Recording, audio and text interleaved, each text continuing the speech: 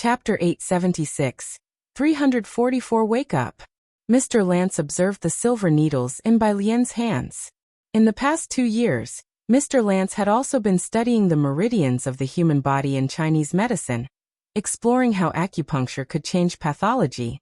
He had tried the acupuncture of a sitting doctor in Xiankong Clinic, and even though it was Dr. Hen, there were slight differences from Bai Lian's methods, but later Bai Lian went to Jiang University, so there were fewer opportunities to observe.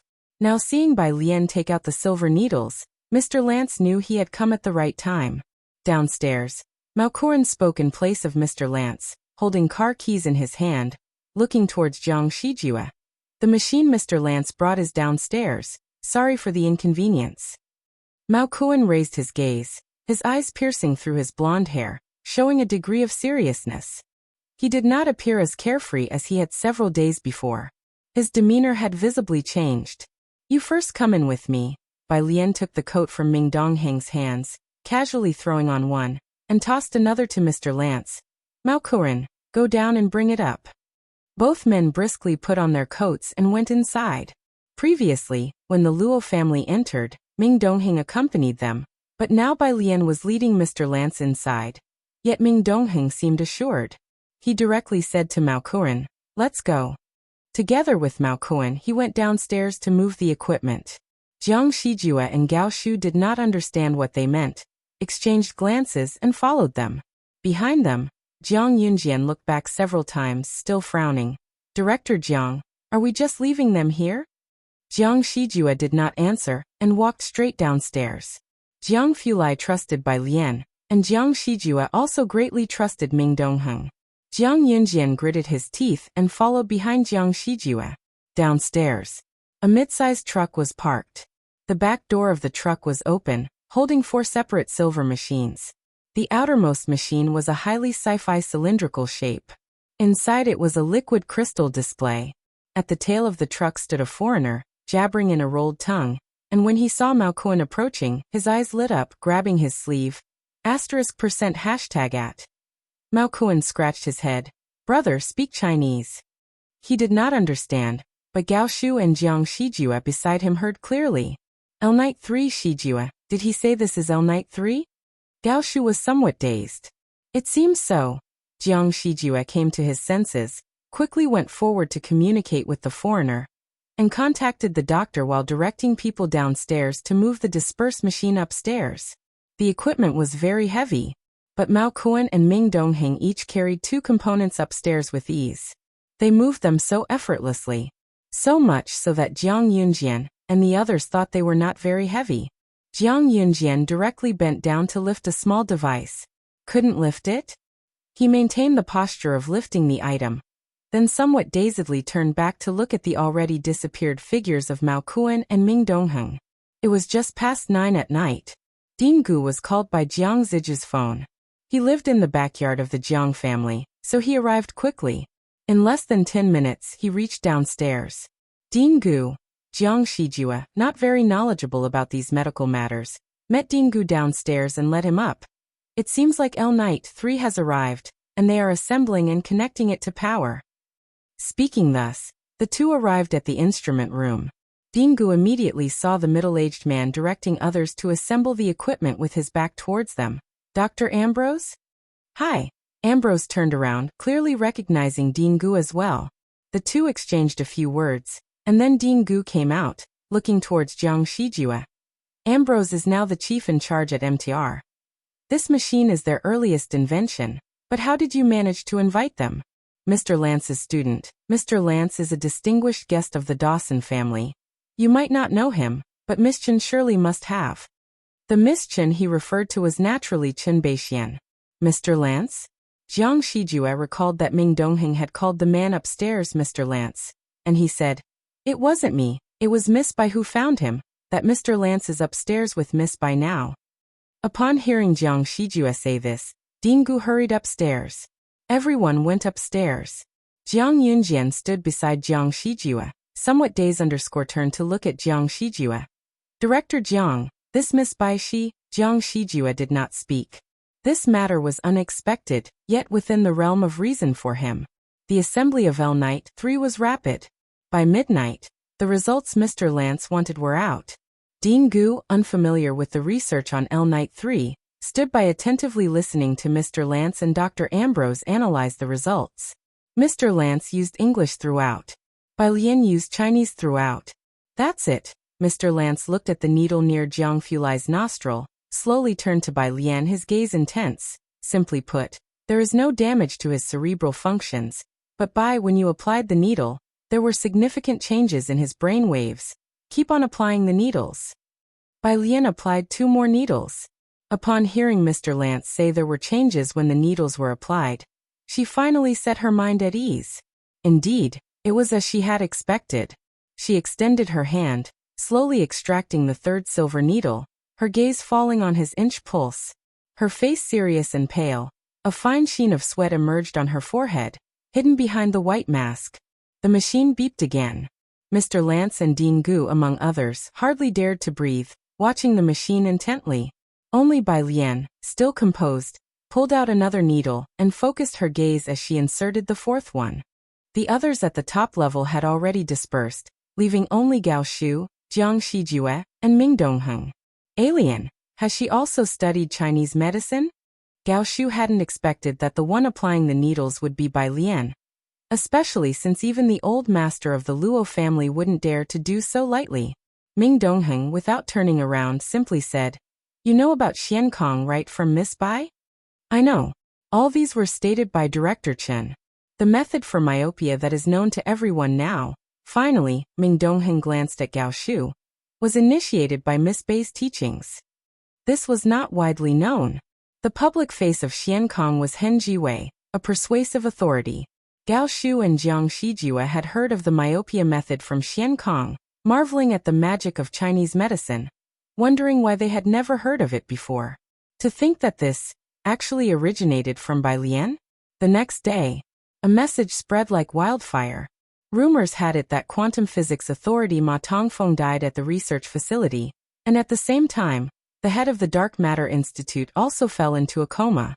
Overnight, these 2 messages spread across the entire network. Not just Jiang University and the Research Institute, even ordinary people saw it. Pu Xiaohan, a media professional, was always highly sensitive to such news.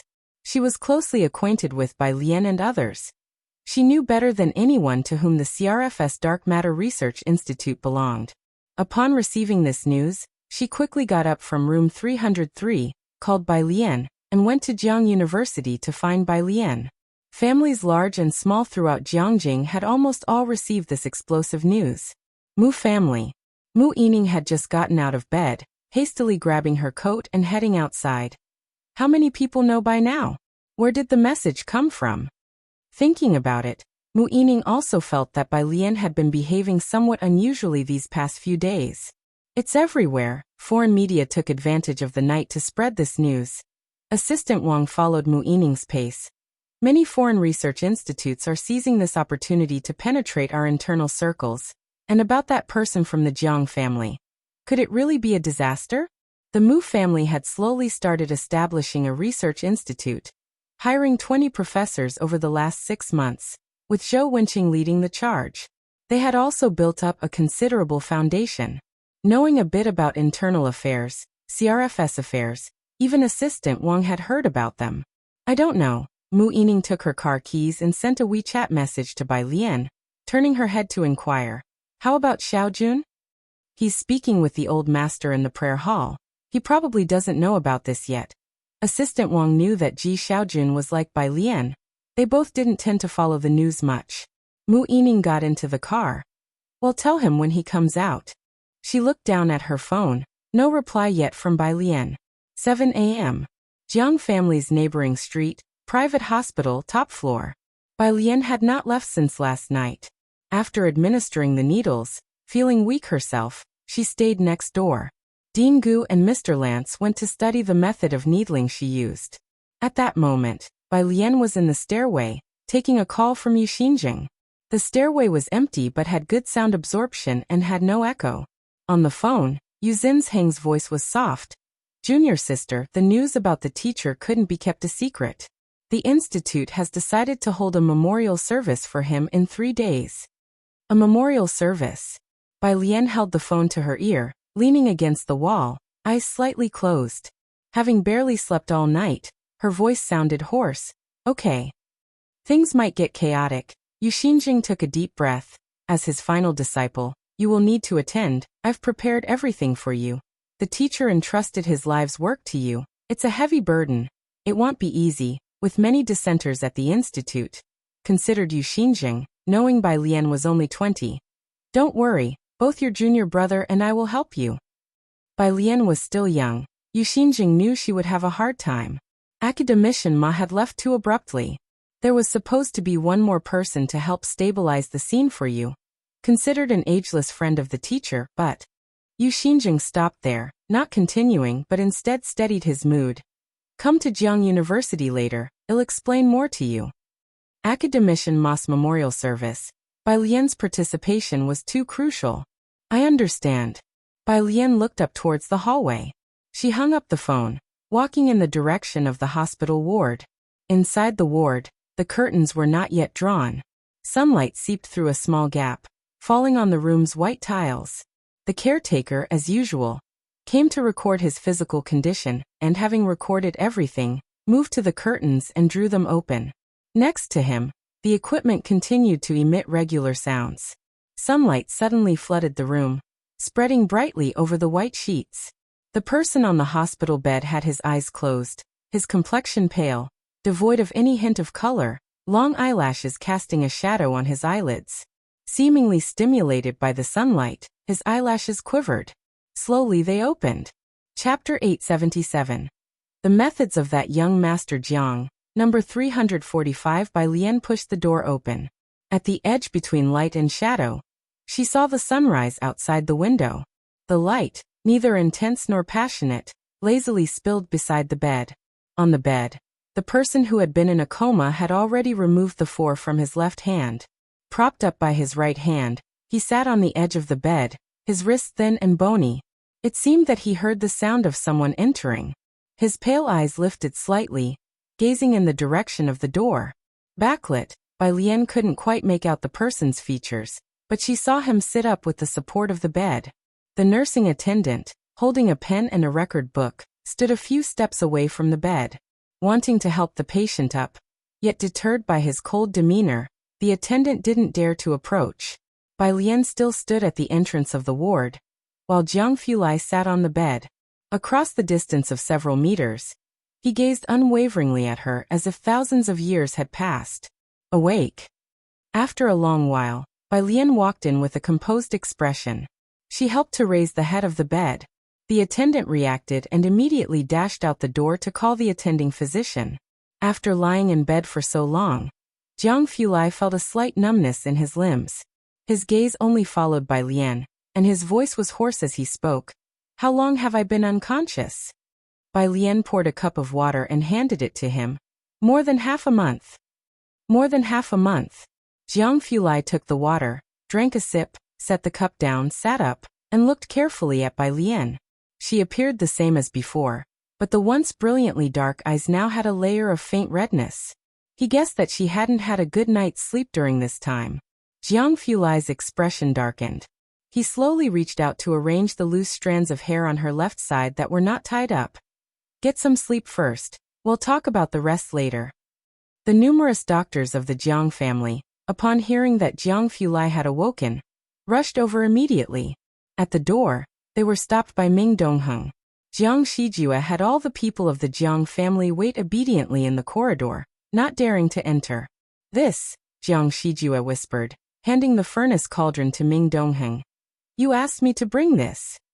Ming Dongheng took the furnace cauldron, then without knocking, carefully pushed the door open just a crack, and silently slipped inside. Jiang Shijue dared to take a glimpse.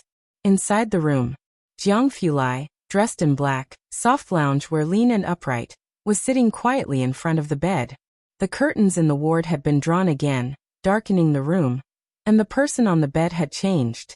Ming Dongheng didn't dare to look further, merely bending down to hand the furnace cauldron to Jiang Fulai. Jiang Fulai took it and placed it on the bedside table.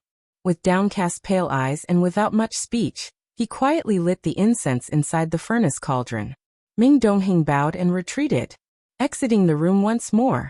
In the room, as the smoke from the sedative incense rose, Jiang Fulai's eyes looked down at Bai Lian, who had already fallen into a deep sleep. Her long lashes covered her eyelids, but her brows were still slightly furrowed. He barely lifted his hand, his cool fingertips touching her forehead. As he watched her furrowed brow smooth out, his fingers slowly descended, tracing over her nose to her reddened lips. It seemed she was indeed exhausted. Normally, the presence of another person in the ward, no matter who, would awaken her. Jiang Fulai thought quietly, then lowered his head and gently placed a kiss on the corner of her lips. Only then did he pull up the thin blanket a bit and stood up to walk outside. "You've finally woken up." Jiang Shijue relaxed upon seeing Jiang Fulai. Heaven knows how panicked he was when he got the news at 5 o'clock in the morning. Jiang Fulai was absolutely crucial, whether to the Jiang family, the Aerospace Research Institute, or even the Dark Matter Institute. If he hadn't woken up, there would indeed have been a reshuffling. Jiang Fulai's face was slightly pale, lacking in color, but his presence was undiminished. How is the Research Institute now? He slowly made his way to the adjoining restroom. "News about academician Ma and you leaked out this morning." Jiang Shijue followed. "Last night, my attempt to get information from the Luo family got out. From what we've seen, both the Xiang family and the Gao family seem to be involved." The Xiang family, the Gao family. Jiang Fulai walked into the restroom and reached for his clothes. He paused and continued to inquire. "What else?" "It said that the Research Institute is planning to split and sign a contract with the Xiang family." This was what Jiang Shijue had heard from Su Nanjing. The Xiang family had always collaborated with foreign enterprises, and their laboratories recruited international students, promoting the banner of science above all. However, academician Ma from the Research Institute had always received high support, and the Xiang family couldn't gain much from it, especially with Jiang Fulai as an overbearing presence. Now that the news about academician Ma couldn't be contained, the Xiang family sought to rise above. If academician Ma's team truly signed a contract with the Xiang family, then 20 years of his research outcomes could be taken by the Xiang family for transactions with foreign countries. Chapter 878. 345 Young Master Jiang's method _2 Jiang Fulai's eyes were cold as he listened to Jiang Shijue, reporting everything that had happened during his long unconsciousness. Only after listening did he take his clothes and bathe in the resting room. Meanwhile, Gao Shu, Su Nanjing, and others had all called Ming Dongheng to ask if Jiang Fulai had woken up. Ming Dongheng only told Gao Shu, not saying a word to the others. At the same time, in Yu Zinsheng's office, he was pressing his temples, making one phone call after another. With the incident involving Scholar Ma, his top-level sect was almost about to dissolve. Thankfully, both Yu Xinjing and Huang Yushua had completed their training, and could still hold the fort somewhat. However, the items under Scholar Ma's name were hard to keep safe, especially Ma Jiren. If he were to cooperate with the Xiang family, it would be akin to handing over Scholar Mas and his last research to others. Naturally, Yu Xinjing hoped that Bai Lian would withstand the pressure and gain recognition from the Institute to carry on Scholar Ma's final research. Everyone knew that Scholar Ma's last phone call was made to Bai Lian. He definitely left her some details about the research. When the time comes, the pressure on Bai Lian would be immense. To help her get safely through all this, having him and Huang Yushua alone would not be nearly enough. Oldly, Yu Xinjing stood by the window, calling someone he knew. "The day after tomorrow, at the teacher's memorial service, my younger school sister will come, and my younger school brother and I will introduce her to everyone, a direct younger school sister, right?" He hung up the phone. Yu Zinsheng's expression remained very grave. Most of his friends had agreed to come, which was somewhat of a statement. But the Xiang family and the Ming family were both waiting to grab a share. The younger school sister is just a freshman. Yu Xinjing picked up his cell phone and said softly, "She doesn't have many people around her. This hurdle it won't be easy to cross." Scholar Ma hadn't had the chance to pave the way for her. Jiang Fulai woke up but did not return to the Jiang family. After his bath, he cooperated with the doctor to check his body. Both Lance and Director Gu came as well. The two were very interested in Jiang Fulai's physical condition. studying his data intently along with the data from Bai Lian's acupuncture last night, estimating that a paper was about to emerge. Director Gu would not dare to write a paper on young Master Jiang. But Lance did not have the same reservations as Director Gu. After drawing a tube of blood, he directly asked Jiang Fulai, "Jiang, can I report this study?" Director Gu, hearing Lance be so direct, was startled. Of course, he didn't know that Lance was on good terms with Bai Lian, and had even saved Bai Lian's aunt, giving him considerable importance. Jiang Fulai slowly rolled down his sleeve. His movements neither hurried nor slow, glancing at Lance. "Ask her." Those two casual words carried his usual indifference. "Oh, then I'll wait for Bai to wake up." Lance took the blood for analysis. Jiang Fulai stood up and walked towards the hospital room where Bai Lian was sleeping again. Bai Lian had always had unstable sleep, and during the time he was unconscious, it was evident that she had hardly slept well. She was still in deep sleep from morning till now. Jiang Fulai had come twice and hadn't noticed. He stood in front of her bed, looking down at Bai Lian's sleeping face, not in a hurry to deal with the lab matters. On the bedside cabinet, Bai Lian's phone lit up. Jiang Fulai had set it to silent mode while she was sleeping. Jiang Fulai intended to hang up the call, but upon seeing the caller he paused, taking Bai Lian's phone to the corridor and answered. The caller was Yu Xinjing. Bai Lian had saved his name as Professor Yu. He had told Bai Lian about the memorial service in the morning, and asked her to see him later, but Bai Lian had not contacted him yet. Upon being answered, Yu Xinjing began. "Where are you?" Jiang Fulai stood in the corridor, gesturing for the doctor to leave first. He raised his hand, took the glasses Ming Dongheng had just brought from downstairs. "She's sleeping." His voice was still cold, but the low timbre and the presence that even the internet lines could not block. It was too distinctive. "Sorry, I called the wrong number," Yu Xinjing blurted out subconsciously. But as a meticulous researcher, Yu Xinjing believed he would not make such a low-level mistake. He looked down at his phone again. The call page showed 3 words. Younger school sister, it was correct. Young Master Jiang? Yu Xinjing hesitated. A hallucination? Wasn't it said that Jiang Fulai also had more bad luck than good? And why was the younger school sister's phone transmitting his voice? "It's me." Jiang Fulai signaled Ming Dongheng to take the computer to the adjacent resting room. His middle finger pushed the frame of his glasses. Walking to the next room. "Scholar Yu, did you need her for something? I'll pass on the message when she wakes." Yu Xinjing finally confirmed. It was really Jiang Fulai. "I'm looking for the younger school sister." Surprised though he was, Yu Xinjing hadn't even started to wonder why the reportedly luckless Jiang Fulai was unharmed. He simply said, "I wanted her to come today to discuss the matter about the teacher."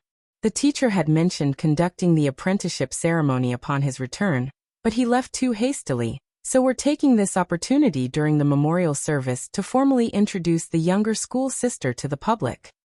Yu Xinjing was straightforward. It shouldn't have been so urgent, but Scholar Ma's research urgently needed a leader. Jiang Fulai patiently listened then spoke. "I will pass on the message." "Thank you." Yu Xinjing politely expressed his gratitude. Jiang Fulai's gaze turned towards the hospital room door. Speaking very indifferently, "Don't let the news of my awakening spread." Although it was through the phone, Yu Xinjing felt a chill run down his spine hearing this sentence. "All right," he responded, then hung up the call. The moment he hung up, he took a deep breath.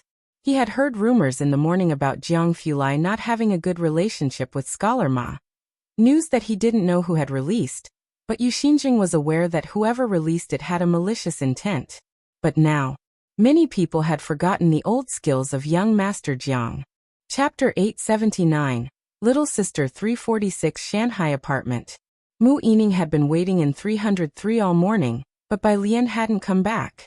Auntie Mu, Zhang Xiai's, who was supposed to return to Xiangqing in the past 2 days, decided to stay because Bai Lian hadn't gone back. He felt something was wrong, so he continued reading at Shanghai Apartment. "You should have some tea first." Yin Lu chose to stay at the newly built airport and train station in Xiangqing for 2 more days to welcome passengers. Mu Yining took the cup, feeling uneasy. After finishing the water, she took her phone to the balcony and called Bai Lian again. After ringing twice, The call was connected. Alien. Mu Yining breathed a sigh of relief. Are you okay now? On the other end of the phone was still Jiang Fulai, whose voice was as indifferent as ever. She's sleeping. Composed, yet carrying his characteristic aloofness. Mr. Jiang. Mu Yining recognized the voice and leaned against the balcony. Jiang Fulai responded indifferently, lighting incense in the makeshift study room, the light mist enveloping his eyebrows and eyes. He only asked her one question. Does Yuzhou base know? Mu Yining instinctively stood up straight. The base from 18 years ago? Yuzhou base, where Mu Qiong had perished at the base of the snowy mountains. After that, the Mu family was left unaware of such scientific research news. It's been rebuilt, Jiang Fulai said casually. The base was damaged this time, and some researchers were lost. If the Mu family needs a quota, bring the list to the Jiang family. Mu Yining hung up the phone stunned. Exiting the balcony, she saw Zhang Xiai's opening the door. In came a bald man holding 2 iron boxes. Seeing Mu Yining, Zhang Xiai's patted the man and introduced him. Oldly, this is Auntie Mu. The man quickly scratched his head and bowed to Mu Yining. Auntie Mu, hello, I'm Li Sheng, you can call me Little Li. Mu Yining, holding her phone, looked at the man who was not younger than herself yet called her Auntie Mu, suddenly feeling her seniority infinitely elevated. Gao family. Gao Yi sat in the tea room, holding a teacup in his hand. Opposite him was a white-haired old man who, smiling, poured himself another cup of tea. As for that person from the Jiang family, you probably know more than I do. The Science Academy is too big for the Xiang family to handle alone. There were plenty of people who wanted what Mr. Ma from the Ma Institute held in his possession. Old Xiang, according to Professor Ma, Mr. Ma's belongings are left to his junior disciple. The voice of Gao Yi slightly deepened, his heart wary. That's by Lian. He had suffered too many losses at her hands. That's nothing. Old Xiang the dean tapped the teapot and leisurely picked up his teacup. I've already found someone to take control of her family, Mr. Gao. This opportunity only comes once, otherwise when he wakes up. Dean Xiang's gaze deepened as he looked at Gao Yi, the implication in his words very clear. Who he referred to was obvious without saying. Both the Gao and the Xiang families were trying to squeeze into that position. Previously, the presence of the Jiang family prevented them from rising. Now that Jiang Fulai was in a coma, others seemed less important to Dean Xiang. Dean, give me a moment to think. Gao Yi saw Dean Xiang out the door. He stood on the steps, his gaze profound. His phone rang. It was Gao Shu's call. What part did you take in the Mu family matter? After Jiang Fulai woke up, Gao Shu managed to divert some attention to manage the affairs of the Gao family. Gao Yi had casually probed for quite a bit of information in the past few days, and he was probing with this call as well. Having figured this out, Gao Shu simply stated, for the upcoming matters, it'd be good if the Gao family could clear itself. She left it at that. Dusk. Bai Lian woke up. She pushed open the door of the ward where Ming Dongheng was standing outside talking to Su Nanjing. Seeing Bai Lian come out, Su Nanjing immediately stood up straight. Sister Alien, you're awake? Then pointed to the next room. Brother Jiang is in there. The next room was the temporary study. With Jiang Fulai in a coma for so long, a pile of matters had accumulated.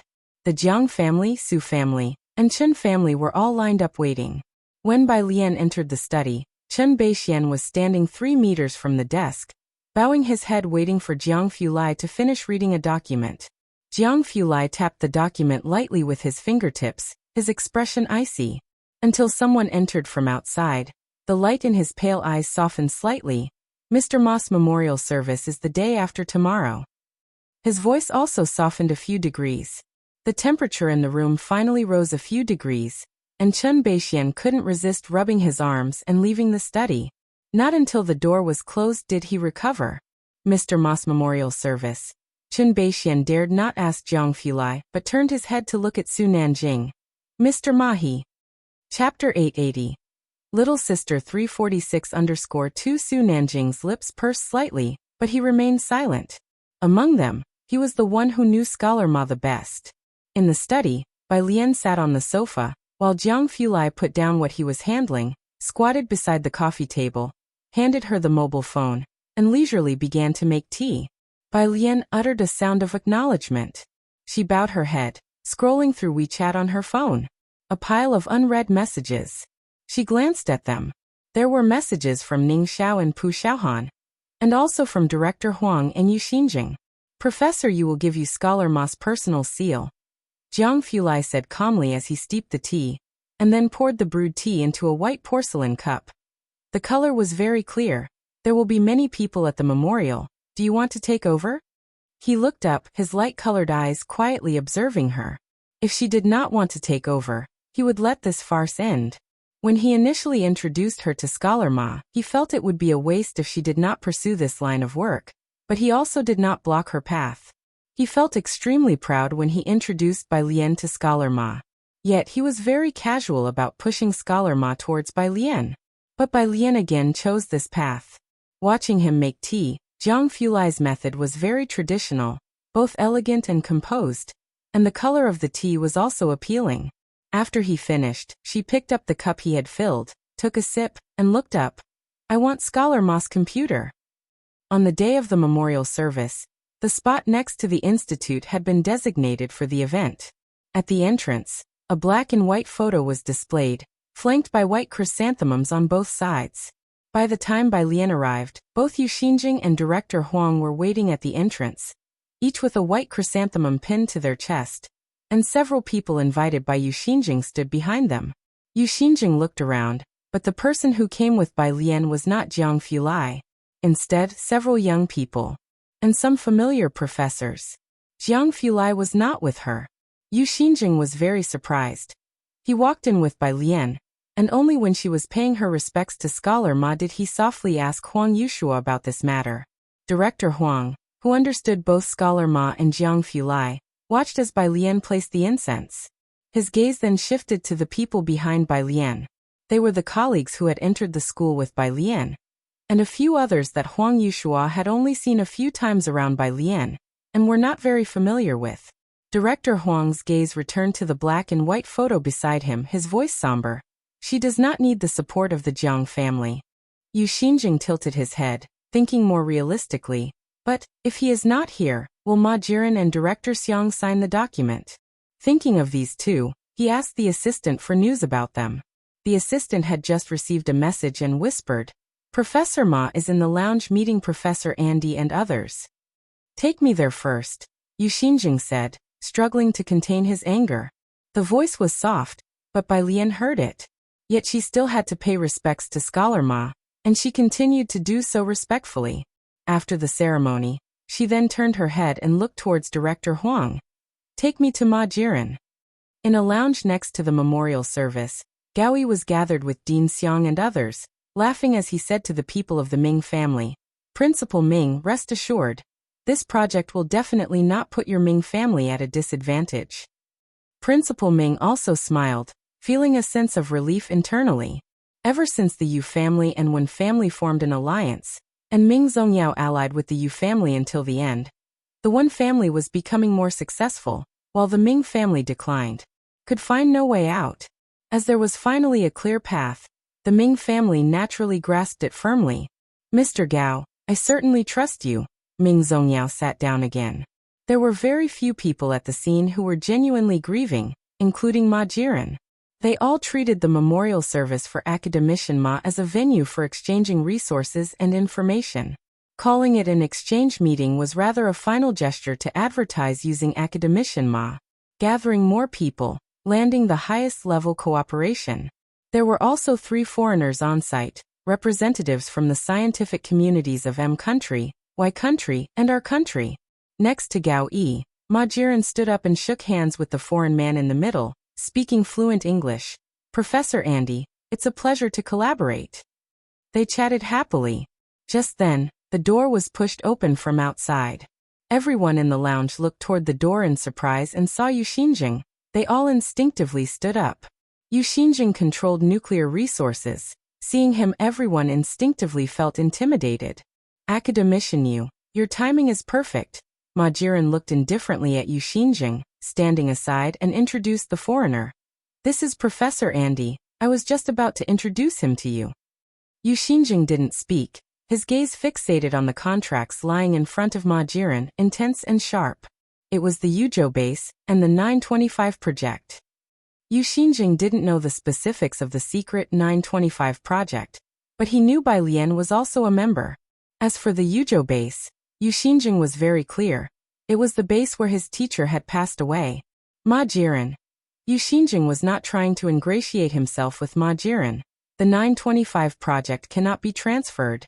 Junior sister will officially take over the 925. Concerning the Yuzhou base, with Jiang Fulai there, Yu Xinjing wasn't worried. Upon hearing junior sister, the smile on Ma Jiren's face completely disappeared. Gao Yi also spoke coolly. Academician Yu, the 925 project is currently leaderless. Collaborating with Professor Andy is the best strategy. The mineral resources Mr. Andy controls are beyond your imagination. And doesn't your project base lack uranium? As for your referred junior sister, do you think she can lead the 925? Saying this, Gao Yi bent down and passed the black pen next to Ma Jiren to have him sign. Yu Zinsheng's face was iron blue. Upon seeing Gao Yi approaching the director, he knew this hurdle was not easy to overcome. His face unreadable, was about to intervene, but was tightly held back by his assistant. Professor, let's not be rash, that's Andy. We still need to negotiate over next year's core nuclear fuel with them. Domestic uranium is really too scarce. Every year they had to rely heavily on imports, otherwise, Ning Xiao and academician Ma's seawater project would not have garnered such attention. As for the 925, it was decades of academician Ma's hard work. Ma Jiren bowed his head and signed on the contract. Then he picked up academician Ma's private seal beside him. Just then, the door was opened again. The seal was only 1 centimeter away from the paper when a black mobile phone pressed against his wrist. No matter how hard he tried, it didn't budge. Ma Jiren looked up and saw an unusually cold face, her hand loosely holding a mobile phone, her usually gentle face showing no warmth, her eyelashes slightly drooping, her other hand unhurriedly removing the contract from the table. It was Bai Lian. The assistant restraining Yu Xinjing lifted his head. Junior sister? Teacher is gone, but I am still here. Bai Lian clenched the paper, her politeness clearly restrained as she glanced at Ma Jiren. You dare covet the 925? What audacity! Chapter 881. Shocked Yu Xinjing 347 outside. Director Huang involuntarily took a step forward. Bai Lian had always respected her teachers in front of Director Huang and academician Ma. It was the first time he had seen her behave this way. It was inevitably surprising. Mao Kuan stood beside Director Huang, holding a computer in one hand, squinting at the people in the lounge, and explained unhurriedly. Not throwing him out was already a restraint on her part, considering her teacher's face. Bai Lian. Ma Jiren looked at Bai Lian, his eyes deep. Academician Ma was immersed in research, and his concern for him was not even as much as that for his nearby assistant. Now, I have the authority to handle everything of my father. Gao Yi was facing Bai Lian for the first time. He had been doubtful about her involvement with Jiang Fulai.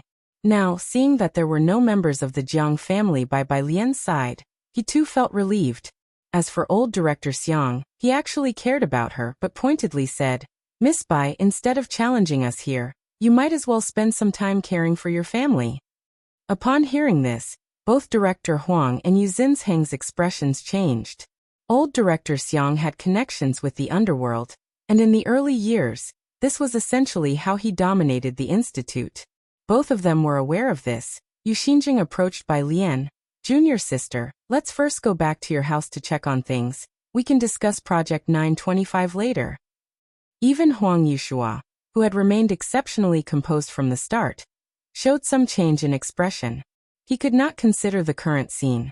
He came in directly, giving Bai Lian a look. Open aggression is easy to dodge, but secret arrows are hard to defend. Especially for families like the Xiang family with a historical background, whose foundations were not entirely clean. The Xiang family was a top-tier faction in the scientific research circle. In the past, when academician Ma was alive, they were able to compete with him. Now that academician Ma was gone, there was really no one else who could go toe-to-toe with the Xiang family except for the Jiang family. Not to mention, The Xiang family also had connections with both the legitimate and underworld sides. Yu Xinjing felt that he had been too hasty. Bai Lian should have had better opportunities to progress. He looked at her urgently, hoping she could understand his gaze. Bai Lian's gaze was piercing. Xiao Mao. Coming, sis. Mao Kuan came in with the computer, placed it on the table, and opened the lid to show everyone. Ma Jiren and old director Xiang, seeing the expressions of Yu Xinjing and Huang Yushua, sneered. Until the next second, when they saw the computer screen. Old director Xiang's gaze deepened, and he immediately stood up, leaning on the table. On the computer screen's desktop, there was a declaration signed by academician Ma himself, and bearing the seal of the institute. The concise declaration stated that in the event of his misfortune, all his projects would be handed over to his closed-door disciple, Bai Lian. The date was in May. The institute seal was officially used, indicating that this declaration was processed through official procedures and was legally notarized, valid. This meant that even Ma Jiren could not make decisions for academician Ma.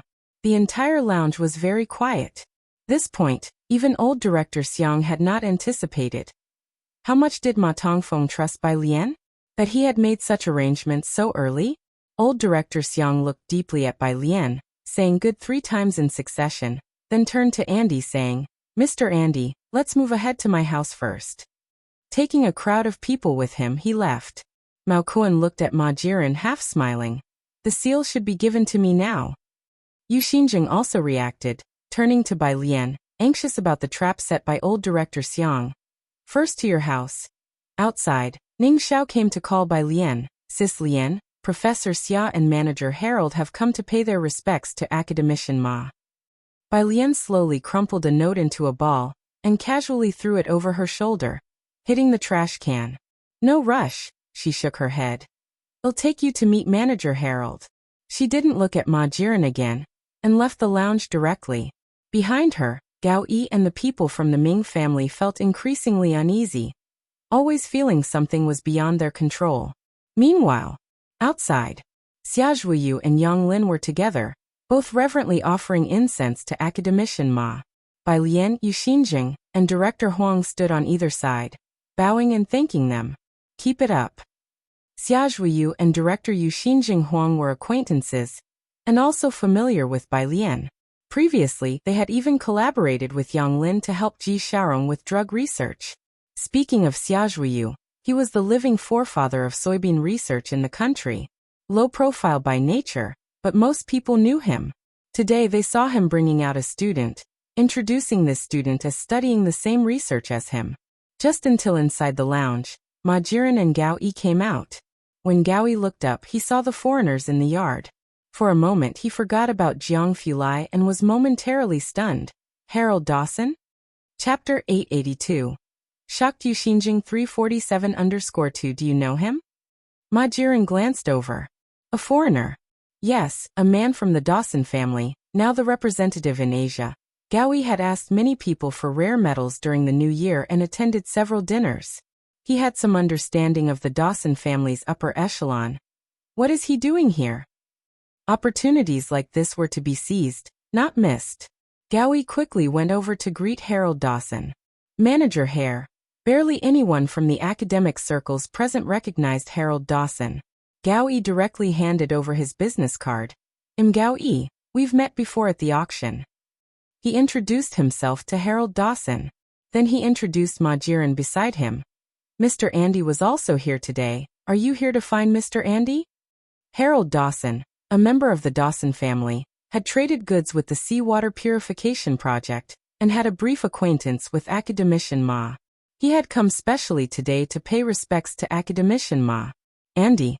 His deep blue eyes only puzzledly gazed at Gao Yi, not recognizing him. After trying hard for a moment, he finally remembered Andy. He was here today too. Today.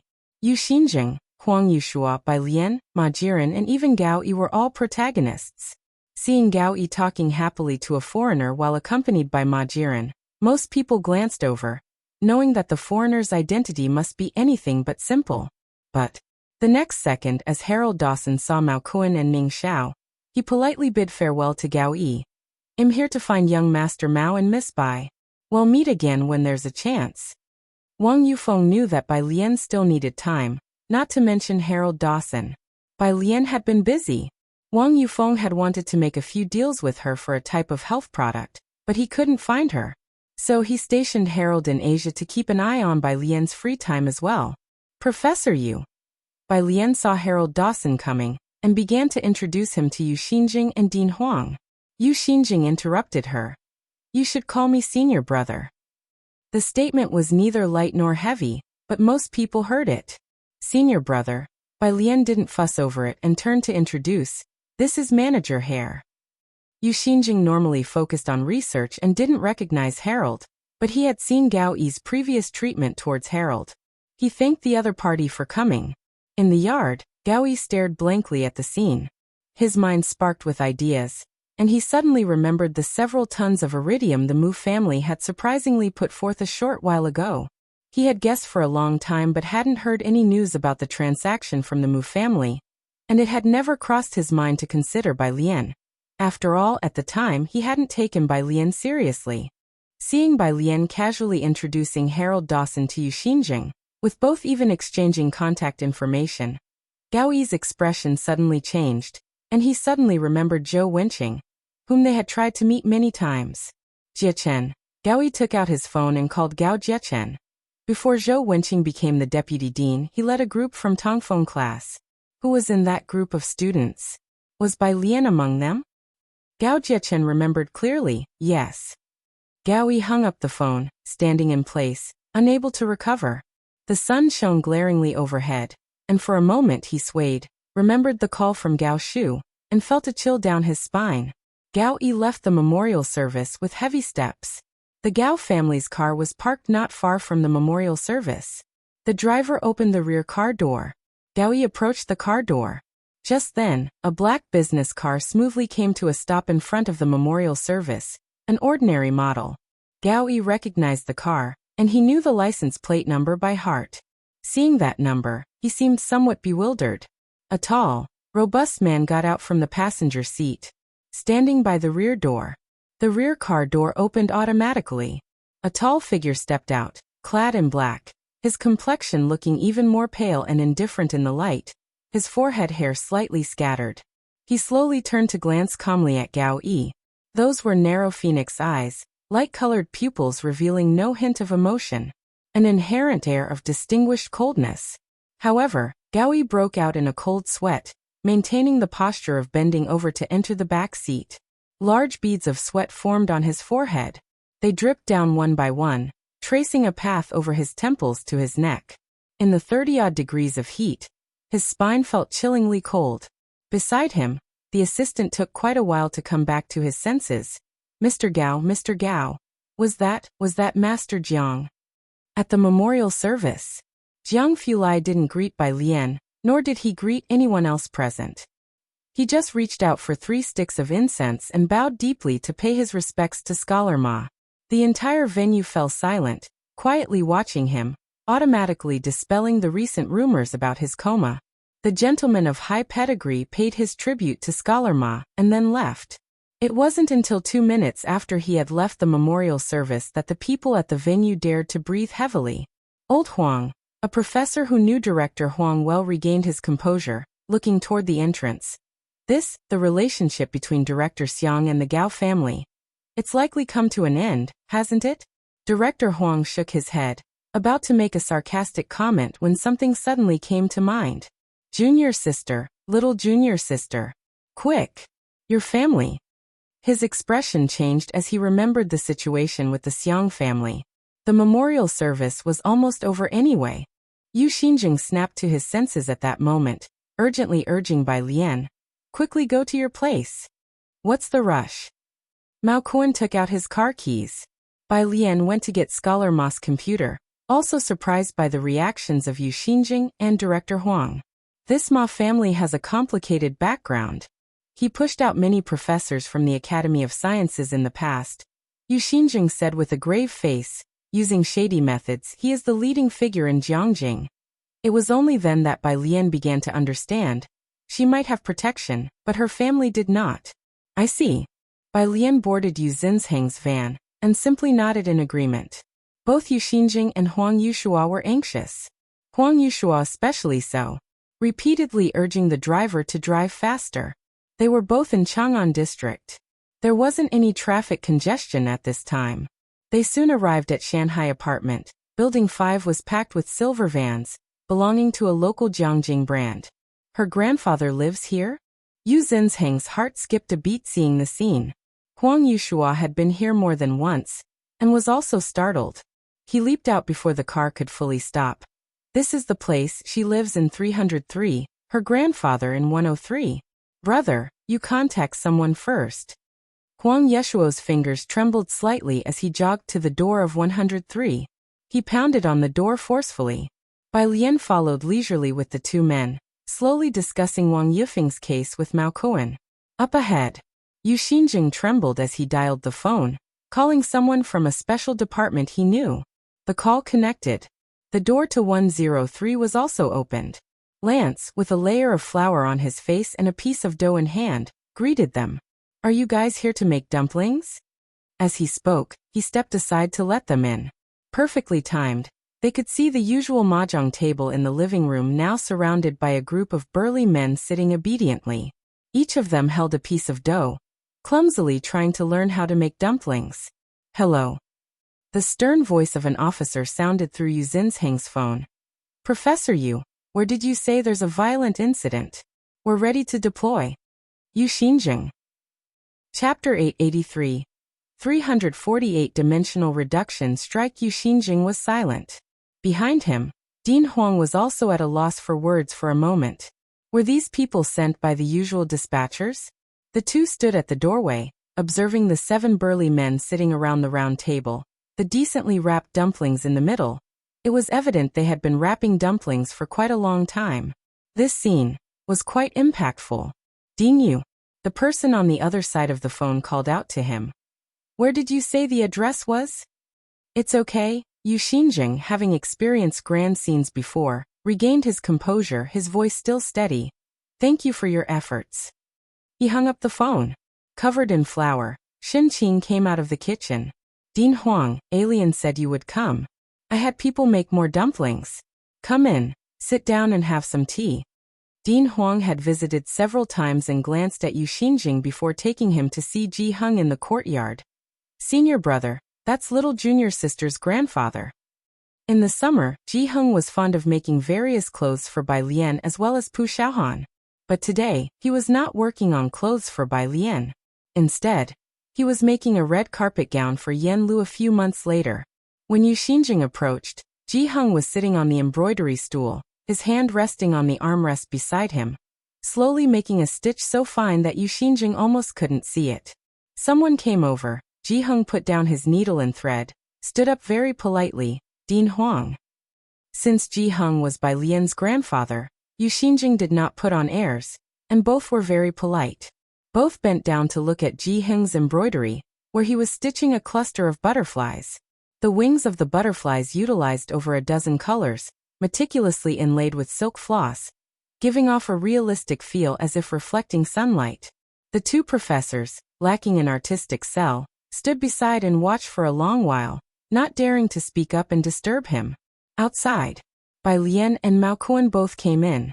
Yu Xinjing and Dean Huang looked at Ji Heng's embroidery for a while, and when they went to the hall, Mao Kuan was asking Shin Qing where these men in black came from. Shin Qing was tidying up the dumplings on the table and spoke to Mao Kuan. When they first came, I thought they were here to cause trouble, but then I saw they were friends of little Zhang, and there were 2 more upstairs. The people in this building could really eat. The demand for dumplings was high. Shin Qing needed to adjust the filling and roll out dough, which was time-consuming, so the arrival of these people to help wrap dumplings was timely. Bai Lian wondered which friend of Zhang Xiai's it was. After speaking with Shin Qing, she went upstairs. Yu Xinjing and Dean Huang went with her, as it was crowded downstairs, and Yu Xinjing also wanted to discuss Harold Dawson's issue with Bai Lian. Bai Lian and Mao Kuan took the stairs, while Yu Xinjing and the dean waited for the elevator. When the elevator doors opened, Yu Xinjing stood at the door, glancing once more at 103's door. Senior brother? Dean Huang entered the elevator first, calling him. Is there something else? It's nothing. Yu Xinjing, his face contemplative, took a few steps into the elevator. Little junior sister's grandfather seems somewhat familiar. Familiar? Dean Huang remained non-committal, as he always felt an intangible pressure around Ji Heng. They reached the 3rd floor. The door to apartment 303 was open. Both immediately noticed a man in similar black clothes as downstairs, holding a cloth. A blue tiger tattoo was visible on his partially exposed arm. He was cleaning the table and cleaning the apartment. Next to him, a rather sunny-looking young man, with one hand in his pocket, was directing them. Clean over here too, and take this carpet out for washing. Brother Bird likes to sit on it. Yu Xinjing. Dean Huang, Mao Kuren standing next to Zhang Xiai's, since he didn't wait for the elevator, arrived before the 2 professors, pointed to the study. Sister Bai is in the study. Yu Xinjing and the dean were momentarily lost again, then silently headed for the study. A second before pushing open the study door, he glanced back at the 2 cleaning. This tattoo must be quite embarrassing for them, right? In the study, Bai Lian was on the phone with Sun Dan. Sun Dan was the director of the Xiangqing Culture and Tourism Bureau. And because Bai Lian took leave, she couldn't get home in time to explain the top scorer strategies to the tourists. I'll head back with Zhang Xiai's in a couple of days. Bai Lian stood by the window, pushing half-open window further open, her fingertips lightly tapping on the windowsill, her posture elegant. Don't worry. After the new year, she and Ji Heng hadn't returned to Xiangqing much. One thing led to another after the summer break. She also wanted to take Ji Heng back for a visit, as Zhang's mother had already gone ahead. Zhang Xiai's got accepted to Jiangjing University of Political Science and Law, and had received his admission letter. Zhang's mother also needed to go back to host a reception for relatives and friends, and to pay respects to Yenlu's parents. Chapter 884. 348-dimensional reduction strike _2 This summer has been very busy. Junior sister, Yu Xinjing entered with Dean Huang, asking her about the Harold Dawson matter. Manager Hare? Bai Lian walked over to the desk, bent down, slowly pulled open a drawer, and took out a box of cigarettes. Looking up, she said, I just heard in the office that you want to negotiate for rare metals. You can talk to him. Him? Yu Xinjing was surprised. He glanced at Dean Huang. Dean Huang knew about the Zhou Wenqing matter, and gave him an almost imperceptible nod. With connections, everything becomes easier. Because of Bai Lian's relationship with Ning Xiao, the channel of Wang Yufeng was essentially opened. Okay then. Yu Xinjing wanted to ask Dean Huang about the details, but seeing that Bai Lian was busy, he didn't impose further. Junior sister, I'm not aware of the specifics of your project, and the teacher is not here now. You've taken over Project 925 and have already passed the Xiang family and Majiran's scrutiny, but if there is anything internal to the project group, you must inform me in a timely manner. As the new official taking charge, Yu Xinjing also knew that Bai Lian was under great pressure. Thank you, Bai Lian said, holding the cigarette box, looking up at the trees in the sunlight outside the window. I need to go back to Xiangqing in a couple of days and will stay there for a few days. Back to Xiangqing? Yu Xinjing nodded. Just arrange your time properly. As for Jiang Fulai's situation, Yu Xinjing didn't ask. His appearance today was enough to indicate his stance, and now the Xiang family and Gao family must be in great panic. Brother, let's go downstairs for dumplings, Dean Huang suggested, his hands behind his back. As they left the room, the 2 strong men outside were lifting the sofa, clearing out the carpet underneath. Yu Xinjing had seen it so often that he was used to it. When they got outside, Dean Huang pressed the elevator button and then explained. You know about Zhou Wenqing, right? The palladium that was missing from his lab was provided by junior sister for free. Yu Xinjing. In the world of scientific research, both the country and the university would allocate funds. Jiang University is the one that is never short of funding. What is it short of then? It's all sorts of experimental equipment and materials, such as various metals needed for the physics department's research on conductive materials and chips. This purity of metal is limited every year, and it's not something you can just buy with money. Some labs may not be able to get the materials for a whole year, but the fact that Bai Lian could get them so easily made Dean Huang realize that the junior sister his mentor had found for him was no ordinary person. No wonder I saw you weren't in a hurry today. Yu Xinjing exhaled slowly. This connection was truly extensive. But the elevator doors opened and Dean Huang stepped in. What I didn't expect was for the Xiang family's people to actually be making dumplings. They were very certain that these dozen or so men in black weren't just there to make dumplings. Who would believe them if they said it out loud? Jiangjing Federation of Industry and Commerce. Summer Member Meeting. When Jixia was attending on behalf of the Wen family, and the meeting had concluded, a bunch of people flocked to Ming Zhangjiu's side. Miss Ming, I heard your family has started a collaboration with the Academy of Sciences? Everyone knew that the Ming family had recently hooked up with the Xiang family's people.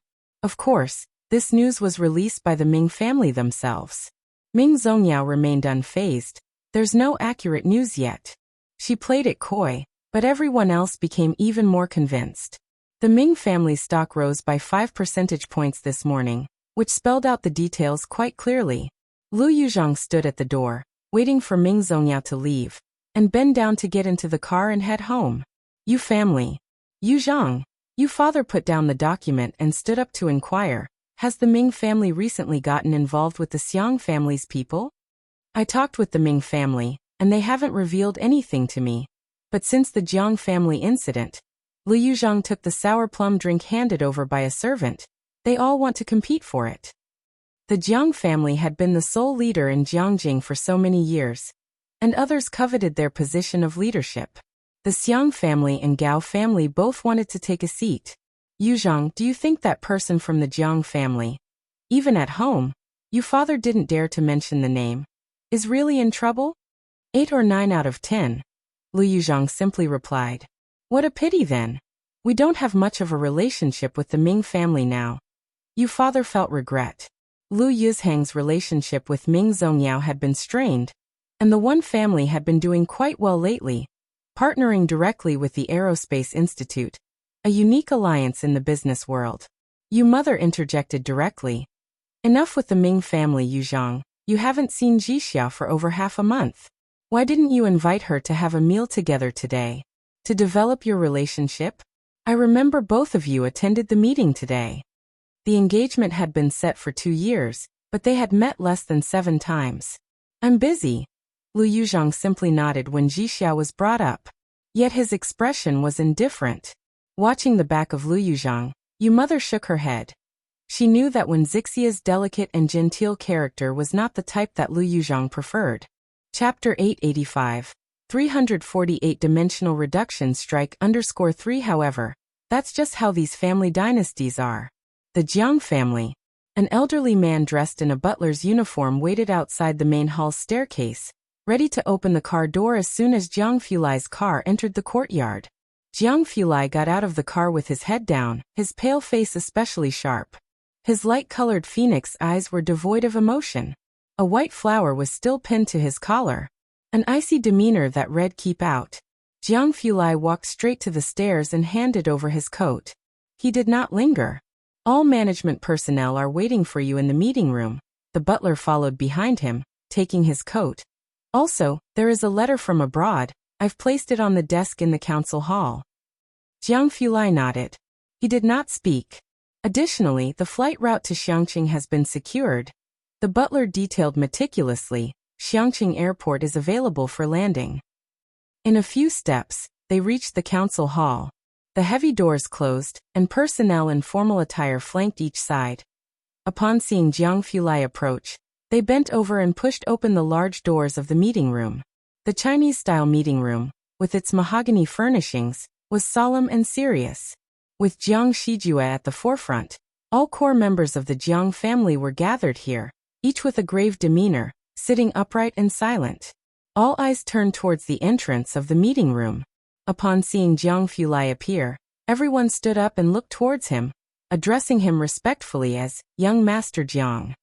Whether young or old, all showed great respect. Jiang Fulai walked to the front center seat, sat down and surveyed the entire meeting room. He leaned back, his hand resting on the back of the chair, and directly called out, Jiang Shijue. Jiang Shijue, holding a meeting record book, stood up and reported to him about ZTE Group and the Science Academy. Currently, the ZTE drone project has been halted. The Xiang family wants to get involved. Jiang Shijue knew Jiang Fulai disliked ramblings and got straight to the point. The research institute with people from the Xiang family is applying for deputy director. The Gao family has provided 11 slots for scientific researchers. The Ming family, Zhu family, a total of 10 slots. Jiang Fulai listened patiently to Jiang Shijue speak. Drones. Jiang Fulai's pale fingertips lightly tapped the rosewood table, his tone unchanged. Have been halted? Upon hearing the tone of Jiang Fulai, Jiang Shijue realized Jiang Fulai was serious this time. Then let ZTE drop this project and give it to them. Jiang Fulai's eyelashes slightly lowered. Jiang Shijue, be prepared to take this group to the seawater uranium extraction project. ZTE Group, known as a construction fanatic, had frequently rushed to foreign countries to help allied nations build large bases. Undoubtedly, ZTE was unmatched in Asia, not to mention the drones, which everyone knew were designed by Jiang Fulai himself. The Xiang family's involvement was simply an attempt to infiltrate ZTE.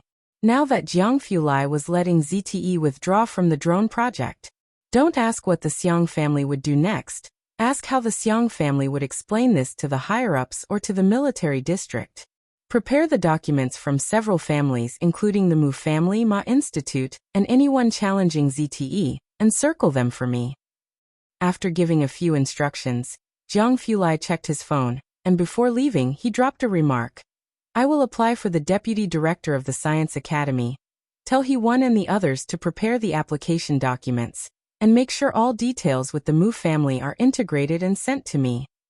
The people in the meeting room were taken aback by the sight of Jiang Fulai's departing figure. Shijue, the young master. A senior executive of the Jiang family turned to Jiang Shijue. Most people in Jiangjing knew of Jiang Fulai's disposition. He had never involved himself in these scientific circles, running his own dark matter institute, which countless non-technical researchers were desperate to join. He had also handed over ZTE Group to Jiang Shijue, hardly managing it himself. Especially these past 2 years, he was almost like a recluse, not even coming back for the Jiang family annual meetings. So it seemed most people in Jiangjing had forgotten that Jiang Fulai had stabilized the Jiang family from a young age and expanded ZTE to its current scale, a presence still dreaded by foreign laboratories. Now that's settled, Jiang Shijue slowly closed the notebook in his hand, turned his head and smiled. Uncle Jiang, you might also want to inform those people who have been inquiring about Brother Jiang's news. Their Emperor L is back. Chapter 886. 349 Big Changes. Just like the current storm of controversy surrounding Bai Jian on the app. Initially, Jiang Fulai was an unattainable presence for everyone, directly maxing out his followers. This drew widespread attention, which also laid the foundation for Zhongxing to obtain various national permits. Zhongxing Group. It possesses the world's top detector manufacturing team.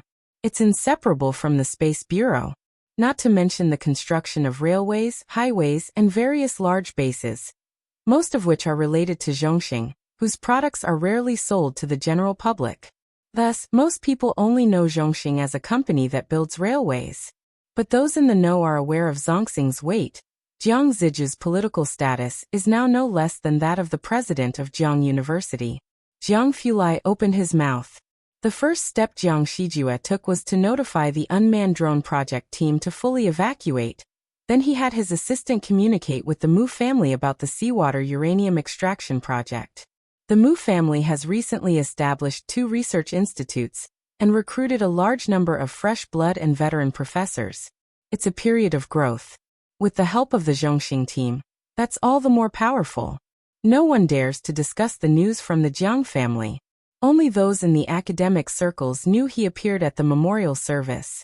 But the news couldn't be kept secret. The Xiang family.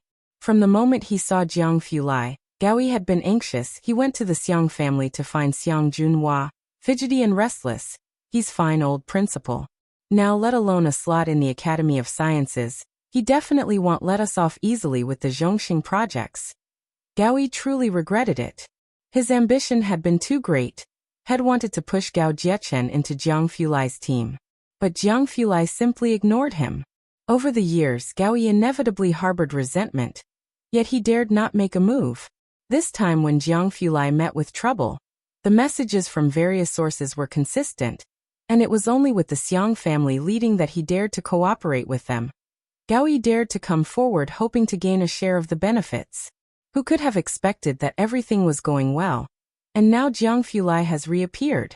Not only was he unharmed, but he also visited the memorial service and offered 3 sticks of incense to Academician Ma. Xiang Junhua's mood was not much better than Gao Yi's. He directly had his assistant call the Luo family. In fact, rumors about Jiang Fulai had been circulating in Jiangjing for some time, but no one dared to confirm until that night when Xiang Junhua sent someone to watch the Luo family and saw the Luo family patriarch going to the street where the Jiang family lived. Only then did they confirm that, for a while, Jiang Fulai was indeed not going to wake up, and Xiang Junhua dared to make his next move. What? Upon receiving the call from the Xiang family, the Luo family was even more surprised. The Luo patriarch stood up abruptly from his chair. "You're saying young Master Jiang has woken up? Impossible, are you sure?" The voice of the Luo family sounded utterly shocked. "No, impossible. Apart from my father, no one dares to administer the last few injections." Knowing the Xiang family wouldn't joke about this matter, he then muttered, "I need to go to the Jiang family to see." He quickly said a few words to Xiang Junhua and hung up the phone. To call Jiang Shijue.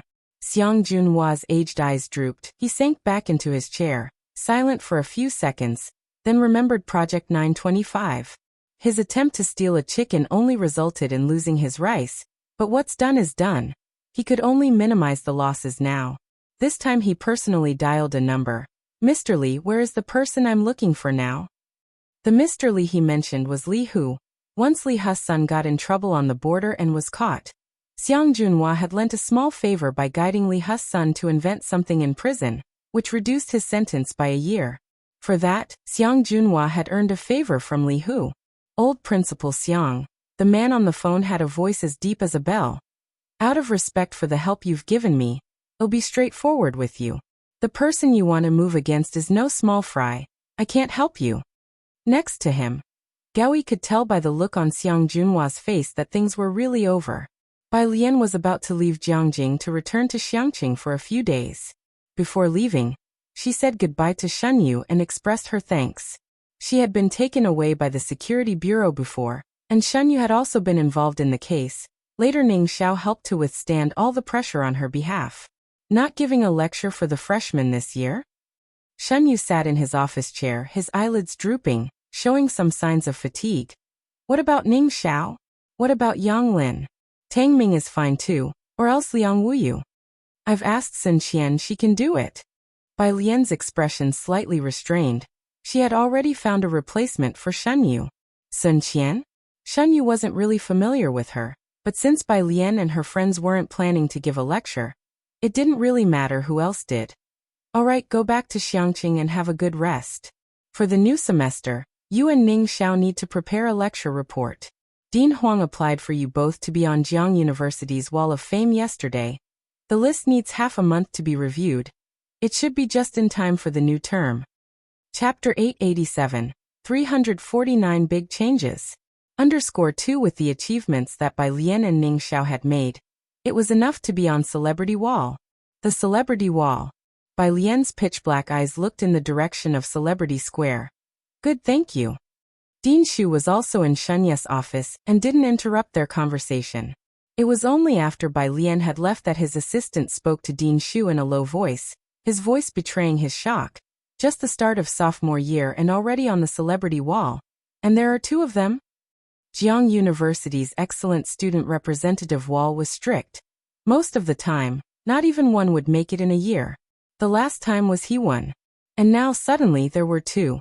Dean Shu slowly picked up a disposable cup next to him, lowered his eyes and took a sip. This turmoil has finally come to an end, and their young lives have just begun. This year, the situation in Jiangjing had been fluctuating. First was the Wen family, then the Mu family. Last was the Gao family and the Xiang family, busy and distraught over the drone matter, which put an end to this battle. Downstairs, Ming Dongheng had been waiting. It was another low-profile business car, parked under the trees. Bai Lian looked up and saw the back seat window half down. Jiang Fulai sitting by the window, only half of his cool face visible, hidden among the mottled tree shadows. It was summer vacation, and there were hardly any students at Jiang University. As Bai Lian approached, Ming Dongheng opened the back car door. In the back seat, Jiang Fulai's laptop was still on the table. He continued sliding his hand over the touchscreen, checking the data submitted by He-Wan and others. Upon hearing the door open, he looked up and reached to adjust his glasses on the bridge of his nose. Once she was seated, Ming Dongheng went to the driver's seat to drive. First to the airport, they've all arrived already.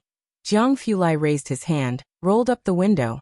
It's still an hour's drive, get some sleep first. Bai Lian sat inside, her head lazily leaning against the window, long eyelashes drooping, her hand supporting her chin. Her complexion was pale yet incredibly languid, the sunlight filtering through the one-way glass gently outlining her features. Her expression was unreadable, showing neither sadness nor any other emotion. Academician Ma was of advanced age, and for this trip, Bai Lian had actually prepared herself. She stuffed a Bluetooth headset in her ears, listening to an untranslated paper, and then closed her eyes. She had been overexerting her mind recently, which was also one of the reasons Jiang Fulai was preparing to return to Xiangqing. The air conditioning was set low. Jiang Fulai looked at her for a long while, grabbed a blanket to cover her, and then stretched his hand to press down on the left Bluetooth headset, his voice deep. Continue. I've submitted the Mu family's list. The report was from Jiang Shijue, mainly about the Mu family's affairs. As for the Gao and Xiang families, he could handle them himself. Also, the Luo family people are inquiring about Miss Bei's news. Jiang Fulai continued to swipe through the documents on his computer, simply responding with a Jiang Shijue understood. He hung up the phone and returned to his office, apologizing as he looked towards the old master of the Luo family. You may go back. The airport. When the car arrived, Bai Lian was still not awake. Jiang Fulai didn't wake her, just turned off the lights inside the car, and continued to work beside her. Bai Lian was in a half-dream half-awake state. She was accustomed to life and death, having bid farewell to too many people. In the first 2 months in this world, her dreams were mostly of battlefields, or her father and brothers.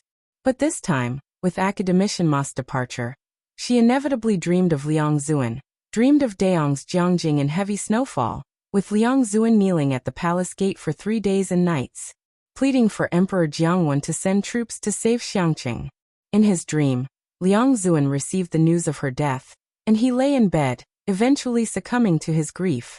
His red eyes in the dream appeared so vividly real as he called out to her through the ether. Xiangjun Bai Lian suddenly woke up. She sat up, the blanket falling off her. What's wrong? Jiang Fulai noticed her unease, reached out to hold her, and gently patted her back, consoling her in a low voice. Had a nightmare? His voice, usually cold, was now especially gentle. Bai Lian lowered her eyes. Yes. On the plane. Bai Lian, they've reached the airport. Zhang Xiais completed the call with Ming Dongheng and then asked Tang Ming, what about the academic god? At the National Defense University, Tang Ming checked his phone. Oh, he's already on his way in a taxi. He'll be at the airport in 10 minutes. National Defense University? Zhang Xiais was surprised.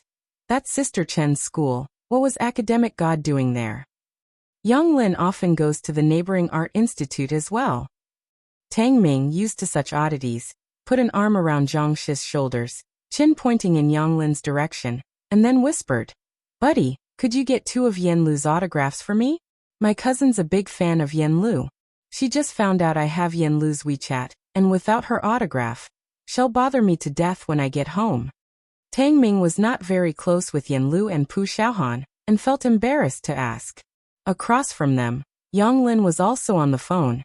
Yes, Grandma, I'm coming back to Xiangqing today.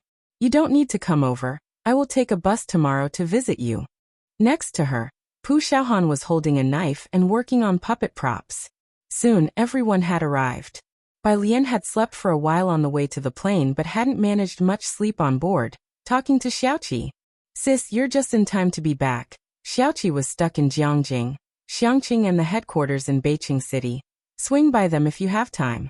The branches there were just promoted, and some partners still haven't been confirmed. Manager Lin is on it. Bai Lian poured herself a cup of hot water. Okay. Zhang Xiais, holding a thick law book, sat next to Ning Xiao. What were you doing at the National Defense University? Thinking about transferring schools? I'd advise against that idea. Your principal sure would be heartbroken. No, Ning Xiao took out a printed paper. That was my brother's old school. Zhang Xiais was about to ask who his brother was. Suddenly remembering the several memorials in Ning Xiao's family, he instantly shut his mouth, changing the topic. Tang, why don't you come with me after we land to get Yan's autograph? Ning Xiao bowed his head, taking out a pen to make marks on the paper. Beicheng. Bai Xiaoqi and Song Min had returned a few days ago after initially planning not to come back from their entrepreneurial efforts in Jiangjing. They hurried back upon hearing about the push to promote Xiankong and Beicheng. Their investments were doing well, better than some, lesser than others. Bai Qiming had been losing sleep lately because of Bai Lian. He was not in Jiangjing, had no idea what Bai Lian was up to, only hearing she was fine. Meanwhile, the Bai family far in Beicheng was being affected. Seeing Bai Xiaoqi and Song Min return eased his mind. Xiankong. Yes, Xiankong will definitely become the leading brand domestically. Song Min had heard plenty about Xiankong in Jiangjing. As soon as Xiankong launches next year, its market value will be immeasurable. They will dominate the future market of traditional medicine. And we must secure an early partnership with them in Beicheng. Oddly enough, Xiankong had branches in the 4 major cities, and even second and third-tier cities around Beicheng, but none within the city itself.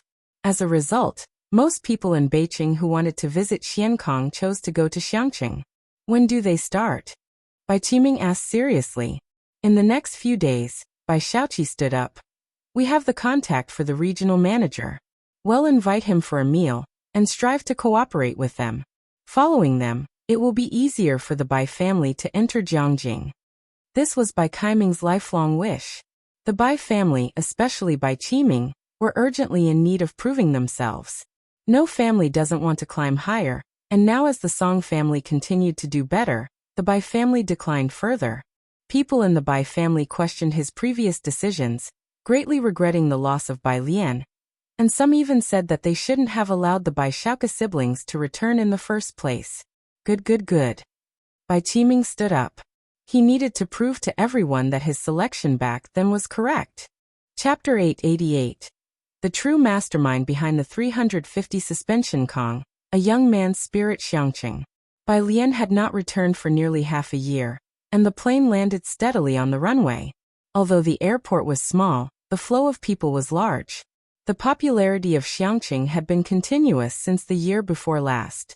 It started with Wallow Street's explosion of popularity, peaked with the airing of Great Yong, and Come Here Friend brought another wave of attention. Then the subsequent 2 waves of college entrance exam takers caused explosive traffic. Now Xiangqing's popularity was no longer just a temporary heat wave. Its rich history, the martial arts guilds and calligraphy association on Wallow Street, Grandpa Tao who was always enthusiastic about puppetry, and the warm service attitude recognized by netizens across the country. Although advertising wasn't necessary, Xiangqing was still active during holidays.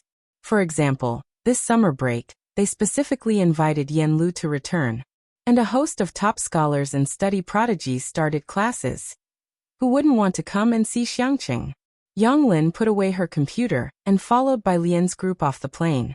Not long after disembarking, her phone rang with a local Xiangqing number calling. The voice was booming. Is this Miss Yang? Hello, I am Yang Lin. The caller was the person in charge from the street office, informing Yang Lin that her residence was to be demolished. Do you have time to come by? Come to the street office to sign and collect the demolition compensation. The voice sounded jubilant. Xiangqing was developing rapidly now, with the eastern and northern parts of the city being developed, including the tube building where Yang Lin had lived before, which was slated for a shopping mall and new residential district. Compensation was distributed per capita. Next to her, Zhang Xiais heard the conversation she had with the responsible person. Speaking to Tang Ming, Bro Tang, has your family bought a house yet? Bought, Tang Ming said, thanking Zhang Xiais.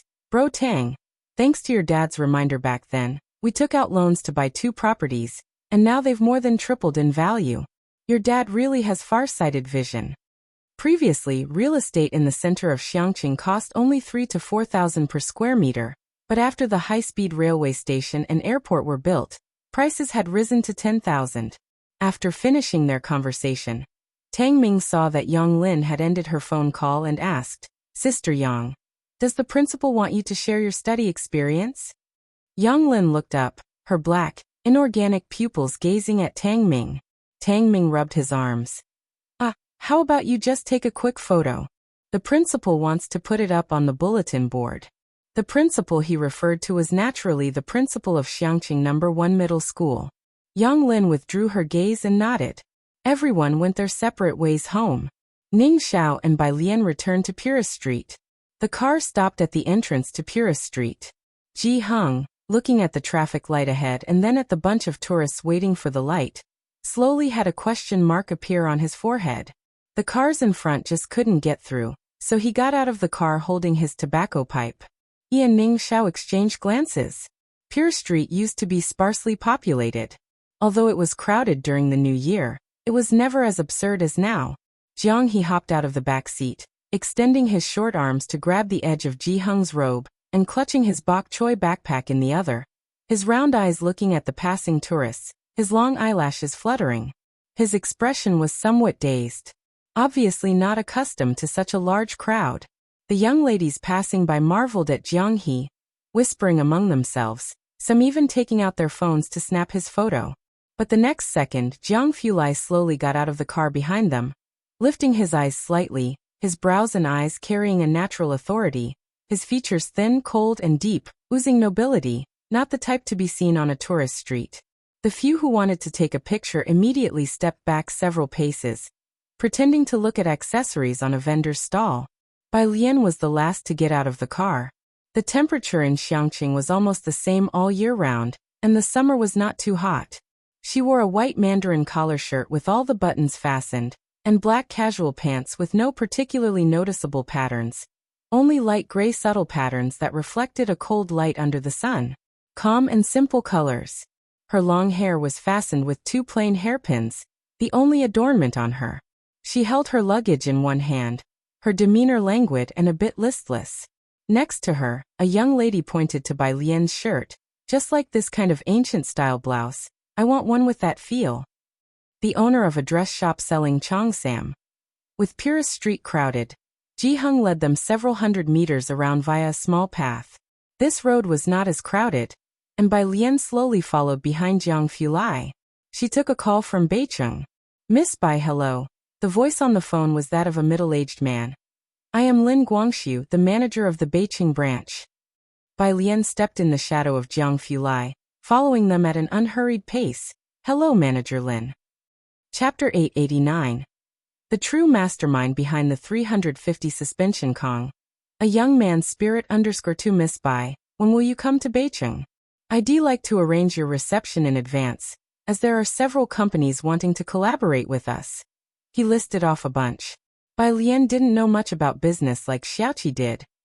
Her trip to Beicheng was simply to make an appearance following Xiaoqi's instructions, and to teach a couple of acupuncture techniques to some doctors there. She patiently waited for Lin Guangxiu to finish talking. "I have to go back to school for a lecture in these next 2 days. Bai Lian looked up, not sure how the Culture and Tourism Bureau had arranged it. "I'll return this weekend." On the other side of the phone, Lin Guangxiu calculated the time. Today was Tuesday, and the weekend was just a few days away. He ended the call, heading out to an emergency meeting while instructing his assistant. "Miss Bai will be coming this week. The exact day is still unclear. Pass the word. I want everyone on their best form to welcome her." The executives at Xiankong all knew Xiaoqi was officially their boss. But in reality, the person behind Xiankong was Miss Bai. Yet, Miss Bai was enigmatically elusive, with few ever having the opportunity to meet her. Lin Guangxiu hadn't met her either. Yes, the female assistant in high heels holding a notebook and a black pen efficiently took note. Furthermore, the Bai family, the Song family, and the Kong family are all trying to schedule appointments with you. Among these 3, the Song family has the strongest assets, and they also have dealings with Jiangjing, while the Bai and Kong families are locals here in Beicheng. The 2 of them stopped at the elevator, and the female assistant pressed the button. The elevator doors opened and Lin Guangxu stepped in. You arranged the times. Xiangqing, a village. Yang Lin had helped her grandparents hoe a large medicinal field. Yang Grandma's back slightly bent, calling Yang Lin and Grandpa to come in for a meal. Along the way, villagers greeted Yang Lin warmly. Last year, when they heard Yang Lin got into university, the villagers had even given her a red envelope, as she was among the few girls from the village who had managed to go to university. They only knew Yang Lin had been accepted into a university, but they didn't know which one. Hello, second grandpa. Yang Lin was still quite reserved, speaking only when she saw someone. Her hair no longer covered her eyes, which were dark and profound. The person known as second grandpa perked up upon seeing Yang Lin, greeted her, and then hurried off. Your second grandpa. Grandpa Yang watched the old man walk by and sighed. The batch of herbs he's been growing, I don't know why, some of them have withered, and not even fertilizer helps. Withered. Yang Lin hesitated for a moment, memorizing this detail. After finishing a meal at home, Yang Lin silently left a thick stack of money under Grandma Yang's pillow, and bid them farewell. Grandma and Grandpa Yang knew Yang Lin was a diligent girl, and didn't keep her for long, but they sent her off with reluctance. Once the relocation houses are allocated, you two should move to Xiangqing. Yang Lin softly suggested to them. No need, we are comfortable here. Grandma Yang patted Yang Lin's head and slipped her another red envelope. You're doing better and better. Now that your dad's not around, your aunt is willing to come back to see us, and your cousin is getting engaged. This is a school advancement red envelope your aunt brought you during the Dragon Boat Festival. Yang Lin accepted the red envelope. She said goodbye to the two at the village entrance, and caught a ride to Xiangqing with an uncle from the next village. Before leaving, she took a photo of second grandpa's medicinal field. She sent it to Xiaozhuiyu. Teacher, can you see why his seedlings are turning yellow? Xiaozhuiyu was a specialist in botany. Yang Lin had a broader field of study. Soon, Yang Lin arrived in Xiangqing. She went directly to Xiangqing No. 1 school, where Bai Lian was having a sharing session today. Bai Lian and others had returned from an event. Xiangqing No. 1 learned about it from the Culture and Tourism Bureau. Xiangqing had attracted national attention with 2 finalists in the top 10 of the country last year. And this year, they had produced Beijing City's top scholar, achieving an 81% college admission rate which had surged several times over since the year before, quickly becoming one of the top 10 schools in Beijing. Bai Lian's popularity at Xiangqing No. 1 was even higher than Yan Lu's. Learning that she was coming to share her study strategies caused quite a stir. Not just tourists, but the examinees from Xiangqing No. 1 were thrilled. It was the end of August, and school hadn't started yet.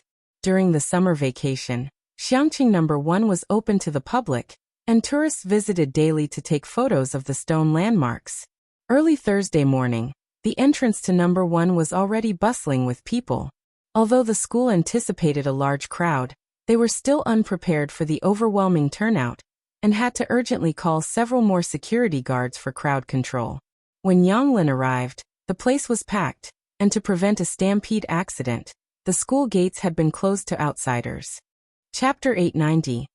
The true mastermind behind the 350 suspension Kong. A young man's spirit _3A police line had been drawn. Yang Lin needed to enter to cooperate with the photo shoot. When she saw the police line and hesitated whether she still wanted to go in, the security guard stopped her. Young student, hurry up and come in. You're the only one missing. The security guard recognized Yang Lin. Bai Lian and her group each had a very distinctive presence, especially Ning Xiao and the others who had been admitted to Jiang University. The security guard naturally remembered them even more clearly. At the entrance, Yang Lin's mother and her current husband were among the crowd. The man held a little boy in his arms, and when he saw Yang Lin entering through the gate, he was stunned for a moment before calling to Yang Lin's mother. Is that your daughter? How did she get in? Today everyone knew that the former national exam top scorer was coming to share learning experiences, and he had specifically brought his elementary school-age son, Ye Tianbao, to learn Shaolin. Yang Lin's mother was stunned. It had been so long since she had seen Yang Lin that she hesitated for a moment. I don't know. The man frowned slightly, then suddenly remembered something, a sharp glint in his eye. Isn't the house she's living in about to be demolished? I heard that they could be allocated several apartments. Xiangqing No. 1 Middle School, the sports field. It was packed with a crowd of people. Bai Lian stood at the podium at the front, holding a manuscript in her hands, dressed in a white high-collared top with embroidered dark patterns, wearing a black and gold horsehair skirt today, her hair meticulously pinned up. Her attire of the snow-white top and ink-black skirt captured the attention of everyone present. Just standing there, one of the boys in the front who had dressed in the school uniform of No. 1 Middle School asked loudly, "Senior sister, how did you get into Jiang University?" Bai Lian tilted her head and looked at him. "Hard work. Remember this passion you have now, then work crazily hard. I hope all of you can win." After saying that, she smiled casually. The sunlight hit her face, bestowing her with an air of insurmountable superiority. The arrogance of youthful spirit was incomparable. The noisy voices in the front gradually faded away. The boy was startled for a moment, so enraptured by her that he forgot what to say next. Standing at the front as well was Jiang Fulai, wearing a hat and a black face mask. He coolly turned his head, glancing at the boy in the school uniform. The boy was still staring at Bai Lian, dumbfounded, when he suddenly felt a chill and came to his senses, shivering and rubbing the back of his hand. At the back of the crowd, the former class leader of Class 8 said to a tourist, "Following her study methods really helps. I only scored 421 points, but it was 20 points above the second-tier university admission line. Before in our class, I was one of the last, and there were others with scores similar to mine who didn't even reach the college admission line." Next to him, Bao Boyu slowly lowered his head. He was one of those who hadn't reached the college admission line. Brother, Bao Boyu's sister excitedly grabbed his arm. "They said the school distributed by senior sister's study methods to you. You had such good stuff. Why didn't you give it to me?" At the mention of this, Bao Boyu looked even more upset. At that time, for Ren Wanxian and the others, he hadn't taken Bai Lian's study methods. He never asked for it then. As people around him continued to talk about the legends of the 4 Jiang University students from Bai Lian's batch, Bao Boyu looked up at Bai Lian, who was sharing her experience, and realized that back then, Bai Lian was sincerely sharing her learning experience with the students from her school. And he had missed that opportunity. After sharing her experiences, the school was still crowded, but fortunately, Ming Dongheng's car was parked by the roadside, and Jiang Fulai stood by the car door waiting for her.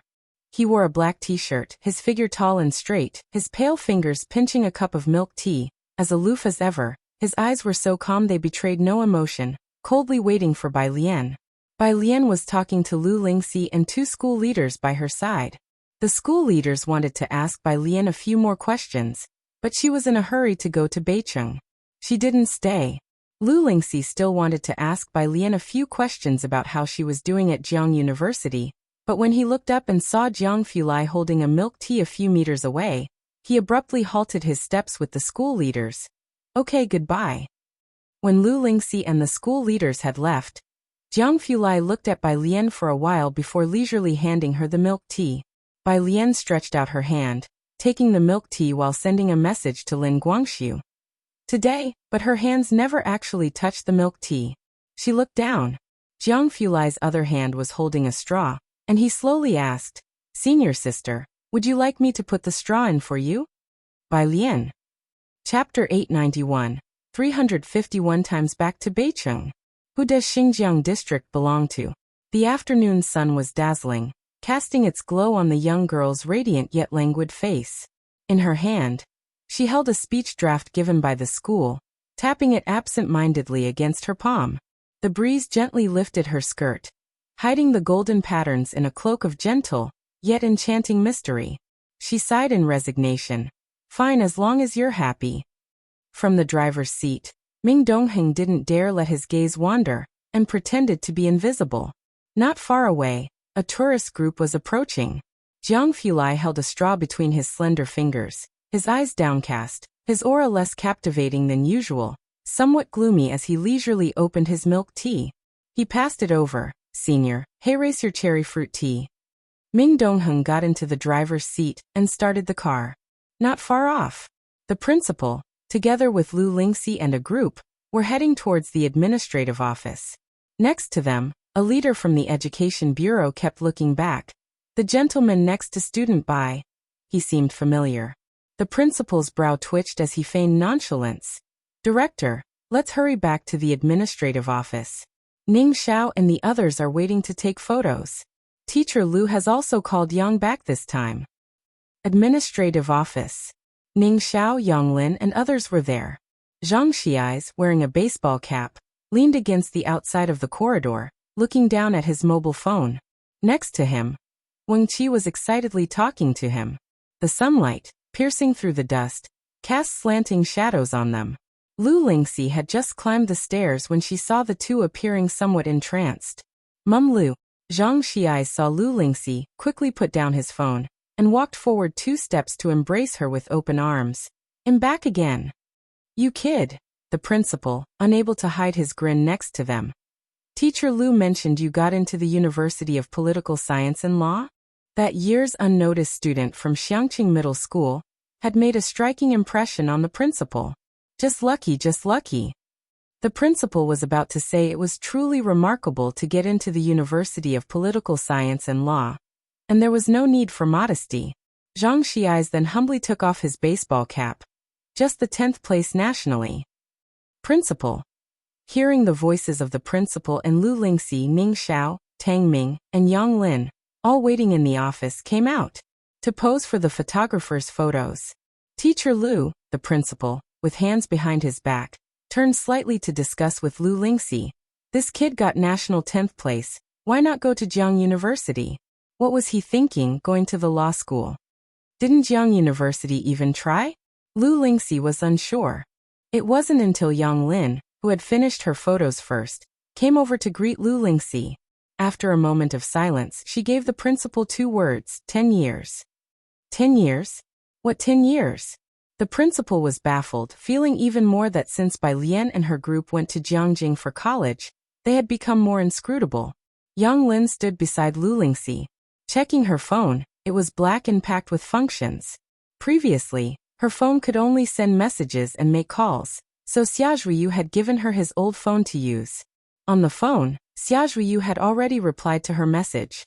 When trimming damaged roots, if the area is too large, it is advised to use gibberellic acid for repair. Having read this, Yang Lin planned to go to the market later to buy some gibberellic acid to send back. She thanked Xia Zhuyu and then put away her phone, her gaze fixed on the photographer in front, but her voice was candid. "Teacher, who was that person taking the money before?" Lu Lingxi stayed silent. Yang Lin looked at Lu Lingxi, but did not continue to ask. Once the photographer had finished completely, Lu Lingxi took an invitation Zhang Xiais handed her and walked toward the admissions office, then took out her mobile phone and dialed a number. At the school entrance. After the sharing session ended, entrance was no longer restricted. Yang's mother walked alongside a middle-aged man, looking up among the crowd for Yang Lin. Yang Lin, fair-skinned and wearing glasses, was inconspicuous in the crowd. It took a while for the two to spot her. "Little Lin, right?" The middle-aged man immediately followed, holding a little boy and grabbing Yang's mother, coming over with a beaming smile. "I'm your uncle, you were meeting for the first time." They blocked Yang Lin, also for the demolition compensation. But Yang's mother looked at Yang Lin with an awkward expression, uncomfortably fiddling with her hair. "Sister Yang." Not far away, Zhang Xiais and Tang Ming noticed her, Zhang rotating the basketball from Wang Qi's hand. "What's happening? Some thugs causing you trouble?" Wang Qi stood next to Zhang Xiais, baring his teeth at Yang's mother and the man. Not very fierce, but with several tall youths around, especially Ning Xiao on the far left making a phone call. Just a glance over with his brooding eyes carried an intense aura. Chapter 892, 351 times back to Beicheng. Who does Xinjiang district belong to? _2 He was already the hardest to approach in class 15. And these past 2 years, influenced by Jiang Fulai, his aura became even colder. The middle-aged man immediately took his youngest son and fled as if escaping. "Sister Yang, do you want us to take you back?" Tang Ming asked. "It's fine." Yang Lin shook her head. "I'm going to the market to buy some things." Ning Xiao held the phone. On the other end of the phone was Su Nanjing, who was inquiring about Ning Xiao's work on extracting uranium from seawater. It seemed he had overheard Zhang Shi's voice and he paused slightly. "What are you doing?" "Yang Lin just got stopped by someone. We came over to check." Ning Xiao lowered his gaze, speaking succinctly. The call ended. Zhang Shi eyes smoothly switched the ball to his other hand and freed one hand to drape it over Wang Qi's shoulder. "Sister Yang can't be like this. I have to mention it to Sister Bai Lian and Golden Hall Master." It was to get Sister Yang to start exercising. Beijing now has both a high-speed train and flights available with Xiangqing. Bai Lian and Jiang Fulai took a flight to Beijing. It would take 8 to 9 hours by car, but the flight got them to Beijing in less than 2 hours. Ming Dongheng hadn't come with them as he had to go to Bachter Street for the gladiatorial contest, and the person who came to receive Bai Lian and Jiang Fulai was a familiar face. The general manager of Jiahao Hotel, Xie Zhongfei. Xie Zhongfei drove the car steadily to Jiahao Hotel, and then left the car keys with Jiang Fulai. He didn't dare to linger. The rooms reserved for Bai Lian and Jiang Fulai were still on the 3rd floor, with their rooms next to each other. Jiang he didn't come along. These days he followed Ji Hung around with a chessboard, beating everyone in the alley, young and old, into an invincible state. Now the idle elders in the alley would run away upon seeing the father and son duo holding their stools. It was a rare trip to Beijing for Bai Lian. Naturally, she also wanted to see the Calligraphy Association, as well as Zhou Wenba. During the New Year, Zhou Wenba sent New Year's gifts to Bai Lian through Zhou Wenqing. This time coming to Beijing, Bai Lian had also prepared some tobacco for them. She was on the phone with Zhou Wenba in front. The visit was so sudden that Zhou Wenba didn't have time to prepare. "How come you're back already? I'll wait for you at the Calligraphy Association tomorrow morning." "Okay." Bai Lian followed behind the lobby manager. The manager held 2 room cards in his hands, opened the door to Bai Lian's room, stood aside to let the 2 of them in. She had just finished speaking on the phone with Zhou Wenba. Lin Guangxi's call followed immediately after. "Miss Bai, will you go to the headquarters tomorrow?" Bai Lian stood in the living room of the suite, watching Jiang Fulai open the window curtain, lazily leaning against the table with his tall figure, while his other hand braced against the table's surface. "Tomorrow afternoon, I have other things in the morning." Jiang Fulai drew the curtain open. From the 3rd floor, one could only see the scenery below the hotel. He took a step back, turning to look at Bai Lian. She had just finished speaking with Lin Guangxiu, and was slowly sending messages to Su Zhiyue and a few others left in Jiangjing Laboratory. Her beautiful brows and eyes gathered solemnly, like a heavy ink-painted landscape. Jiang Fulai glanced over, his narrow eyes slightly squinting, then slowly walked over, pressed her hand that was on the table down, and kissed her slightly tender lips. Meanwhile, rose-colored clubhouse. Lin Guangxiu walked into the private room from outside. In the room, Bai Qiming and Song Min's father stood up to greet Lin Guangxiu with an extended hand, introducing themselves. "Director Lin, hello, I am Bai Qiming." Lin Guangxiu greeted them politely. "I assume both President Bai and President Song are aware of Zhu Enkang's project in Beijing. This is the first time Xiankang is going online in the center of Beijing. We are collaborating with Luo Pharmaceuticals, and we have already obtained the license certification from Beijing city authorities." Luo Pharmaceuticals was undoubtedly the leading pharmaceutical company in Asia. Even Bai Qiming, who didn't deal much with the pharmaceutical industry, knew of Luo Pharmaceuticals' status. Of course, President Lin.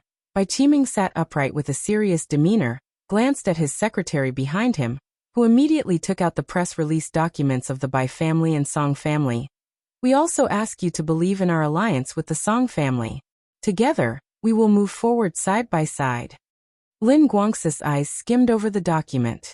Before coming to Beijing, Lin Guangxiu had already investigated the situation. And indeed, both the Bai family and the Song family stood out in terms of strength. However, Lin Guangxiu just shook his head without saying a word. Beside him, a young waitress added wine to Lin Guangxi's glass. Bai Qiming was surprised. "Does President Lin have any concerns?" "This matter is not for me to decide." Lin Guangxiu picked up the wine glass, not agreeing to the proposal at the dinner table. "The top executive of Xiankang will come to our headquarters tomorrow." This was a hint to the 2 men, trying to curry favor. Lin Guangxu was thinking about Miss Bei's upcoming visit. He didn't drink much wine and went back to prepare for the meeting. Bai Qiming and Father Song escorted Lin Guangxu to his car, and once he had left, Father Song turned to Bai Qiming with surprise. Who is the top executive of Xiankong? I don't know. Bai Qiming's gaze retracted as he narrowed his eyes slightly. Publicly, there is only one Mr. Mao, but it's said that he comes from Bacter Street. The rapid development of Xiankong within just 2 years, and its significant influence in Jiangjing, was enough to demonstrate a powerful background. Both returned to their own homes. Song Min listened to Father Song's report, his eyes and brows slightly raised. The top executive of Xiankong, who is it? It's still unclear. Your Uncle Bai and I plan to go to the Xiankong headquarters tomorrow. Father Song slowly took off his suit jacket and turned. Then we will naturally find out. The next day, in the afternoon, Bai Lian visited the Calligraphy Association to see an exhibition, and had Jiang Fulai hand a gift bag to Zhou Wenba. The gift bag was a white paper bag, not heavy at all. Jiang Fulai had been holding it the whole time. Wearing sportswear and a black mask on his face, Jiang Fulai, holding the paper bag with one hand, followed by Lian calmly and handed over the gift bag when asked. This was the first time Zhou Wenba had faced Jiang Fulai directly. He didn't know who this person was. But when he caught sight of those light-colored phoenix eyes looking over, he quickly bowed and took the gift bag with both hands. Thank you. After sending Bai Lian off, Zhou Wenba wiped the cold sweat off his forehead and called Zhou Wenqing, oddly complaining about the person who was with Bai Lian. After hearing Zhou Wenba's complaints, Zhou Wenqing fell into a mystifying silence. That should be young Master Jiang. Jiang? Which Jiang? Zhou Wenba was slightly stunned. You know about the Gao family and Xiang family, right? The large academic factions I've told you about. Zhou Wenqing began. Of course, Zhou Wenba knew about some affairs in their academic circle. The head of the Xiang family is a leading figure. Yes, you've mentioned Dean Xiang. He's not the dean anymore. Zhou Wenqing's tone was light and breezy. The election at the Academy of Sciences ended yesterday, and young Master Jiang was elected. Him. Zhou Wenba spoke incredulously. He's so young.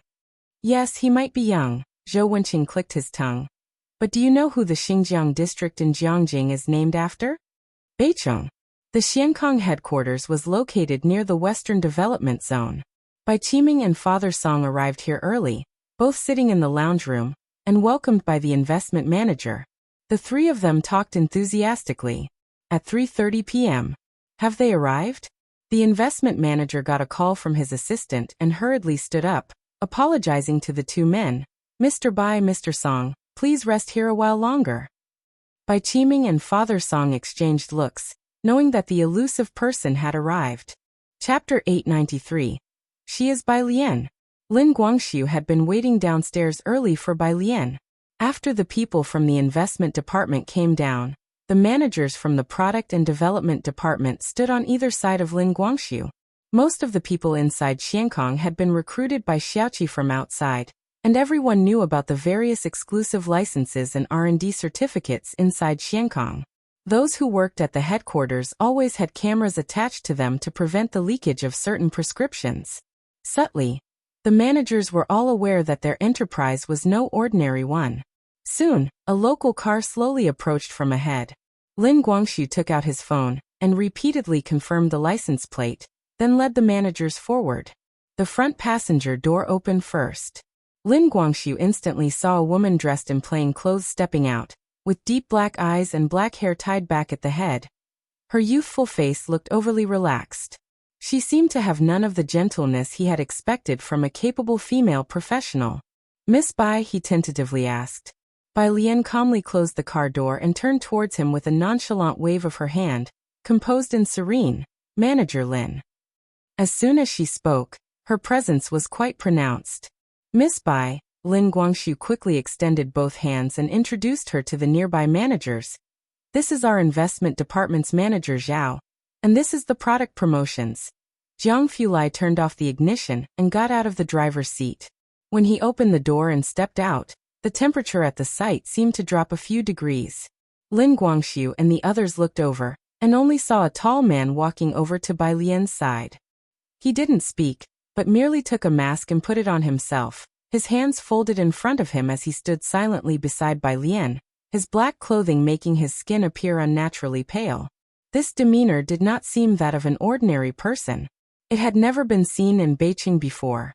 Lin Guangxu quickly shifted his gaze, not daring to ask more, and walked on Bai Lian's right, leading her through a tour of Beijing's headquarters. Currently, through the official account, Beijing already has over 2,000 people registered for the myopia acupuncture. Lin Guangxu pressed the elevator button and reported the situation in Beijing to Bai Lian. There are too many registrants, and the account has now stopped taking more. Dr. Huang and several other resident physicians are training other acupuncturists until you arrive. Previously, Xiankong had no presence in Beijing. Bai Lian initially did not mention it, and Xiaoqi had planned to divert Beijing's tourists to Xiangqing. It had been put on hold until now. Xiangqing was now on the right track, with the City Tower, Wallow Street, and Purist Street, etc., all becoming iconic buildings. Over the past 2 years, the people of Xiangqing had been positive and had won the trust of all visitors. No longer needing such diversion, Xiaoqi then planned a branch in Beijing. Most of those seeking myopia acupuncture were students, who due to poor academic performances had to travel long distances for acupuncture each day, so when Xiankong and Beijing opened, a mass of students' parents camped out to secure appointments. The headquarters elevator was quite spacious. Jiang Fulai, holding his phone, slowly followed by Lian inside. The enclosed space was oppressively claustrophobic. Lin Guangxu, with a forced nerve, stood to Bai Lian's right, trying to keep a considerable distance from Jiang Fulai. Since he dared to enter, the managers from the investment department did not dare to do so, each standing respectfully outside the elevator, looking up at the sky as if reluctant to enter. Lin Guangxu watched helplessly as the elevator doors closed. In the lounge, Bai Qiming and Mr. Song were still sitting on the sofa, chatting intermittently. With this partnership with Xiankong secured, things will be easier for us in the future. This was a very important part of their company's external development. We, along with several other families, Mr. Song's expression remained composed. Xiankong will likely choose us without any surprises. His gaze, however, kept shifting towards the door. Bai Qiming set down his teacup and considered the whole of Beijing. Their two families, along with the Kong family, were unmatched by many. Their phones lay on the table, cameras sealed.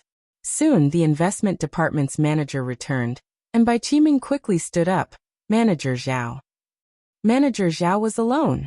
Manager Lin and the others are still in the meeting room. Manager Zhao understood Bai Qiming's look and smiled. They will visit Dr. Huang soon and should be out shortly.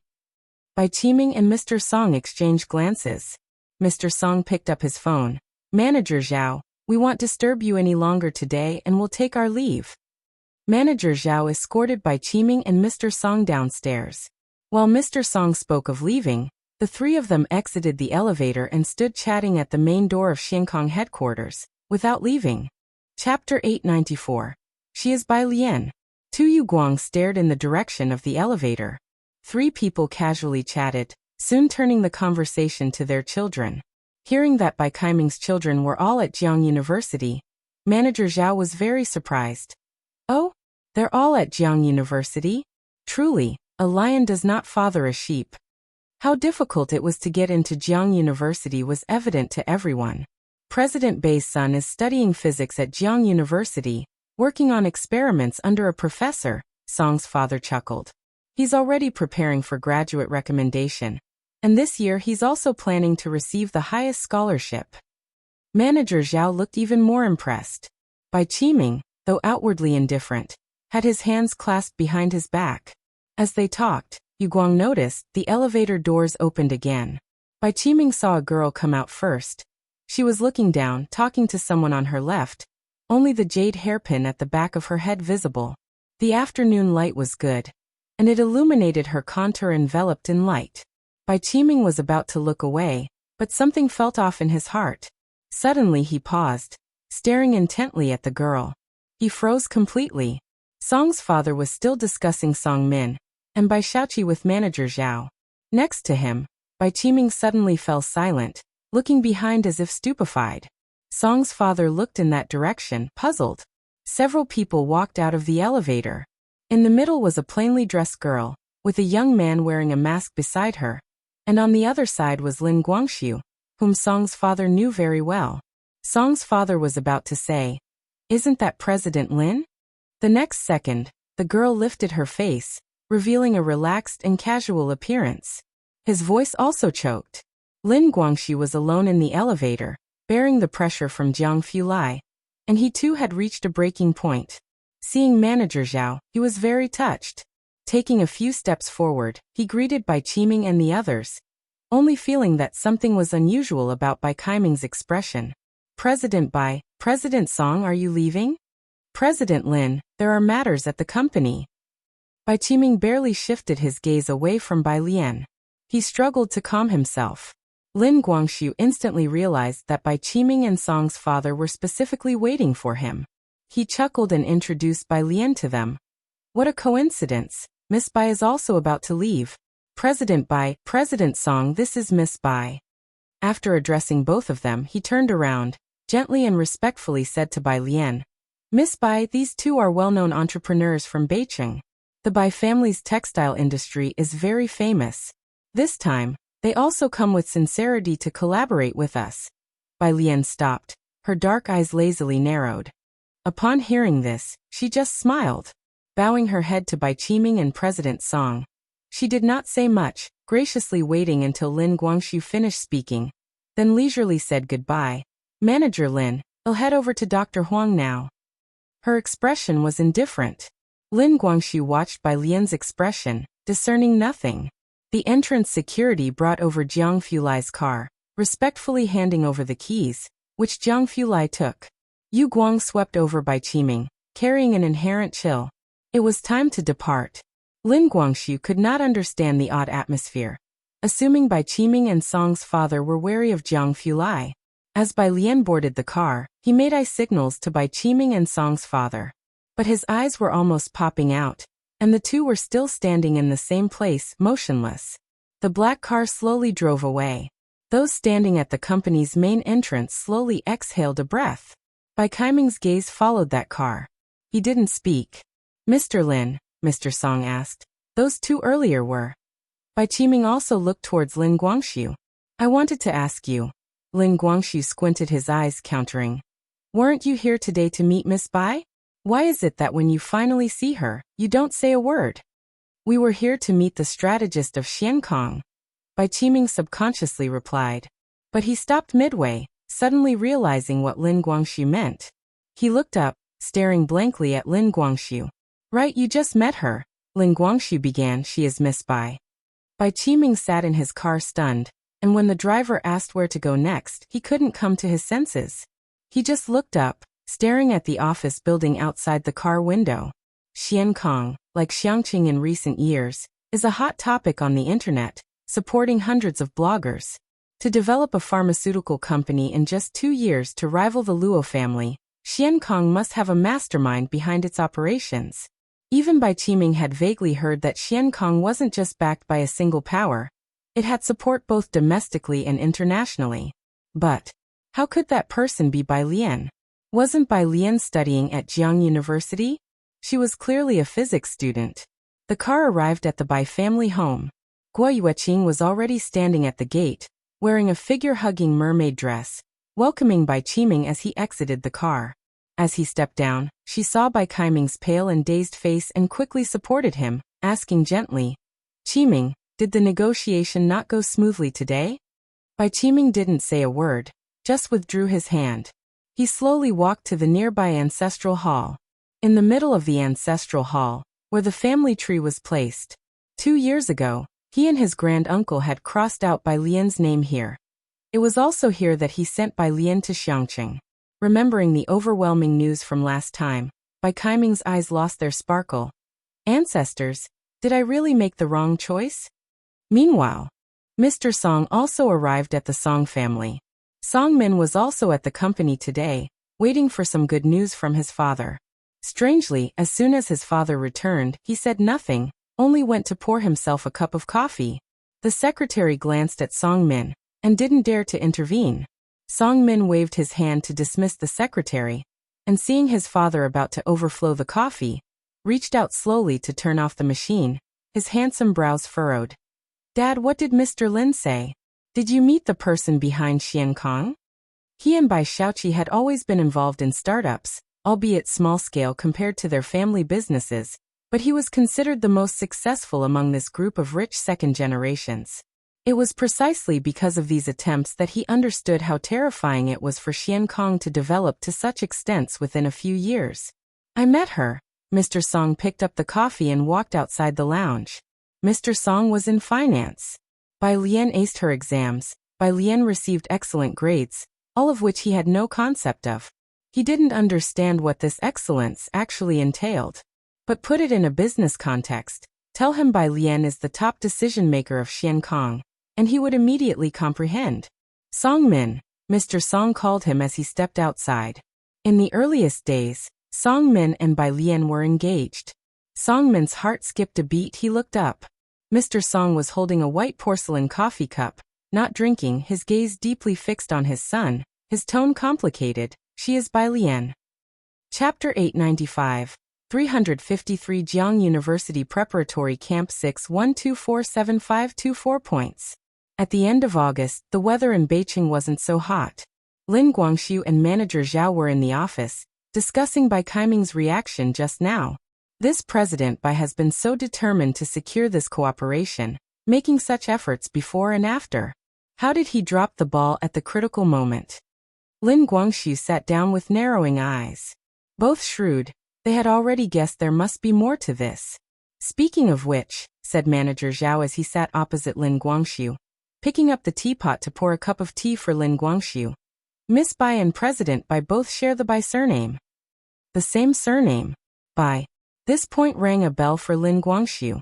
After much contemplation, not daring to disturb Xiaoqi, he decided to ask Sun Chun instead. Sun Chun was also one of Zhaoqi's top generals, smart and quick to learn anything.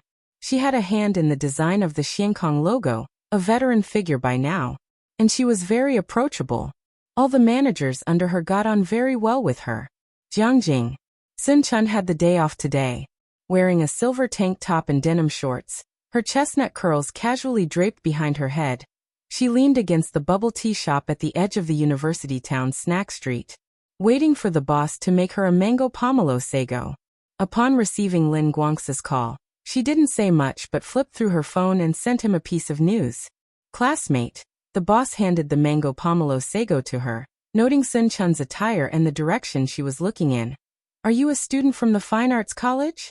The boss, who had seen many students, thought Sun Chun, with her aura, very much resembled those studying art, particularly those from the Fine Arts College. "Me."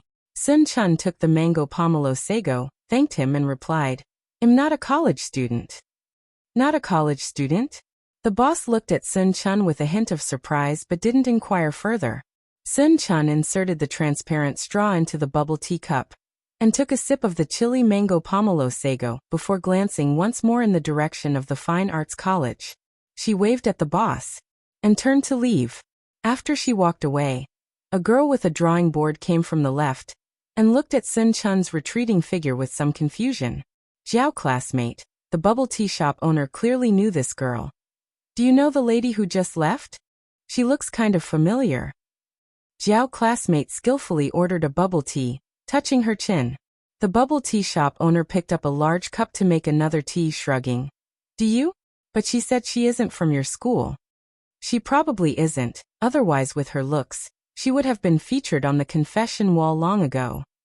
However, the girl wondered, why did this miss look somewhat familiar? Far away in Beijing, Lin Guangxiu. He opened the news article Sun Chun had sent him and was taken aback. "Manager Zhao." Lin Guangxiu picked up his teacup and gulped down the hot tea. "We cannot cooperate with the Bai family and the Song family. Look for other material." Most people were watching the Zhuangkangs move into the center of Beijing. It was originally thought that the Bai family and the Song family, by forming a powerful alliance, could take the lead. Unexpectedly, Xiankong abandoned the collaboration with these two influential figures in favor of other enterprises. That same day, Lin Guangxiu deleted the Bai family and the Song family from the backup materials sent to Bai Lian and Xiaoqi. Kang's decision to avoid cooperating with the Bai family was something Bai Qiming could probably have predicted the moment he knew who Bai Lian was. Still, he hadn't expected things to unfold so quickly. That very evening, rumors spread of Lin Guangxu dining with the Wei family. Bai Qiming stepped out of the ancestral hall, having just received this news from his secretary, and his expression grew increasingly dim. He wandered into the family conference room in a daze. The spacious conference room felt empty. Redwood chairs lining the sides of the 10-meter table, all unoccupied. He pulled out the chair at the far left and sat down. "Tell me, did I do something wrong?"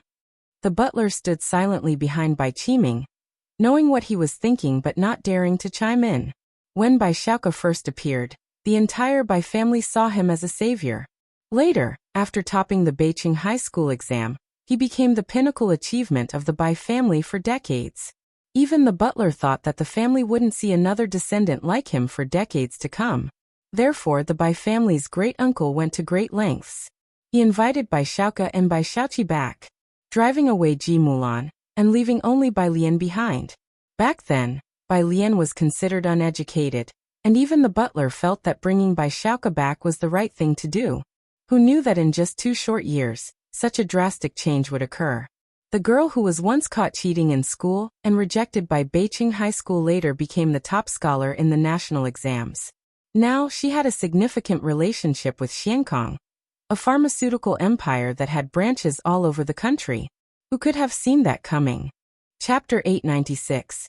353 Jiang University Preparatory Camp 61247524 points. _2 Sir. The butler sighed inwardly, but changed the subject. The young master is being recommended for this year's top scholarship at Jiang University. The top scholarship at Jiang University, that's like a battle among gods. If he gets it, pretty much there won't be any problem with his research placement. In the past, Bai Qiming would have been very pleased to hear such topics, but now he could hardly feel happy. If Bai Xiaoke can secure a research placement, what about Bai Lian? Bai Lian hadn't paid much attention to the matters of Biqing's Xiankong branch. After dealing with Biqing's affairs with Jiang Fulai, she hurried back to Jiangjing. The two still had a pile of matters to handle at the research institute. Ji Heng, however, was not in a hurry to return. Yang Lin had to stay behind to handle demolitions. She hadn't taken much vacation this year, her holidays spent either in the lab or working part-time. This time Xia Zhuyu gave her a long holiday to sort out her family affairs, so she wasn't in a rush to return to Jiangjing. Ning Xiao's family had no one else, and he didn't stay longer in Jiangjing either. After knowing that Wang Yufeng had bought the apartment in Shanghai apartment, he decided to bring his grandmother's portrait to Jiangjing. The day after Bai Lian returned, he packed up and headed back to Jiangjing first. The others decided to stay a few more days in Xiangqing. Shanghai apartment. Bai Lian returned to room 303 a day early, and Dean Huang asked her about the speech draft she and Ning Xiao were working on. Both had been recommended for this year's Celebrity Wall. They needed to defend and give a speech at the Golden Report Hall. Jiang University had created a promotional panel for them, which Dean Huang had just sent to Bai Lian to see. It's finished. Bai Lian leaned against the back of her chair, holding a white silk handkerchief in her right hand, methodically wiping the cyan porcelain vase beside her. Her gaze fixed on the enlarged panel on her computer screen. The panel was a perpetually fresh light green hue. At the top was the school's emblem and the words Jiangjing University, in bold letters. Below that was a title: Jiangjing University Elite Scholars, Undergraduate, Candidate Department of Physics by Lian. Below that was a bunch of her introductions. Grades from the Tongfeng class, several major competitions, and even that training abroad, even the paper written with He Wen and Ning Xiao. All were listed there. If you have no issues, we'll have it displayed on the celebrity wall tomorrow. Dean Huang said, satisfied on the phone. The presentation on the 3rd, is Ning Xiao back yet? Bai Lian diverted her attention. He will be back tomorrow. Good, show me Ning Xiao's draft for the speech. 20 professors will be judging on the 3rd, and inevitably there will be people from the Xiang family among them. Dean Huang was always pleased with Bai Lian. Even he couldn't find fault in the reviews she wrote. If it weren't for his teacher beating him to it, he would have made her his direct apprentice without hesitation. Dean Huang needed to check Ning Xiao's draft. Bai Lian ended the call, pulled up Ning Xiao's WeChat, and asked him to send the speech draft and the PowerPoint presentation over to Dean Huang.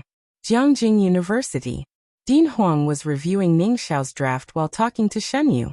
Why doesn't he come to our school? Shenyu, holding a thermal mug, paced back and forth in Dean Huang's office. I'm about to retire, and I want to see him join our school before I retire. Dean Huang multitasked through the speech draft. You should stop persuading that student. Didn't he think about what the people from Jiangjing University of Political Science and Law were there for? If not wielding pens to draft laws, then hammering gavels in court. If their president knew that Jiang University still harbored desires for Zhang Xiais, what then? It said Zhang Xiais even has an obsessive-level teacher. So why doesn't he come to our school? Shenyu looked at Dean Huang again. Dean Huang. Fine, they've turned their dean into a broken record. He had ceased paying attention to Shenyu, and was multitasking by finishing the lecture draft, feeling that Ning Xiao had written it exceptionally well. Surprised, he then opened the PowerPoint presentation. The second slide of the PPT was about the presenter. The moment he saw who the presenter was, Director Huang immediately closed the PPT. At this moment, Shenyu could see Director Huang's actions clearly and stopped. Is this Ning's PPT? In the past, it was rare for even one student to make it to the celebrity wall each year, but this year there were two, and Shenyu took this matter very seriously. However, he also worried that Ning Xiao might not pass the voting by the senior professors. After all, Bai Lian was backed by an academician from the Ma Institute, whereas Ning Xiao was genuinely unaffiliated. Yes, Director Huang calmed down. As for him, you need not worry. The next day, 7 in the morning, Jiangjing University staff had placed 3 advertising boards, each over a meter tall, to the right of the huge rock at Celebrity Square. The school was currently preparing for the orientation of new students. The staff and many senior students had returned to set up the campus and their respective departments. Kong Wei and Yu Simin, who were part of the student council and had been promoted to department heads, were now following Yi Jingxian's lead to set up the physics department's orientation site early. Jiangjing also had new students who came early with their parents to tour Jiangjing University, and they checked in at Celebrity Square right away. In front of them, statues of Liang Zuan and his students filled the first few rows, admired by all. Those closest to them were the names engraved on the huge rock of the Celebrity Wall, the ultimate aspiration of all students at Jiang University. Since the inception of this huge rock, fewer than 70 people have achieved this honor. The last person to have their name engraved on this rock was He-Wen, the man who had led the entire Jiang University's research trend in the past 2 years. Everyone was certain that those who appeared on the Celebrity Wall would become leading figures in their respective fields of study.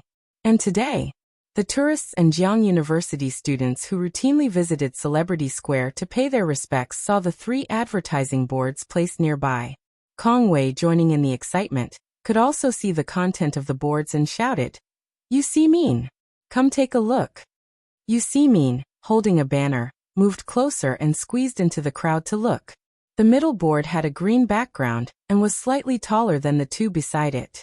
In the top left corner was Jiangjing University and its logo.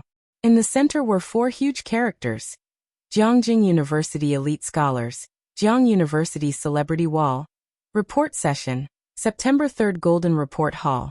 On the left and right sides were the 2 candidates participating in this report session. On the right was a young man wearing glasses, pale-faced, and looking somewhat melancholic. Physics Department, Ning Xiao. The one on the left, well known to most at Jiang University. Physics Department, Bai Lian. That wasn't all.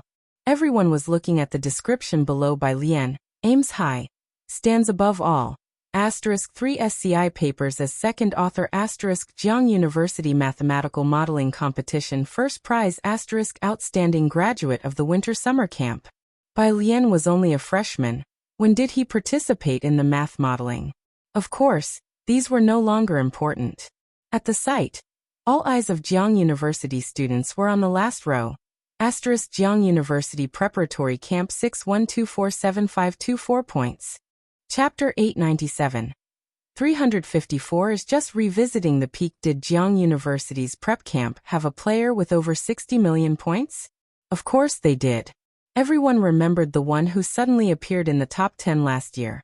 Then slowly surpassed Hewen, surpassed the scholars from Ma Institute, and finally reached second. With her speed, everyone on the app knew that it was only a matter of time before she scored full points. She was the first to reach this position step by step in front of all of them. It was only after the Mu family announced their members that so many people flocked to them.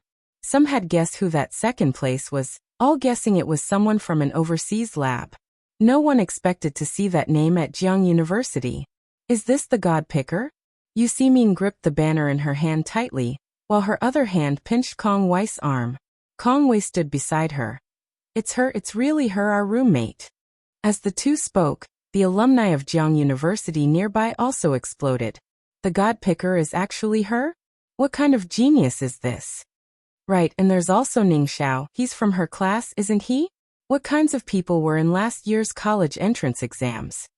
These 2 days were Jiang University's most bustling freshman orientation ceremony. Yet this year, it was overshadowed by the addition of 2 new students to the celebrity list, with not many posts discussing the newcomers on the school forum. The quality of this year's freshmen wasn't as explosively impressive as last year with several prodigies. All were overshadowed by the posts about the God Picker and the celebrity wall. This was also the result the school wanted, to advocate for academia, to celebrate benchmarks, so as to produce more benchmarks. The university town's forums were also madly filled with a flurry of posts. God Picker. Am I witnessing the birth of a new god? It's actually her. The campus exploded. Bai Lian's WeChat groups were also exploding, with students from Tongfeng class and former foundational theory classes, all frantically tagging Bai Lian and Ning Xiao, especially Bai Lian. Aside from Gao Wen's group, classmates from Tongfeng often asked her questions. She was gentle and polite. Everyone felt close to her. Bai Lian was in room 303, drawing a pattern of flowers on the table, looking at the buzzing phone. She replied a few messages before realizing the group messages were flooding even faster, so she quietly put down her phone. If it had been Jiang Fulai, let alone these classmates, even Dean Huang and the president wouldn't dare to tag him. When Sun Chun and Xiaoqi arrived, Bai Lian had just completed a drawing of iris flowers. Xiaoqi's legs had recovered about 70 to 80%, and he walked over. He was also holding the planning proposal from Beicheng. Bai Lian set down her brush and reached out to take Xiaoqi's planning proposal, surprised that Sun Chun also came over today. While looking at the planning proposal, she inquired about Xiaoqi's recent rehabilitation training. I can move like a normal person now, Xiaoqi said nonchalantly about his legs. Doctor, he has been giving me acupuncture every day. Sun Chun went to boil water in the kitchen. Room 303 was still arranged by her. As Bai Lian's stuff was placed just as originally situated without much change, Sun Chun boiled the water and incidentally made a pot of tea, pouring some for both of them. Occasionally, she answered Bai Lian's questions about Xiankong headquarters. Jiang He and Xiaohan were still in Xiangqing and hadn't returned, making room 303 quite deserted. At the building entrance, a taxi pulled over. Ning Xiao got out from the passenger's side, and Yang Lin with black-rimmed glasses followed from the back seat. Both went to the back of the taxi to retrieve their luggage. Yang Lin was still on the phone with Xia Zhuyu. Teacher, yes, I've arrived. I'll head to the school after dropping off my luggage. Originally, Yang Lin wasn't supposed to return for another 2 days, but Xia Zhuyu suddenly needed her back. She hurried back to Jiangjing with Ning Xiao, taking advantage of the start of the school year when the entrance to Jiang University was crowded. She decided to first return to Shanghai apartment. At the door of room 303, Yang Lin placed a hand on her suitcase. One hand pressed the doorbell. By her side, Ning Xiao was reading a paper. The door opened from the inside, and a tall woman in a white t-shirt and light-colored jeans greeted them, her curly hair lazily draped behind her head, a lit cigarette held between her fingers. Yang Lin's eyelashes were slightly lowered. She hardly looked at people. A pair of pitch-black eyes hidden behind the lenses. At that moment, seeing the woman who opened the door, those pitch-black eyes trembled. It seemed the woman opening the door hadn't expected Yang Lin to be the one ringing the bell either. She too stopped at the doorway. The two stared at each other, neither willing to look away. In the midst of this strange atmosphere, Ning Xiao realized something was wrong. He put down his phone, looked up, and greeted Sun Chun expertly, "Sister Sun Chun." Chapter 898. 354 is just revisiting the peak_2. Then she glanced sideways and called out in a low voice, "Yang Lin?" Yang Lin was always silent, paying little attention to others except for Bai Lian, even capable of ignoring Jiang Fulai. This was the first time Ning Xiao had seen any semblance of emotion on her face. The anomaly at the doorway disturbed Bai Lian, who was in the living room. She put down the document in her hand. "Why not come in?" Sun Chun pursed her red lips and moved to the side, gesturing for Yang Lin and Ning Xiao to come in. Yang Lin's hand still rested on the handle of her suitcase, probably pale, as she stood at the door. After a long moment, she finally moved her feet and entered the hall. In the hall, Bai Lian raised her hand, unfolded the teacups one by one, and poured 2 fresh cups of tea. She gestured to the empty seats beside her, signaling for everyone to sit down, and pushed the cups of tea towards Yang Lin and Ning Xiao with her pale fingers. Her gaze fell on Sun Chun, and her other hand tapped on the table intermittently, not asking any questions, but speaking to Ning Xiao, speech on the third. Ning Xiao nodded in acknowledgement. Xia Zhuiyu called again, asking his assistant to come pick up Yang Lin. Yang Lin hurriedly answered the call and left. Bai Lian looked at the luggage Yang Lin hadn't had time to take with her and glanced at Sun Chun. She gestured for her to come to the study. In the study, Bai Lian stood in front of the desk, her slender and symmetrical hands holding a silver pair of scissors, trimming an exceptionally fresh rose. Without questioning Sun Chun, she meticulously continued to trim. Dressed in a long green dress, her lashes lowered, she appeared calm and serene through a hazy side view, exuding an air of tranquil timelessness. Watching the water droplets roll off the rose petals in Bai Lian's hand, Sun Chun found herself calming down as well. She began calmly, "Miss Bai, Yang Lin is my sister. She must have recognized me." Bai Lian's hand, while snipping the stems, paused briefly. She was not so surprised. She had noted the peculiarity of their meeting moments ago. Only the hand holding the scissors tensed. Your real name is Yang Qiong?" She looked up and asked. Sun Chun's gaze shifted to the window. It had been a long time since anyone had called her by that name, which she presumed Yang Lin had told Bai Lian. "Yes," she said, and then smiled lightly. "Sold to Bachter Street at 17 for 7 years. If it weren't for you and Mao Xiao, I'd still be trapped in Bachter Street." Having said this, Sun Chun knelt before Bai Lian, her expression solemn as she kowtowed 3 times. "Miss Bai, you and Yang Lin are my greatest saviors." Sun Chun was well aware of the troubles that plagued Yang Lin. Now, Yang Lin had been admitted to Jiang University, and she herself had escaped that dire place. Everything was moving in a positive direction. "Yang Lin has been looking for you for a long time." Bai Lian helped her up. "Go talk to her after she gets out of Professor Xia's lab." Sun Chun stood up with a sigh and a bitter smile. "I know, but I don't know how to face her." She didn't know how to tell Yang Lin about her current life. Sun Chun left the room. Bai Lian pursed her lips, watching Sun Chun's retreating figure. Her thoughts wandered to the trophy displayed in Ji Shan's house, and to what Shen Qing had once told her about the most talented student who won first place in the art exam, was pre-invited by 3 art schools, and whom Ji Xiaojun could not forget, Yang Qiong. It turned out to be her. The first daughter sold by Yang Jianmin. September 3rd. Today is Sunday and the last day for new students to register. In the Golden Report Hall, many people arrived as early as 6 in the morning with their student ID cards, vying for a spot to sit in. Those who came late could only wait outside the hall's entrance, hoping for someone to leave. When Bai Lian and Ning Xiao arrived at the entrance, the stairs on both sides of the door were crowded. Seeing Bai Lian, most of the crowd waved their books or phones shouting, "Godsend." Bai Lian stepped on the stairs and, hearing their voices, turned back to look. She was wearing a white chiffon long dress today, decorated only with 2 bands of embroidered flowers at the cuff and hemline, radiating a simple elegance. The morning sunlight filtered through the airborne dust and landed on her, making her resemble a young noblewoman leisurely strolling through a bamboo forest. As the breeze graced by, The students standing on either side of the staircase watched her skirt flutter, temporarily lost in reverie.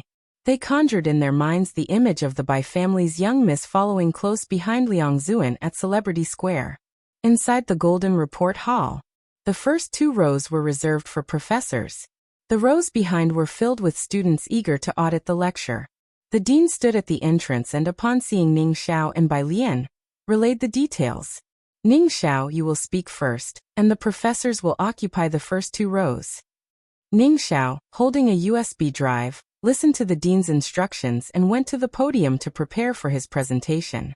Chapter 899, 354 is just revisiting the peak_3. The first 2 rows were occupied by highly influential professors from the physics department. Professor Sun Fu, who initially led Bai Lian's experiments, was also there, sitting in the second row, squinting at Bai Lian and Ning Xiao, with an expression hard to argue against. Sitting in front of him was Zhou Wenqing. The classroom that day could be said to contain half of the might of Jiang University's physics department. The students from the physics department and other departments sitting at the back didn't dare to breathe too loudly. Bai Xiaoke had come with Zhu Jinhua, and since Zhu Jinhua was a student of Dean Huang, they found seats at the back.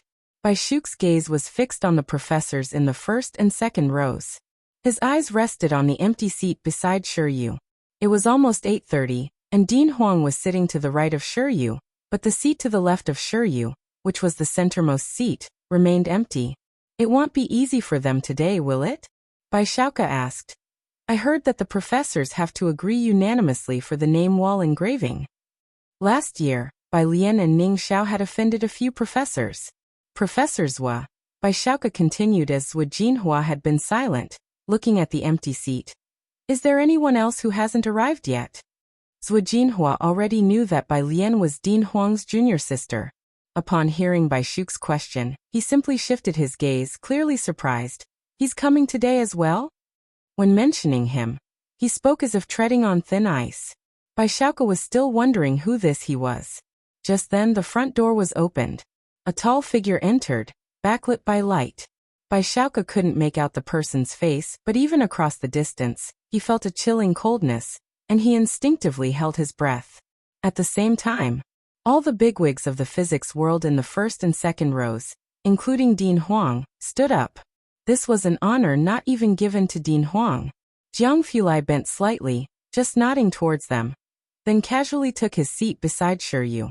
Bai Lian continued to stand on the left, arms crossed, watching Ning Xiao open the PPT presentation.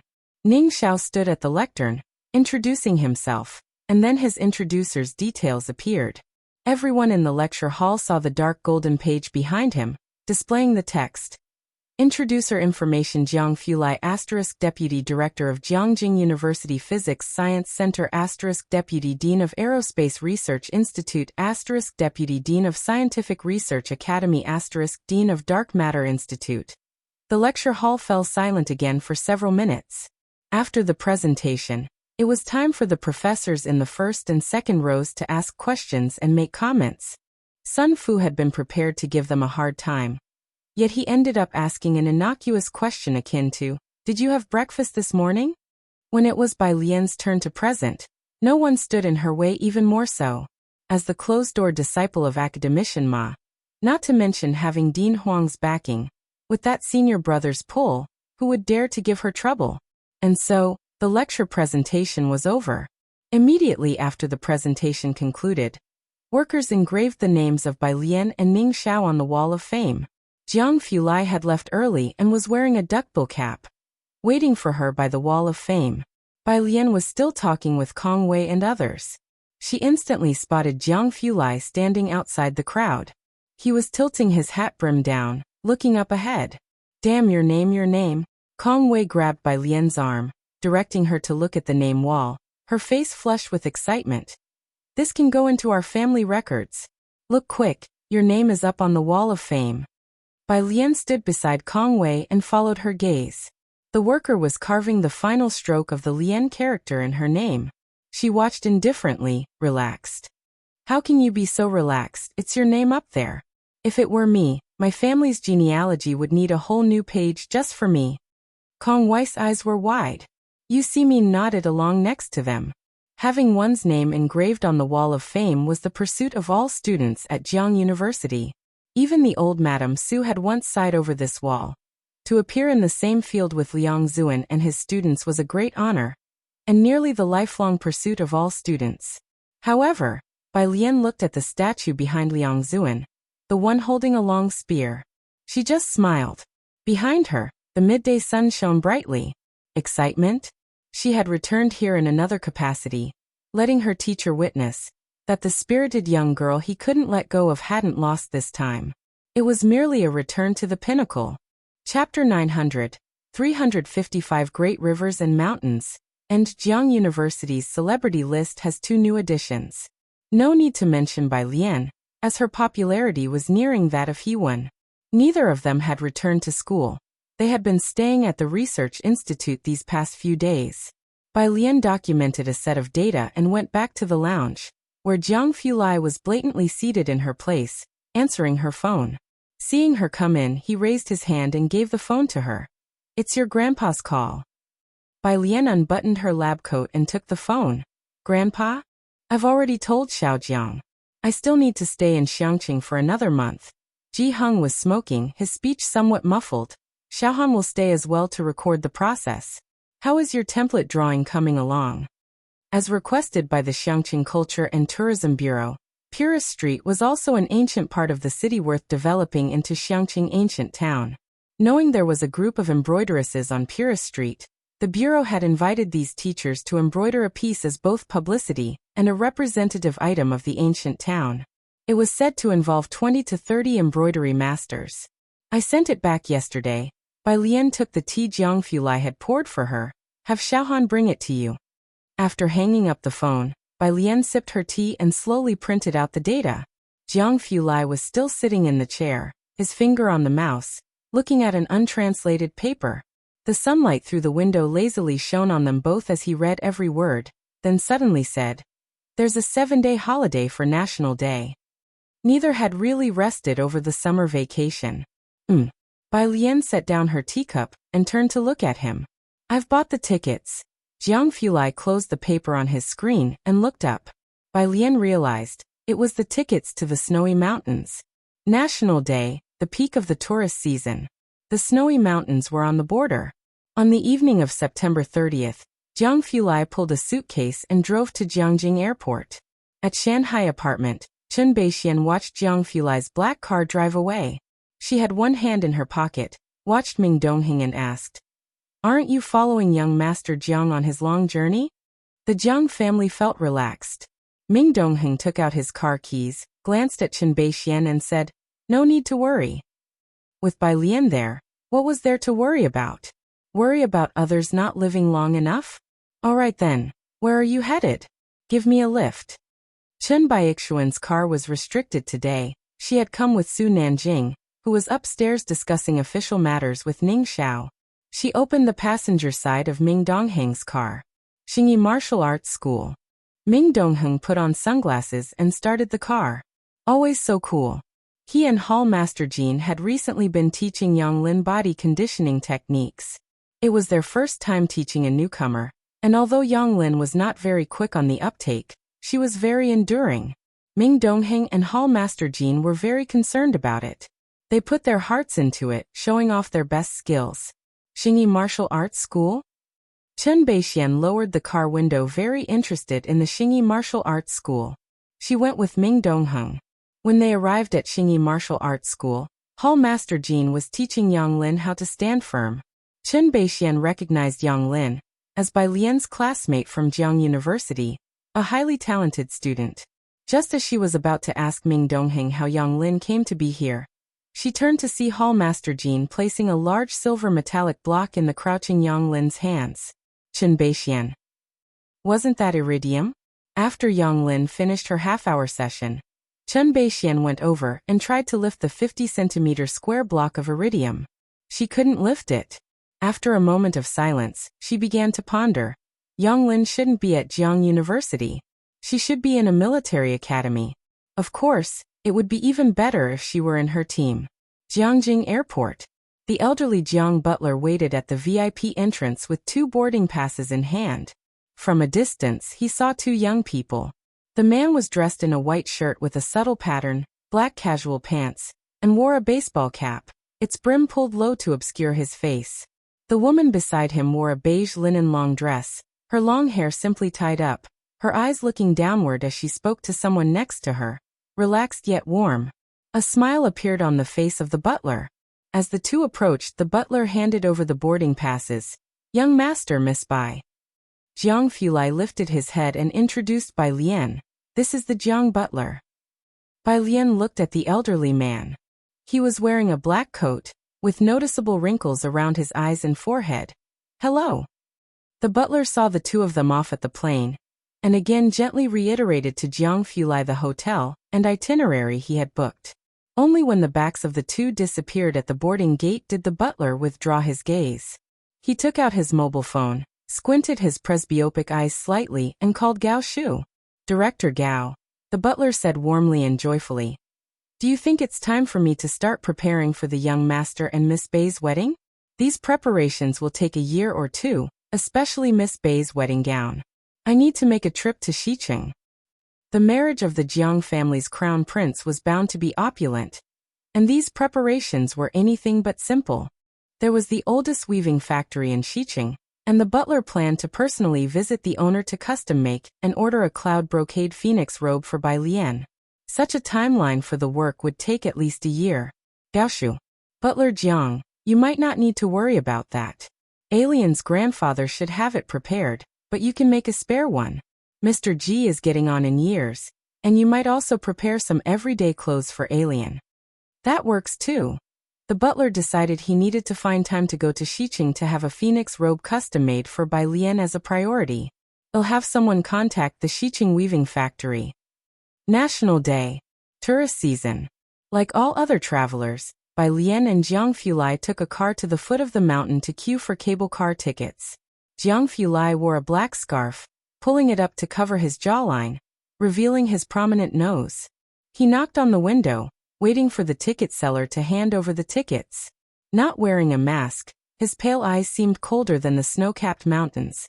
The ticket seller dared not make eye contact, and her movements sped up significantly. Bai Lian stood next to him, wrapping a large beige scarf around her, her face strikingly beautiful. She adjusted her scarf downward and politely conversed with the ticket seller. "Could you give me another oxygen bottle, please?" Jiang Fulai was somewhat puzzled as to why she needed to carry oxygen. The 2 of them walked amidst the crowd, queuing to enter the cable car. A cable car could seat 4 people. Given it was the peak tourist season and there were many people, the couple across from Bai Lian and Jiang Fulai was also a young couple out for fun, appearing to be college-aged. They sat chirping, but as Jiang Fulai bent down to enter, his noble demeanor and distinguished air were visibly different from that of ordinary people. Even though he awkwardly carried an out-of-place red oxygen cylinder, the 2 simultaneously quieted their voices. Especially the young man, who stayed silent, pretending to look at the machinery outside with the girl beside him. In the confined cable car, where the temperature was already low, it seemed to drop another few degrees. Bai Lian sat next to Jiang Fulai, casually leaning back. This was her first time on a cable car, and she curiously watched the scenery below, moving quite fast.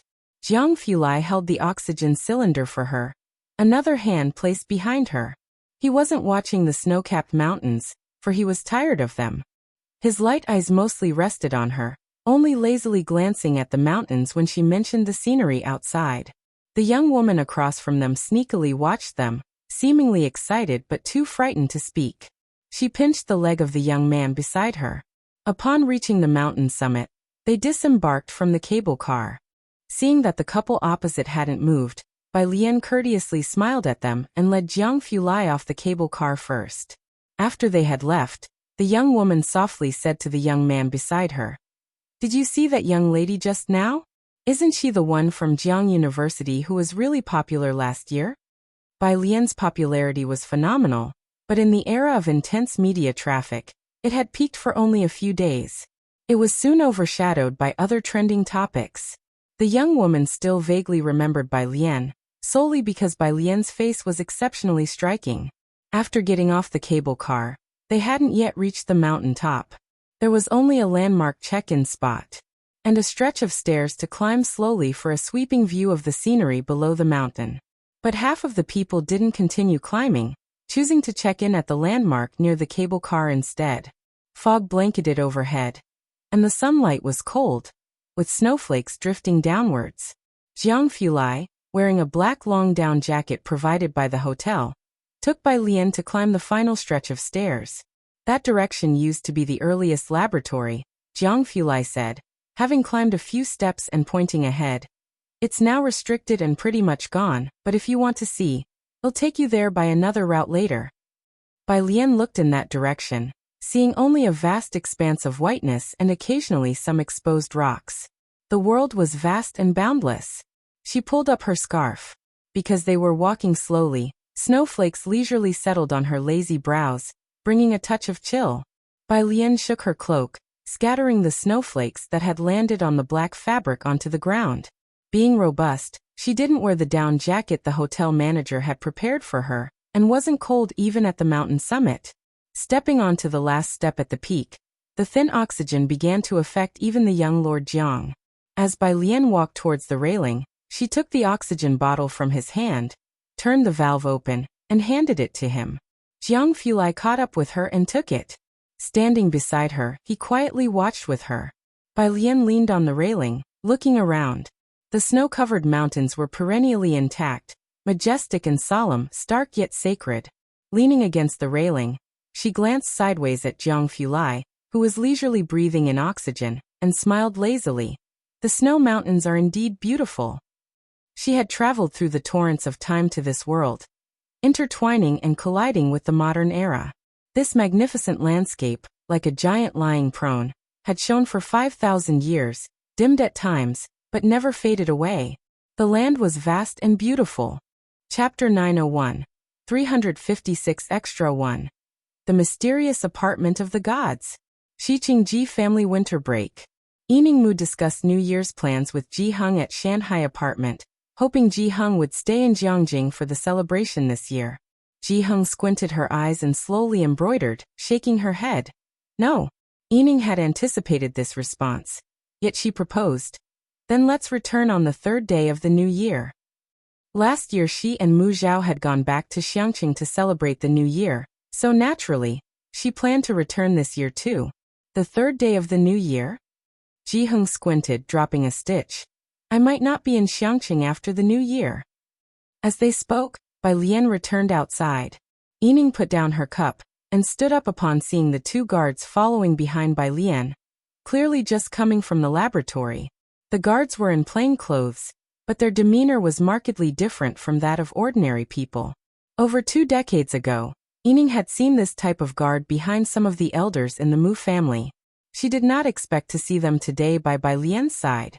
Yining knew Bai Lian was involved in a project related to extracting uranium from seawater, but as for the other research that couldn't be disclosed publicly, she knew nothing about it, though she can imagine its importance based on how the institute was currently treating her. All the previous news about Bai Lian on the internet had been deleted, and the institute was also reducing the number of her public appearances. After confirming Bai Lian was home, the two guards did not stay long. Once they left, Ji Heng inquired about Bai Lian's holiday plans for the new year. I haven't taken a day off in over 2 months. Bai Lian glanced at Jiang He in the glass room. The university is giving me a 7-day holiday, starting the day before New Year's Eve. With responsibilities now, Bai Lian's holidays were not as free as those of ordinary students, especially since she was now a core member of Jiang University and a spokesperson for the new generation. Wherever she went, 2 guards would always be with her for protection. Fortunately, due to the concentration of talent, Shanghai apartment had upgraded its security personnel, including guards and even janitors, to military management. The guards felt relieved after safely escorting Bai Lian back home. Of course, because of this, now anyone wanting to rent or buy an apartment in Shanghai apartment had to go through a political check of 3 generations. Dean Jian had already purchased the first floor next door, and Shen Yu was also looking at a suite in the neighboring building, planning to formally retire and join Ji Heng's fishing team.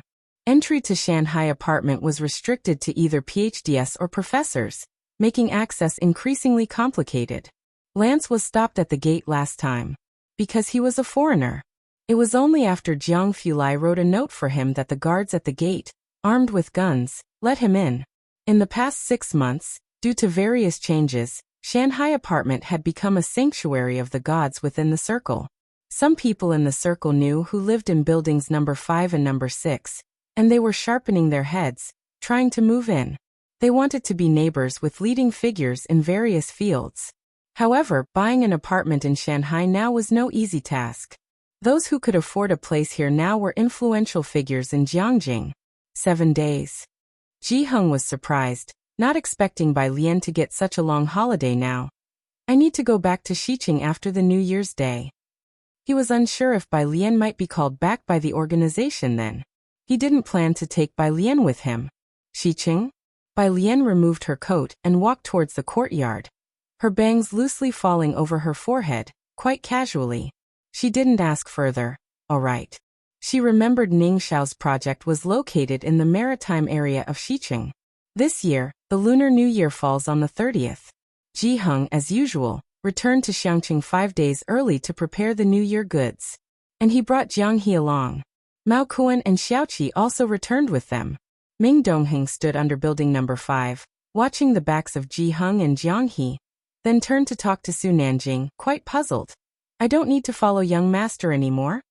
Bai Lian, being in the laboratory, was escorted out by 2 laboratory guards, accompanied by a driver as well. It seemed Ming Dongheng was out of a job for a time, just usually protecting Ji Heng and Jiang He. Now, even protecting Jiang He had been taken over by Mao Kuan. Su Nanjing returned his gaze. Don't you still have to teach Miss Yang? Right, Sister Yang. Ming Dongheng cheered himself up. They were just about to head back. Not far away, a car from the Physics Institute drove up, and Su Nanjing recognized that it was Dean Huang's car. He stopped to greet him. Young Su, Dean Huang, shiny-headed, was stepping down from the back seat when he saw Su Nanjing and raised his hand. Just in time. Do you have any vacant places in building number 5? Of course, there weren't any left. Su Nanjing somewhat regretted not buying more units in this complex back then. Chapter 902, Spin-off 356. The Mysterious Apartment of Gods.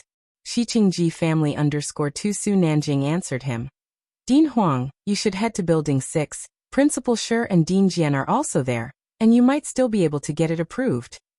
Dean Huang felt a sudden tightness in his heart. Dean Jian of Jiangyin? Could he still be harboring designs on Bai Lian? Is building 5 sold out? Dean Huang's heart tensed, and in a couple of days, he would need to mention to Shenyu that he shouldn't let Dean Jian lead people astray. Su Nanjing fell silent for a moment. Dean Huang looked up, having visited building 5 many times himself. It wasn't to see Bai Lian or Ning Xiao, it was to see Yang Lin. Besides them, there were hardly any other comings and goings in that building. There should still be many empty rooms. Almost, Su Nanjing replied. The rest are in Jiang Ge's hands. You know who owns this property? Dean Huang. This damn rich man. This year, the Lunar New Year in Xiangqing was livelier than ever.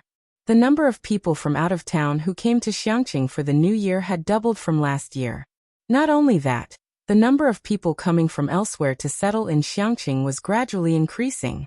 And at the Ji Heng's courtyard, on New Year's Eve, the atmosphere was exceptionally lively. Ning Xiao, Yang Lin, Mao Kuan, Xiaoqi and Xiaowu were all there, with Ji Xiaojun and Shenqing acting as the main chefs, while Ning Xiao, Yang Lin, and Mao Kuan served as their sous-chefs. Jiang He was outside playing Go with Ji Heng. Jiang Fulai, meanwhile, was affixing couplets at the entrance of the courtyard under Bai Lian's direction. He had a tall and straight figure with distinct features, using his height to his advantage.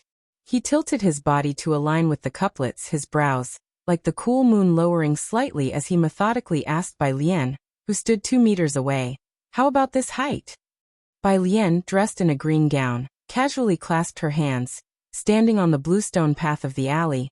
A little lower on the left, move a little more to the left. Occasionally, tourists who went to Purist Street to worship the tree god got lost and wandered into the alley where fireworks and human life intertwined. In the lingering twilight, They only saw a pair of godly lovers, delicate in features and seemingly not of this world, affixing couplets. For a moment, the travelers thought they had entered another dimension. They only came to their senses when the woman in the green gown turned around. Hearing that the travelers were lost, Bai Lian smiled and pointed to the black lamp post at their side. Follow the lamp posts of this color, and you'll reach Purist Street. The travelers looked up and finally noticed the black lamp posts behind them, different from the silver railing lamp posts at other directions of the crossroads. Following the black lamp posts, they indeed quickly arrived at the main avenue of Purist Street. The travelers, looking at the crowded throng outside, felt suddenly bewildered, as though they had just experienced a fabled land of peace, and involuntarily took another glance back. At the Ren family, usually boisterous, this year it was exceptionally quiet. I asked already, he's spending New Year's with his grandfather. Ren Jiewei entered the living room and saw Ren Qian, who had aged several more years, standing before the floor-to-ceiling windows. He's not coming back. She was talking about Xiaoqi. Ren Qian remained silent, showing little emotion towards what Ren Jiewei said. This proud man had spent his entire life, but now he was stuck in a dead end. He resented Zhou Jian, but couldn't bring himself to be close to Xiaoqi, his grandson who hadn't even finished junior high, nor could he face the fact that his granddaughter, whom he had raised by hand, had long known that she was not his biological kin. Is he continuing his studies? Outside the front gates, an elderly lady with a walking stick came in. Ren Jiewei treated the old lady with great politeness. Granny, as for him, it depends on his own wishes. Xiaorong and I have no right to control him. This lady was Ren Qian's sister, Ren Jiewei's grandaunt. Ren Jiewei had always called her granny out of respect as a junior family member.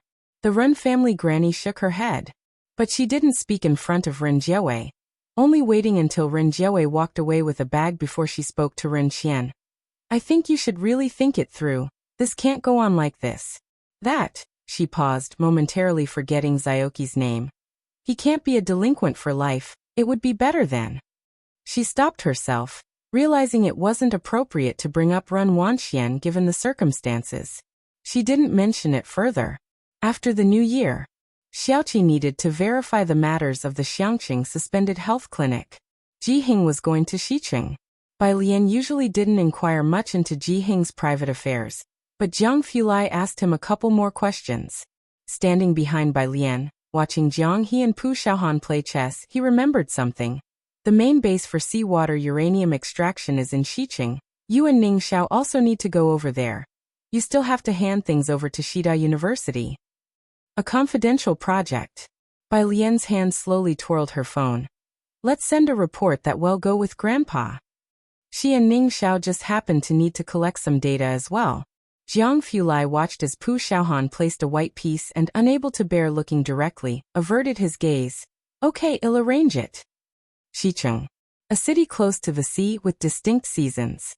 The old district of the weaving factory, quaint and charming. In the manor house of the old city district, people in black clothes reported to the individuals in the tea room. Eldest lady, second master, second lady, the eldest son-in-law arrived at the airport at 1 o'clock.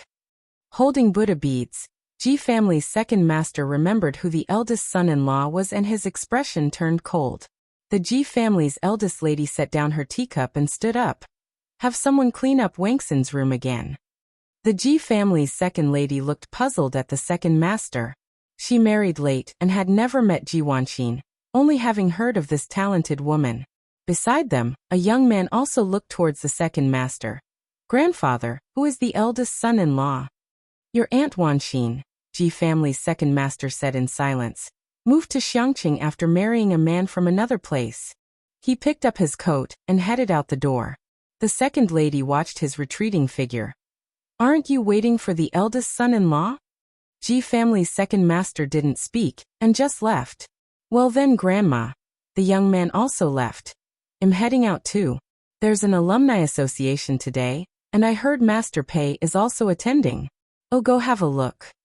The second lady waved her hand, signaling him to go. Xicheng Airport. The Ji family's chauffeur was waiting for Ji Heng. Ji Heng was still dressed in an old-fashioned robe, holding a big smoking pipe, and was exceptionally silent. He didn't bring any luggage. Jiang Fulai was still inside the VIP room, communicating with people on the Xiqing side. His and Bai Lian's arrival took the people from Shida University and the Seawater Base by surprise. Bai Lian accompanied Ji Heng to the drop-off point. The airport was crowded, and not far behind her, an undercover security officer who had been waiting at the airport followed. Eldest son-in-law. The Ji family's driver confirmed Ji Heng's identity over the phone, very polite, and his gaze then fell on Bai Lian at his side.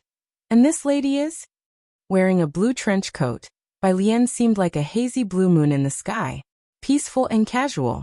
She made the surrounding scenery seem like mere background. Granddaughter, Ji Heng waved his hand, signaling Bai Lian to go back. No worries, well go ahead. Ji Heng's granddaughter? The Ji family's driver sat puzzled in the driver's seat. Eldest son-in-law, isn't your granddaughter coming along? Ji Heng was silent for a moment. He didn't know what Bai Lian was up to, but he knew she had official business today. The guards had been waiting for her and Jiang Fulai in the waiting room since they landed. He imagined Bai Lian with 2 guards visiting the Ji family. The thought was too beautiful. She has things to do. Ji Heng settled into his seat. Forget it. The identities of these kids were special now, and meeting them wasn't as easy as it used to be. Behind him, Bai Lian watched Ji Heng's car leave, noting down the license plate number. On her way back, she received a call. It was Wang Su. It seemed noisy on his end, and he found a quieter place. The prefix was a bit long. Goddess of Fortune. I heard from Pei Su that Ning the genius told him you guys are in Xiqing? How come you're on our turf without telling me? Where are you guys now? Chapter 903. Outtake 357-2. The big shot comes to Xiqing. A gift. Pei Qin and Wang Su were both from Xiqing. Both of them kept a low profile at Jiang University, but their families were influential in Xiqing. Wang Zu's family was well educated, his uncle worked at the Jiangjing Research Institute, and his grandfather was the chancellor of Xiqing University. His grandmother was a professor at Jiang University, and his enrollment in the physics department there was entirely due to family reasons. As for the Pei family, that went without saying. As soon as Ning Xiao mentioned that Bai Lian and her group had arrived in Xiqing, they couldn't sit still. Wang Su left behind the young gentry of the Xiqing circle and stepped outside to call Bai Lian. Airport. Bai Lian replied to him. You and Pei Qin find some time in the next 2 days. Now that he was in Xiqing, Bai Lian also planned to take the 2 of them to the base for a visit. Upon hearing Bai Lian's words, Wang Su became excited. Good. He hung up the phone and returned to the private room. A group of people gathered together, greeting him with laughter. Brother Su. Wang Su smiled at them, and as he looked up he saw Pei Qin, almost surrounded and seated in the center, on a single sofa. Despite the dim lighting of the spacious private room, Pei Qin, dressed in casual knitwear, legs crossed, holding a glass of red wine, exuded a sense of authority that seemed to seep out from every fiber of his being. Even in casual attire, he was speaking to a young man on the sofa to his left. In an official tone. Zhui Jr. Wang Su greeted the young man, then leaned against the coffee table behind him, gesturing with his hand for someone nearby to pour him a glass of wine. You're right, Sister Lian and her group have really arrived. Get ready, free up the next 2 days. What? Tomorrow? Pei Qin, who had just been conversing in a tone of official propriety, sat upright with keen eyes. Wang Su took the glass of wine, thanked the woman and raised his eyebrows. Pei Qin took out his phone, texted Ning Xiao, and then gestured to Wang Su, let's talk outside. I was asking Sister Lian. Wang Su noticed Ning Xiao's profile picture, shrugged. I really don't know how you communicate with Ning the scholar. Wang Su always felt that Bai Lian was the most approachable person, but as for the cold Ning Xiao, he found him too distant. Pei Qin gave him a glance. Ning Xiao was demonstrative with emotions, which compared to Bai Lian's inscrutability. Even if she smiled at you, you couldn't guess what she was thinking, was truly frightening. He couldn't be bothered to explain to Wang Su. They stepped out. The rest exchanged glances, and someone braver asked, Brother Zhua, what are Wang and Pei discussing? Who is Sister Lian? They did not know the Lian. Upon reflection, there were no girls in their circle with that name. Additionally, There were few peers in Xiqing who could make Pei Qin, and Wang Su addressed them as sister. Zhuoyang took out a cigarette, and someone immediately lit it for him. He slowly blew out a ring of smoke and pondered. The person in question is probably not from Xiqing. Everyone present could detect the respect in Pei Qin and Wang Zu's tones when they mentioned Ning the scholar, and Sister Lian. Ji Yun listened quietly to the conversation among the others. Not until Wang Su and Pei Qin returned did everyone notice the joy on their faces. A happiness even Pei Qin, who was always composed, could not conceal. At night at the Ji family. When Ji Yun returned, the Ji family's eldest grandma was still in the hall. He burst in, coat still on. "Eldest grandma, do you know who arrived in Xiqing from our side?" He was tugging at his coat when he stopped mid-sentence. He noticed an elderly man in a gray robe seated next to the eldest grandma. Someone Ji Yun had never seen before. Ji Yun realized this must be the great-uncle he had heard about from his grandparents. He swallowed the words at the tip of his tongue, reined in his impulsive character, and politely greeted him. "This is Ji Yun," the eldest grandma, now old, doted on Ji Wanxin, the family's only daughter back then. When Ji Wanxin died abroad, Ji Heng did not bring back her ashes, which the eldest grandma resented for many years. Now she had become much more serene and introduced Ji Yun to Ji Heng, the eldest grandson of the second son's family. While introducing Ji Yun, the eldest grandma also briefed Ji Heng on the members of several branches of the family, ending with, "And there's Ulung. Ji Lang and his fiancée are discussing business and haven't returned yet." Ji Yun's second uncle became annoyed. He was the one most attached to Ji Wanxin as a child. When Ji Heng took Ji Wanxin away from Xiqing, and she died without him seeing her one last time.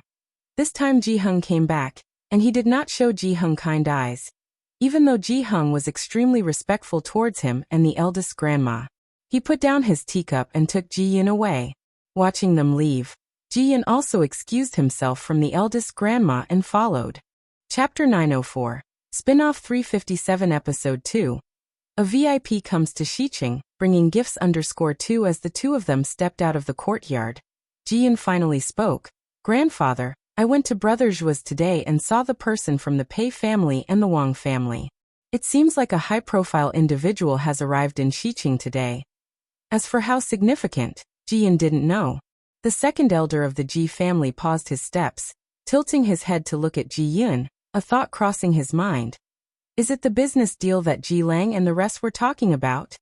Ji Lang was from the third branch, and although the Ji family's weaving and textile business wasn't as booming as before, it was still recognized as an intangible cultural heritage, with an unrivaled cultural depth. The family might not be extremely wealthy, but their heritage was undoubtedly rich. For many years, it had been managed by the eldest grandmother. In recent years, however, she had shown intentions of letting go.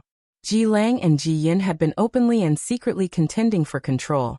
And recently, Ji Lang seemed to be in contact with a group regarding a business deal. It was not a huge deal, but the other party seemed to have quite an influential background. The Ji family's second elder also wished to get involved but, unfortunately, couldn't find the connections. He didn't even know who was looking to order what type of clothing from the Ji family. Uncle Meng from the eldest grandmother's side escorted Ji Heng back to Ji Wangxin's former room. "Miss Wangxin's room has always been kept," he said as he opened the door, showing Ji Heng the well-maintained but antiquated facilities inside. The pearwood couch was impeccable. "You'll stay here tonight." Ji Heng stood outside the door, feeling as if everything was surreal after 40 years, clutching his smoking pipe, his voice deep. "Thank you." Uncle Meng glanced at Ji Heng, then closed the door and left. Ji Heng stood still for a long time. Then step by step, he moved to the couch, running his fingers over the mahogany. His hands withered, and gradually sat down on the couch without saying a word for a long time. Meanwhile, at the eldest grandmother of the Ji family's place. After Uncle Meng returned, the eldest grandmother's parlor was now occupied by a young couple. The eldest grandmother was speaking to the young woman with a gentle voice and a smiling face, clearly pleased with the pair. Uncle Meng also bowed, respectfully greeting, "Second young master, Missin." "Uncle Meng, where have you come from?" Ji Lang asked with a smile. "From your aunt's husband, that is your grandmother's husband from her side of the family," the eldest grandmother sighed. After 40 years, he has finally returned. Aunt's husband? Ji Lang and his fiancée looked at each other, surprised. They had never heard of him. It was only when Uncle Meng was escorting them out that Ji Lang cautiously inquired about his grandmother's husband. Uncle Meng mentioned only a few details. Having been out of touch for many years, what he knew came out of Ji Heng's own mouth today. He's been living in Xiangqing all along. No wonder we never received any news from them. I heard there's also a grandson and a granddaughter from outside the family. It was only in the past 2 years that Xiangqing started to develop. A grandson and a granddaughter from outside the family? Ji Lang's eyes narrowed slightly, inconspicuously asking for more details. I heard his granddaughter came with him to Xiqing and is currently at a friend's house. She didn't return with him. Beyond that, Uncle Meng was not sure. Ji Lang made a mental note of the matter. After Uncle Meng had escorted them to the door and left, Missin beside Ji Lang spoke up. Cloud brocade phoenix robe. This matter still requires your eldest grandmother to take action. The two of them quickly put the matter concerning Ji Heng out of their minds. I know. Ji Lang was aware of the importance of the issue. We can't let Ji Yun and the others find out about this. Ji Yun went to the Zhou family's gathering today. Missin adjusted her dark green coat. I heard a high-profile individual is expected in our Xiqing. Do you think it might be that butler? After the Zhou family's gathering dispersed, the attitudes of Wang Su and Pei Qin were no longer a secret. Impossible, Ji Lang shook his head intoning solemnly. You should know to whom that butler belongs. How could the Wang family and the Pei family possibly be related to them? Nevertheless, he would have to investigate who those two families were referring to. The next day, in the northern part of Xiqing, a lane was exclusively separated from a coastal area. Wang Su drove his flashy amber sports car, looking up when he reached the grand entrance with barriers on both sides, and the solemn and serious words, Seawater Purification Scientific Research Base, emblazoned above. He fell silent for a moment, scratching his head and asking Pei Qin beside him, Did I pick the wrong car to drive today? Bai Lian had sent the location directly to the two of them, but since the research base had only recently been built, it wasn't displayed on satellite images. When Wang Su first clicked on it, he thought this place was just a deserted beach. He chose a car suitable for the beach, but who could have guessed upon arrival that it would be a research base? Driving such a flashy car here, Wang Su felt like he was committing a crime. Sheepishly getting out of the driver's seat, he called Bai Lian. Seeing that Wang Su was calling Bai Lian again, Pei Qin opened her mouth, seeming to want to say something, but in the end, she remained silent. Chapter 905. Extra Story 357 Part 2. The VIP visiting Xiqing, gifting _3 Jingjing waited at the door. 3 minutes later, a slender figure emerged, dressed in a black trench coat.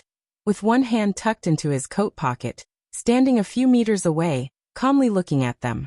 Wang Su and Pei Qin suddenly felt a tingle on their scalps. Both of them stood up straight and obediently greeted, Mr. Jiang. Come in, Jiang Fulai said indifferently, turning around. Bai Lian and Ning Xiao were examining machines, both wearing white lab coats, walking in the operation room under the silver dome where some machines were running. Wang Su and Pei Qin wore temporary badges and looked around in amazement. The group spent the entire day there with Bai Lian and Ning Xiao calculating data, and occasionally asking Wang Su and Pei Qin questions about the model. It wasn't until evening, after Bai Lian took a phone call, that the group finally left. Ning Xiao continued to stay for research while Bai Lian was off to see the medicinal herb producers in Xiqing where Xiaoqi had earned his first batch of capital. She was in Xiqing with Jiang Fulai, driven by a security guard from Xiqing. 2 security guards followed them from start to finish, never too far or too close. After reporting his data, Xian Kong presented Bai Lian with items transported over from Xiangqing. Miss Bai, these are for you, sent by Mr. Xiaoqi. There were several gift boxes prepared by Ji Heng for the Ji family. The 2 security guards behind Bai Lian neatly took them all. After seeing Bai Lian and her party off and ensuring they had left, the bodyguard next to him asked the Xiqing manager of Xian Kong, puzzled. Is Miss Bai really one of ours from Xian Kong? Of course, replied the Xian Kong manager. Manager, let's renew our contract for another 10 years, the bodyguard said, visibly more spirited. Manager. You weren't this easy to talk to when I hired you. Ordinary people wouldn't notice, but as a former soldier, the bodyguard could tell that the two men who followed Bai Lian had bulges at their waists, most likely guns. These days, those who dare to carry guns on the street, the Ji family. Ji Heng sat beneath the willow tree next to Ji Wangxin's room, quietly looking at the emerald green stone pond, until Bai Lian's call came through, telling him the gifts had arrived. Back in Xiqing, Ji Heng had prepared New Year gifts for his grandmother and the others in the family, some tobacco bought from Lisheng, and some special products from Xiangqing.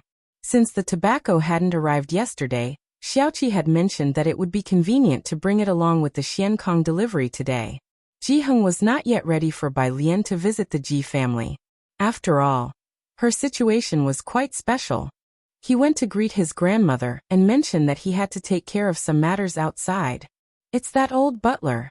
Ji Lang said something quietly to the grandmother, and upon seeing Ji Heng approach, he lowered his eyes and quickly changed the subject. Knowing they deliberately shifted the topic, Ji Heng didn't mind. He just told his grandmother that he needed to go out. The grandmother didn't stop him. You haven't been back to Xiqing for a long time, and Xiqing has changed a lot. Let old Meng accompany you out. Uncle Meng could drive and take Ji Heng to meet Bai Lian. On the road, Ji Heng received a call from Ren Qian. Ren Qian wanted to give Ji Heng his New Year greetings since they hadn't met in person, just a phone call for the New Year wishes. After the call, he casually mentioned Xiaoqi. The two then discussed going back to school for a bit longer. Ji Heng had no objections to Xiaoqi's decision not to continue junior high school.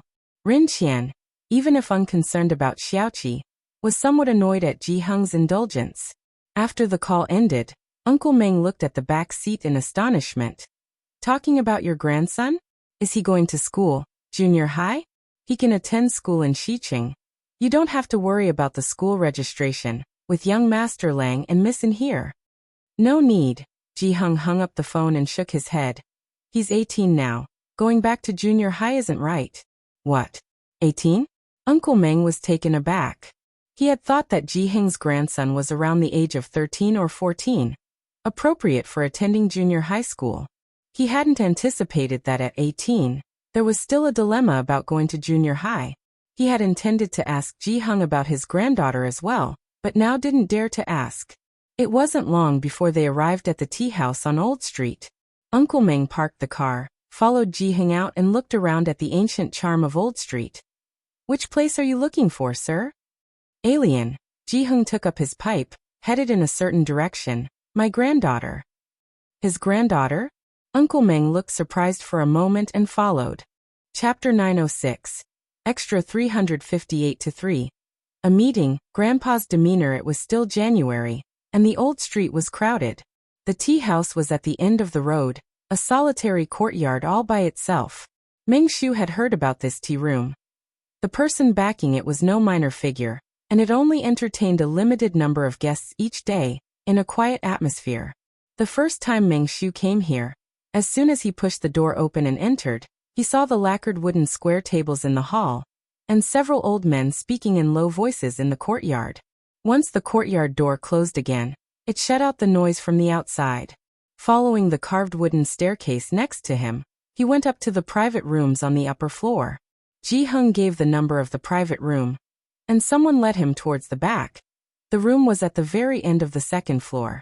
Outside the room stood two men in black casual wear, their eyes sharp and imposing, looking rather formidable. They weren't Jiangjing's guards, and Ji Heng didn't recognize them. He stopped, just about to clarify his identity to the two guards. The man on the left then lifted the bamboo curtain, letting Ji Heng in. Meng Shu was surprised to see the two men standing outside the private room, noting that they seemed to be bodyguards. He stayed outside, but in the instant the curtain was lifted, he thought he caught sight of two people sitting at the wooden square table. Inside the private room, the environment was somewhat enclosed. Bai Lian sat leisurely by the window, watching the small bridge and flowing water below. A small boat drifted slowly under the arch bridge, with red lanterns hanging on both sides of the bank, flanking a cobbled path and white walls topped with green tiles. A scene like a tranquil ink painting, subdued and serene. She withdrew her gaze, crossing her arms as she assessed Ji Heng's mental state. noting he seemed quite relaxed recently. It seemed the Ji family held significant emotional value for him. Jiang Fulai picked up the teapot to pour tea for Ji Hung sitting opposite, the fragrance of tea enveloping them. Next to it was the gift box Ji Hung had requested. Ji Hung picked up his teacup, slowly sipping from it as he spoke to the two. It would be enough to have someone send it over to me. Jiang Fulai set down the teapot leisurely, drawling, "No rush, we're on a break for the next couple of days." Meng Shu was still waiting outside, and without lingering, Ji Hung finished the pot of tea and left with a bunch of gift boxes. Jiang Fulai bowed slightly, lifting the curtain to see him out. He said his goodbyes to Ji Hung in a low voice. With cold and downcast eyes, he spoke lazily with emphasis, exuding an air of distinguished pride. Meng Shu instinctively lowered his gaze, inwardly startled. If Ji Hung was his granddaughter, who then was this person with such an extraordinary presence? After leaving the tea house, Meng Shu stepped out of the small courtyard and back into the bustling street. "Young Master Ji," Meng Shu said, looking at the boxes in Ji Hung's hands, "let me help you with those." Back door of the tea house. An official car slowly stopped at the entrance. A middle-aged man hurried down and walked briskly inside. "Pei Qin really should have told me about such an important matter earlier." He straightened his suit as he walked in. Upon reaching the second floor, seeing the two guards at the door, he took a deep breath and adjusted his clothes. The two guards clearly recognized the middle-aged man and nodded slightly, greeting him, "Mr. Pei." Pei Qin's father nodded politely back at them before reaching out to lift the curtain and go in. "Miss Bai, hello." He was Pei Qin's father and also the man behind the tea house. Pei Qin had just called him to inform him that Bai Lian was at the tea house. "I am Pei Yuanfu, Pei Qin's father." "Hello." Bai Lian stood up and shook hands with Pei Qin's father. Meanwhile, Jiang Fulai was on the phone with the butler, giving Pei Qin's father a slight nod as a greeting. Pei Qin's father felt a tightness in his heart and dared not look further. He quietly thanked Bai Lian. Not only had Bai Lian looked after Pei Qin and other members from Xiqing after college, but during the senior year training camp, Pei Qin's father had heard from his son about this promising candidate. And now it went without saying, with Xiqing's largest scientific research project of the past decade, Bai Lian was also one of the initiators. Remembering Pei Qin's reminder, Pei Yuanfu dared not engage in too much conversation with Bai Lian and the other. After a few quiet words, he turned to leave. Jiang Fulai swirled his teacup, inquiring politely, "Do you not have any of the old Banjiang tea?" Pei Yuanfu owned the tea house and was an enthusiast of tea culture. Naturally, he had vast knowledge about tea. Hearing Jiang Fulai mentioning it, he promptly responded, "I'll have someone send it over right away." The tea house had Banjiang tea of a younger vintage before, but in the last 2 years, as Banjiang tea became particularly popular and exceptionally expensive, Pei Yuanfu's tea house could no longer supply it. Pei Yuanfu had also procured 2 small jars through connections, keeping them at home as a treasure, hardly daring to drink them. After leaving, he immediately made a call, urging that it be sent over post-haste. Chapter 907. Extra 358-3. A meeting, Grandpa's demeanor. 2 in the private room. Jiang Fulai opened the window a crack and spoke to Bai Lian. "The butler will be here soon to show you the design." Bai Lian brewed another pot of tea. "What design?" Jiang Fulai did not reply. Bai Lian raised an eyebrow. Soon, the butler arrived with a brocade box, opened it, and showed Bai Lian the embroidery inside. "Miss Bai, take a look. Do you like this embroidery?" Bai Lian stood up and leaned over to examine the embroidery closely. Butterflies threading through flowers, the stitches tight and precise. Having seen Ji Hing's embroidery often, Bai Lian could discern some skills. This piece was acceptable but not as good as Ji Hing's craftsmanship, who was still considered an amateur. "It's all right," she nodded. However, the butler could tell that her approval was not very high. Especially, the butler looked at the vibrant poppies on Bai Lian's collar. He did not understand much about embroidery, but even with a simple glance, he could see that, while not lavish, those simple poppies had more artistic depth than the butterfly pattern. At the Ji family home, Ji Lang received a message. He ended the call, stood up and spoke to his parents. The person in charge didn't like the work. "I'll have to go to Grandaunt." Originally, Ji Lang wanted the people from his branch of the family to make this embroidery, reluctant to let Grandaunt's people get involved. Since no one saw the embroidery from his branch, Ji Lang had no choice but to consult Grandaunt. Embroidery? Alung, you mean? Ji Lang nodded. Grandaunt, opportunity knocks but once. Naturally, Grandaunt knew how to prioritize, and ordered someone to fetch a piece that she had won a prize for 2 years ago. Since it's a cloud brocade phoenix robe, this lady must intend it as a wedding dress. She can't be very old. When Ji Hung returned, Grandaunt and Ji Lang were examining her award-winning embroidery. It depicted red plum blossoms on snow, red and white, creating a picturesque scene. Ji Hung glanced at it and nodded silently to himself. Upon seeing Ji Hung, Grandaunt let go and greeted him. Uncle Meng set down some gift boxes. Grandaunt, these are New Year's gifts Master and Second Master and Third Master brought for you. The decoration on the gift boxes was quite exquisite.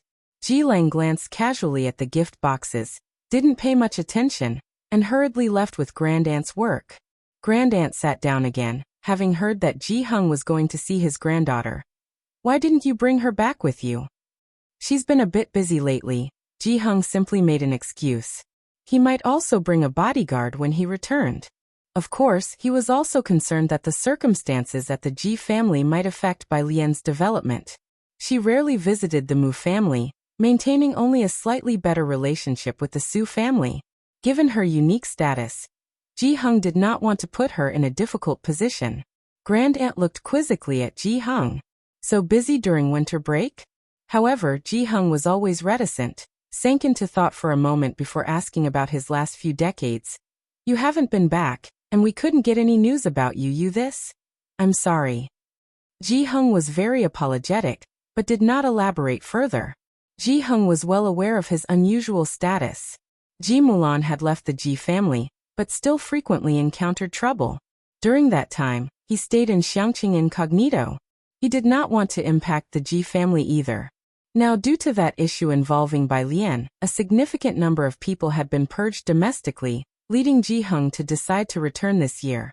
After Ji Hung left, Grandaunt had Ji Hang's gifts distributed to the second and third branches of the family, then asked Uncle Meng about Ji Hang's circumstances. That Miss Bai seems quite extraordinary, but Uncle Meng hesitated for a while before mentioning Xiaoqi's situation. Didn't finish junior high? Grandaunt was somewhat shocked, stunned into sitting down. She remembered when Ji Wanxin was admitted to Jiangjing University. She traveled alone to Jiangjing to study. Her talents made her the most famous talented woman in Xiqing, coveted by many. She couldn't bear to see her descendants like this. Grandaunt sat for a moment longer, then lifted her hand and sighed. Find an international junior high school, and have Alung pay more attention too. Find a time to speak with his father-in-law. We can't delay the child. Ji Lang's fiancé's family was in the education sector. It was indeed right to contact them. At the residence of Ji family's second master. After he and Ji Yin returned, the second madam showed him the gifts that had been sent over. Isn't this perfect? Don't you like to smoke? She showed the second master a box of rolled tobacco placed beside, stored in an exquisite wooden box, along with 2 cans of tea and an embroidery piece. The second master originally did not want to see the gifts from Ji Hung. When he saw the embroidery, he paused for a moment and then, with slightly trembling fingers, caressed the embroidered orchids on it. It was clear that the embroidery was new. Chapter 908. 358 Extra 3. Meeting Grandpa's Grand Entrance _3 But the nature of the needlework, the spirituality, Ji family's second master could see. This was Ji Wangxin's style. But Ji Wanxin had been dead for many years. It shouldn't have been her embroidery, so it could only have been Ji Hung. To have learned and carried forward Ji Wangxin's embroidery skills, Ji family's second master knew Ji Hung had spent some time on it. If you don't want it, I will take it back and give it to my cousin. Second grandma glanced at the second grandpa, speaking slowly. Bring it to my study. Ji family's second master turned around. Second grandma looked at his back. And what about the tea and tobacco? I see you don't like them much. Take them all. After he left, second grandma then looked at Ji Yun. Your grandfather, he's just Sundara. Third branch. Ji family's third master had always been very ambitious, starting from paving the way with Ji Lang's fiancée. The Yin family was a family of scholars in Xiqing, with the old Mr. Yin being from Xiqing Education Bureau, and both An's father and mother were professors at Xidao University. Their family of old scholars had a wide network across Xiqing's education circles. Ji Lang was the linchpin of the third branch. He returned at 10 at night after delivering the embroidery of the head lady of the family. Uncle Meng respectfully brought over the gifts Ji Heng had sent for them, and mentioned the matter of the school to the third branch. The third branch had no embroidery, only specialties from Xiangqing, together with beautifully packaged tea and tobacco.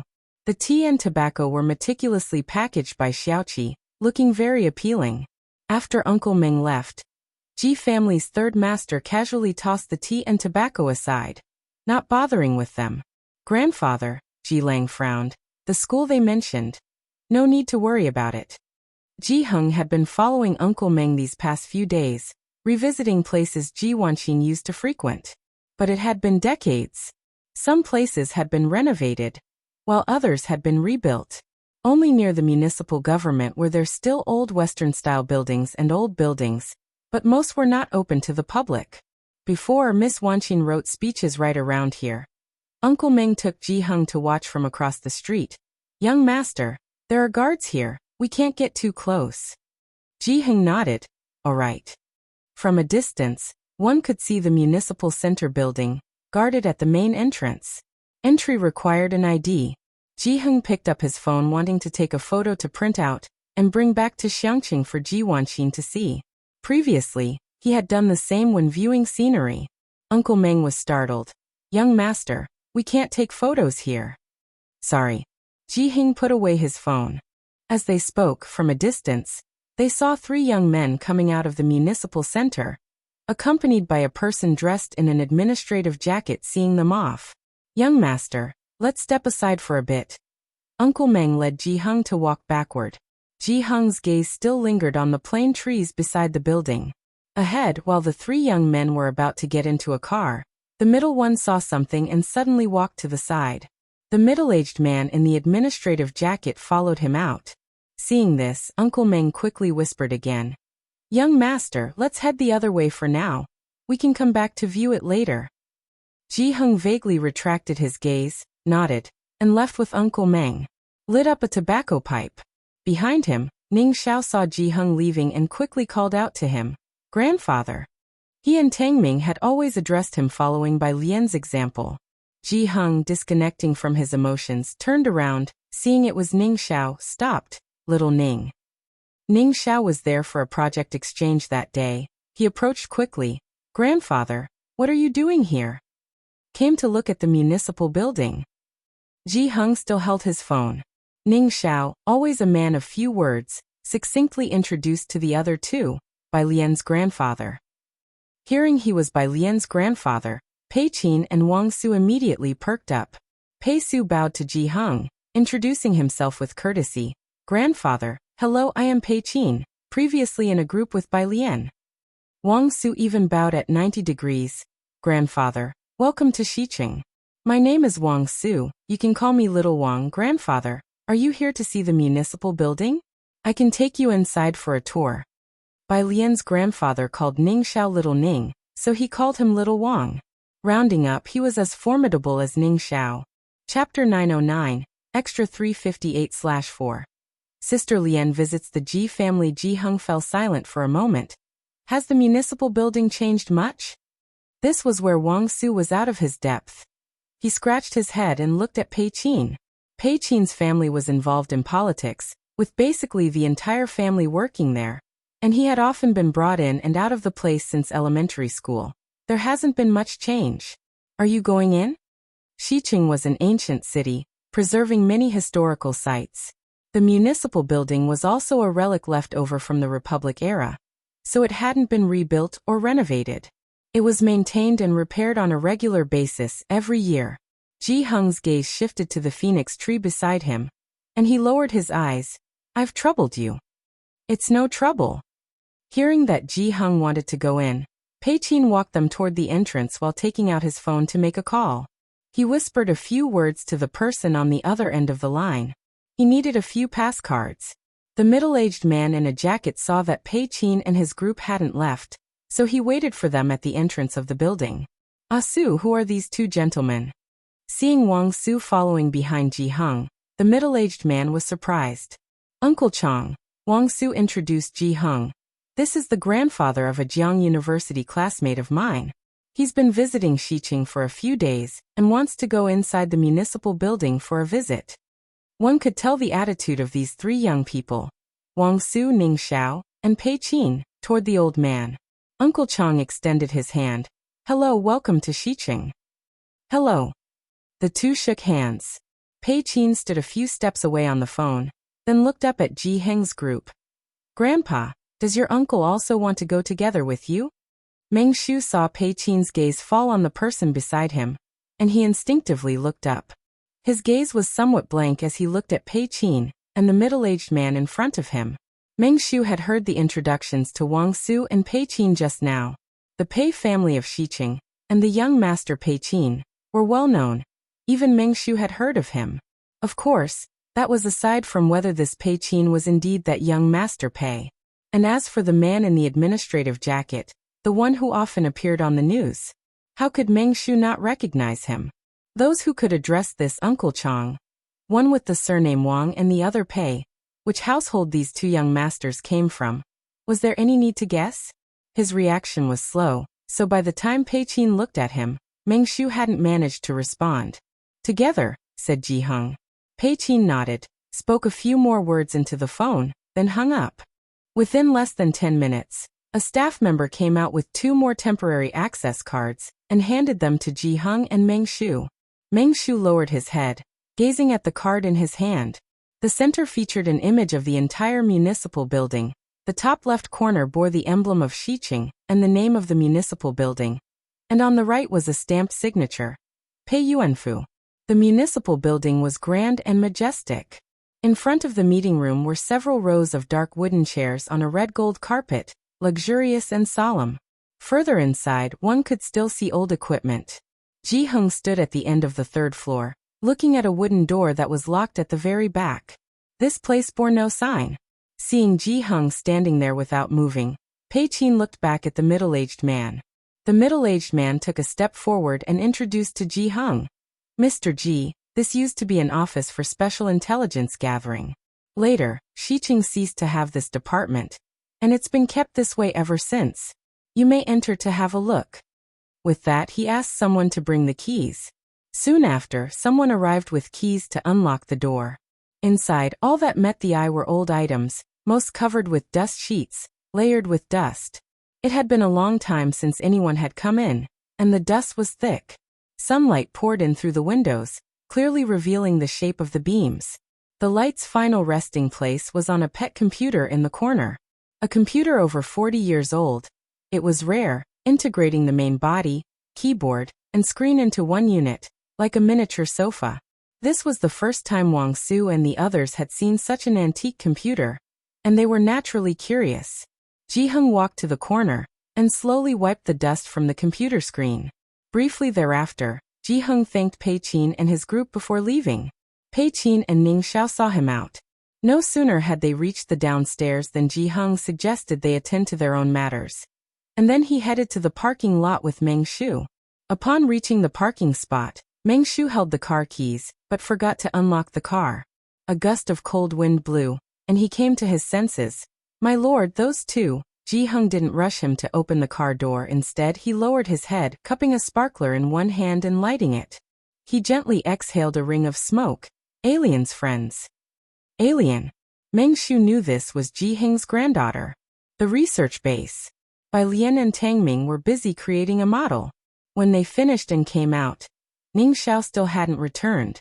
Chapter 910. Side Story 358-4.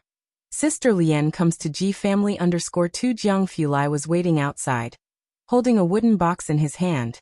Upon seeing Bai Lian return, he put down the wooden box, slightly turned his head aside, and said, "The butler Jiang just had someone send this over, have a look." Bai Lian, while removing her white lab coat, walked over. She reached out and casually lifted the lid of the wooden box. At first glance, she saw the embroidery inside. Snow plum. Compared to the last time, the snow plum embroidered this time was obviously of much higher quality. Especially, Bai Lian reached out to touch the embroidery and turned her head towards Jiang Fulai. Do you not think the stitches of this snow plum look remarkably familiar? Jiang Fulai. Don't they all look the same? Bai Lian. She had forgotten that he didn't have an artistic bone in his body. After a moment of silence, she took out her phone, took a photo and sent it to Ji Heng. The stitches were somewhat like Ji Heng's technique, but they were more skillful than his. The reply from Ji Heng came back very quickly. A master's work, Bai Lian. I think so too. After talking about the snow plum picture, Ji Heng also mentioned Pei Qin and Wang Su, saying he had taken him around the government building that afternoon, and even let him take pictures. Jiang Fulai stood to the left of Bai Lian, watching her conversation with Ji Heng. Then his gaze lowered once again to the snow plum. Feeling downcast for a long while, he sent a message to butler Jiang, confirming this picture of snow plum. Ji family. When Ji Heng returned, Ji Lang was in the hall chatting amiably with Missen. They were all smiles. It was apparent they had encountered something delightful. Madam, this cloud brocade phoenix robe is going to cost you.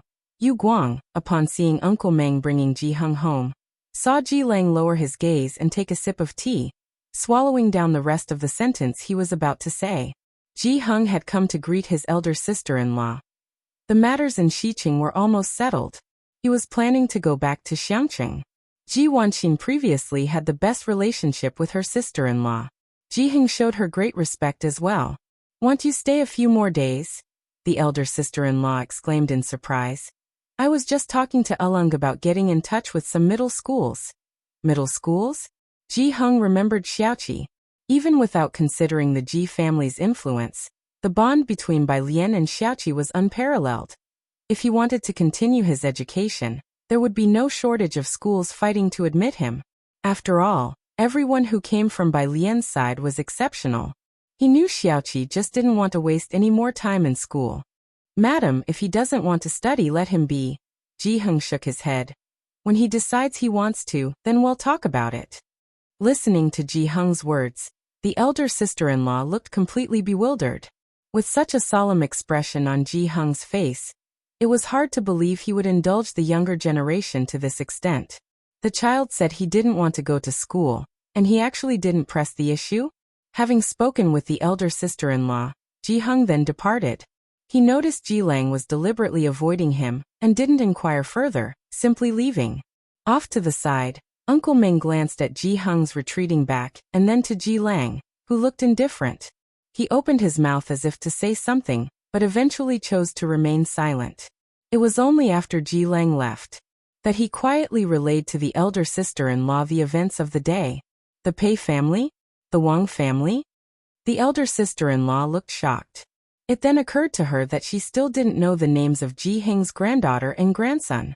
All she knew was one was called Alien, and the other Xiaoqi.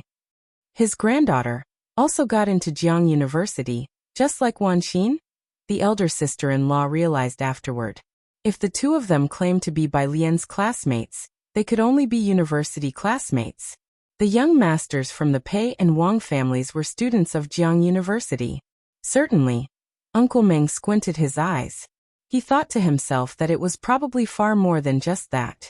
The respectful attitude that Master Pei and young Master Wang from the Wang family had just now towards Ji Heng was almost reverential. A day later, Ji Heng was set to leave Xiqing and return to Xiangqing. There was still work to be done at the Bai Lian base, and she had to take Pei Qin and Wang Su with her. So Bai Lian left Pei Qin and Wang Su in the care of Jiang Fulai for the time being. Xiaoqi had just arrived in Xiqing today. Bai Lian went to find Xiaoqi and along the way, pick up Ji Heng for the airport. She made a phone call to Ji Heng, saying she would come to pick him up. Ji Heng didn't have much to pack, just a black briefcase containing a few old items that Ji Wanqin had cherished. Uncle Meng and Grandma both came to see Ji Heng off. Ji Heng packed an oil paper-wrapped package and, tilting his head, said to Uncle Meng, "No need to see me off. Alien will take a detour to pick me up." Grandma and Uncle Meng had become very sensitive to the name, alien, these past couple of days. Upon hearing Ji Hing's words, Grandma stood up. Wang Xin's granddaughter? She's coming? Has she arrived? Have her come inside and take a look around. Ever since Uncle Meng speculated that Bai Lian might be a student at Jiang University, Grandma had been unable to calm down. When she married into the Ji family, Ji Wanqin was only in middle school, and the two had a very close relationship. Especially after hearing that she attended the same university as Ji Wanqin, she was even more eager to meet the alien that Ji Heng mentioned. She had hinted at it a few times, but Ji Heng had not responded to her queries. She'll be here soon, Ji Heng said as he opened a drawer and took out another wooden windmill. Pondering for a moment, she might not come in. This was a toy that Ji Wanqin had played with as a child. Grandma could no longer care about that, and was about to head out to wait for Bai Lian. Uncle Meng hurriedly took her arm. Grandma, you shouldn't go out into the cold. Oh, go wait for Miss Alien. All right. Grandma also realized she had been too anxious and sat down again, but her eyes still lingered towards the door. You go quickly. Outside the Ji family's main gate, Uncle Meng ran over, huffing and puffing. He looked towards the end of the road and saw a car slowly approaching in less than 10 minutes. It had a local Jiangjing license plate. The car stopped right outside the Ji family's main gate. Uncle Meng straightened up immediately and saw the passenger side door open, and a casually dressed person step out. He recognized one of them as someone he had just met at the tea house a few days ago. Uncle Meng confirmed that this was indeed the car of Ji Heng's granddaughter. At the same time, the person in the back seat also opened the door and bent over to step out. In a white hoodie and beige casual pants and lifting their head against the light, long fingers played with a cell phone, squinting in the direction of the main gate. Uncle Meng had been in Jiangjing for many years, and had seen his share of exceptionally beautiful people. Xiqing had always been home to beauties, and Ji Wanqin herself was once the ravishing beauty of Xiqing. The Ji family's young masters and young ladies were all quite attractive, but none could hold a candle to the girl in front of him. Uncle Meng was taken aback for a moment before he finally came to his senses and walked forward. Are you Miss Alien? Yes, hello. Bai Lian nodded slightly towards him. The master is still packing, it's cold outside. Let me take you inside to wait for him, have a cup of hot tea. Uncle Meng gestured, inviting Bai Lian in. Bai Lian gave him a glance, considered briefly, and then stepped onto the elevator. The casually dressed person behind her kept a distance of a few meters, following neither too far nor too close. The Ji family's house was a Chinese-style courtyard not too large. Upon entering, one could see someone cleaning up trash, with green trash bins filled to the brim. Bai Lian initially glanced casually, but the next second, something on the trash bin caught her eye, making her squint and pause to take a closer look. Uncle Meng noticed Bai Lian had stopped, and saw that she was looking casually at the trash bin to the left, her expression unreadable. He also looked over and saw a familiar corner of a gift box protruding from the left-hand bin. Feeling uneasy, he watched as Bai Lian reached out, not minding the grime, and pulled the entire gift box out. The brand-new, unopened gift box, she recognized it.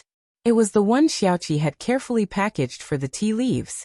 Bai Lian looked down with an indifferent expression, gently brushed a leaf off the elegant gift box, and looked at it before tilting her head slightly. Where did this come from? Chapter 911. Extra Episode 360 Chapter 5. The dominance of Bai Lian. The gift boxes Xiaoqi packaged were all under the guidance of Sun Chun, and both had quite the aesthetic. Both the wooden boxes and their decorations had a charming appeal. At the time, Uncle Meng also helped bring them back, and he had a deep impression of these boxes and recognized them at a glance. Which family would carelessly throw this gift box out as trash? Uncle Meng's heart skipped a beat. Sure enough, the next second, the cleaning staff politely said, "This is from the third master's yard." Third master? Bai Lian didn't know who he was but thanked the person anyway. Thank you. She held the gift box in her hand and continued walking inside with Uncle Meng, looking at him with the same casual and loose expression as before. Seeing Uncle Meng looking over, she gave him a polite smile. It seemed she wasn't bothered by the gift box from the trash bin. Despite her gentle expression, Uncle Meng felt somewhat uneasy for reasons unknown. By the time Bai Lian arrived, Ji Hung had almost finished packing his things. Ji family's second master stood in the middle of the hall, ready to return to Xiangqing with Ji Hung. He held a hand-rolled cigarette and looked towards the left at the embroidery frame. If you're not bringing her back, you should at least let me pay my respects to her. It's been 40 years. Ji family's second master actually knew that when Wanqin was at home, she often contacted the municipal people. Later, after getting into Jiangjing University and getting together with Mu Hung, the two of them vanished from public view, with no news and no way to trace them. Back then, Ji family's second master guessed that Wanqin and Mu Hung might already be people of the state. He couldn't really blame Mu Hung. Even without him, Wanqin would have made the same choice. What he couldn't let go of was that Ji Hung hadn't contacted them for so long, and hadn't brought Wanqin back either. Ji Hung was silent for a moment, then slowly said, "Now it's possible." Great Aunt stood aside, quietly sighing. The Ji family was now in a state of heated rivalry. Compared to the hastily ambitious third branch, Great Aunt preferred the composed second branch. Recently, though, the third branch had delivered frequent successes, especially with securing a cooperation in Jiangjing. This cooperation was still a mystery to Great Aunt. For Ji family's second master, leaving at this juncture was more disadvantageous than beneficial. She knew she couldn't dissuade Ji family's second master. She sighed and saw two people walking through the door. In the dead of winter, the girl wore a white sweatshirt, looking quite frail. She stepped over the threshold and gracefully entered. The dimly lit room became bright instantly because of her arrival. Great Aunt's gaze shifted towards her, and without needing Uncle Meng to introduce her, she knew this must be alien that Ji Hung had mentioned, such was her distinctive flair. This seemed to surprise Ji family's second master somewhat. Bai Lian entered, greeting politely. Her eyes unobtrusively surveyed the room's furnishings, somewhat guessing what her grandmother did. Actually, there was no need to guess. The Mu family had nothing to do with embroidery, and Ji Hing's embroidery skills obviously came from someone else. "This is my granddaughter, Bai Lian." Seeing Bai Lian, Ji Hung's expression softened considerably. Chin slightly lifted as he introduced her to the room. It was clear how proud he was. As for the gift box in Bai Lian's hands, Ji Hung glanced at it, and then averted his gaze, seemingly guessing where it came from, and not really caring much about it. Ji Hung needed to catch a flight, and didn't stay long. Great Aunt saw them out and as they were leaving, left Bai Lian. "Good child, do you want to stay at Ji family for a few days? Let your grandparents go back first?" "Thank you, but I have other things to attend to," Bai Lian politely declined. After the car drove away, Great Aunt then walked back, remarking to Uncle Meng about Bai Lian, Jiangjing University, still so well behaved. Truly a descendant of Wanqin. She carries her grace. Back in the courtyard, Great Aunt remembered the gift box Bai Lian had brought. In Great Aunt's room, there were two similar boxes. "It's from the third master's room," Uncle Meng honestly spoke. The third master might not have noticed and accidentally threw away the box.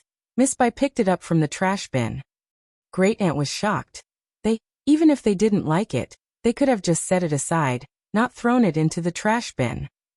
What kind of manners was that? She had someone look for Ji family's third master. Although Ji family's third master didn't care for the gift, he wouldn't have discarded it. It might have been placed in a corner with some refuse last night, and got cleared out by the servants by mistake, he explained.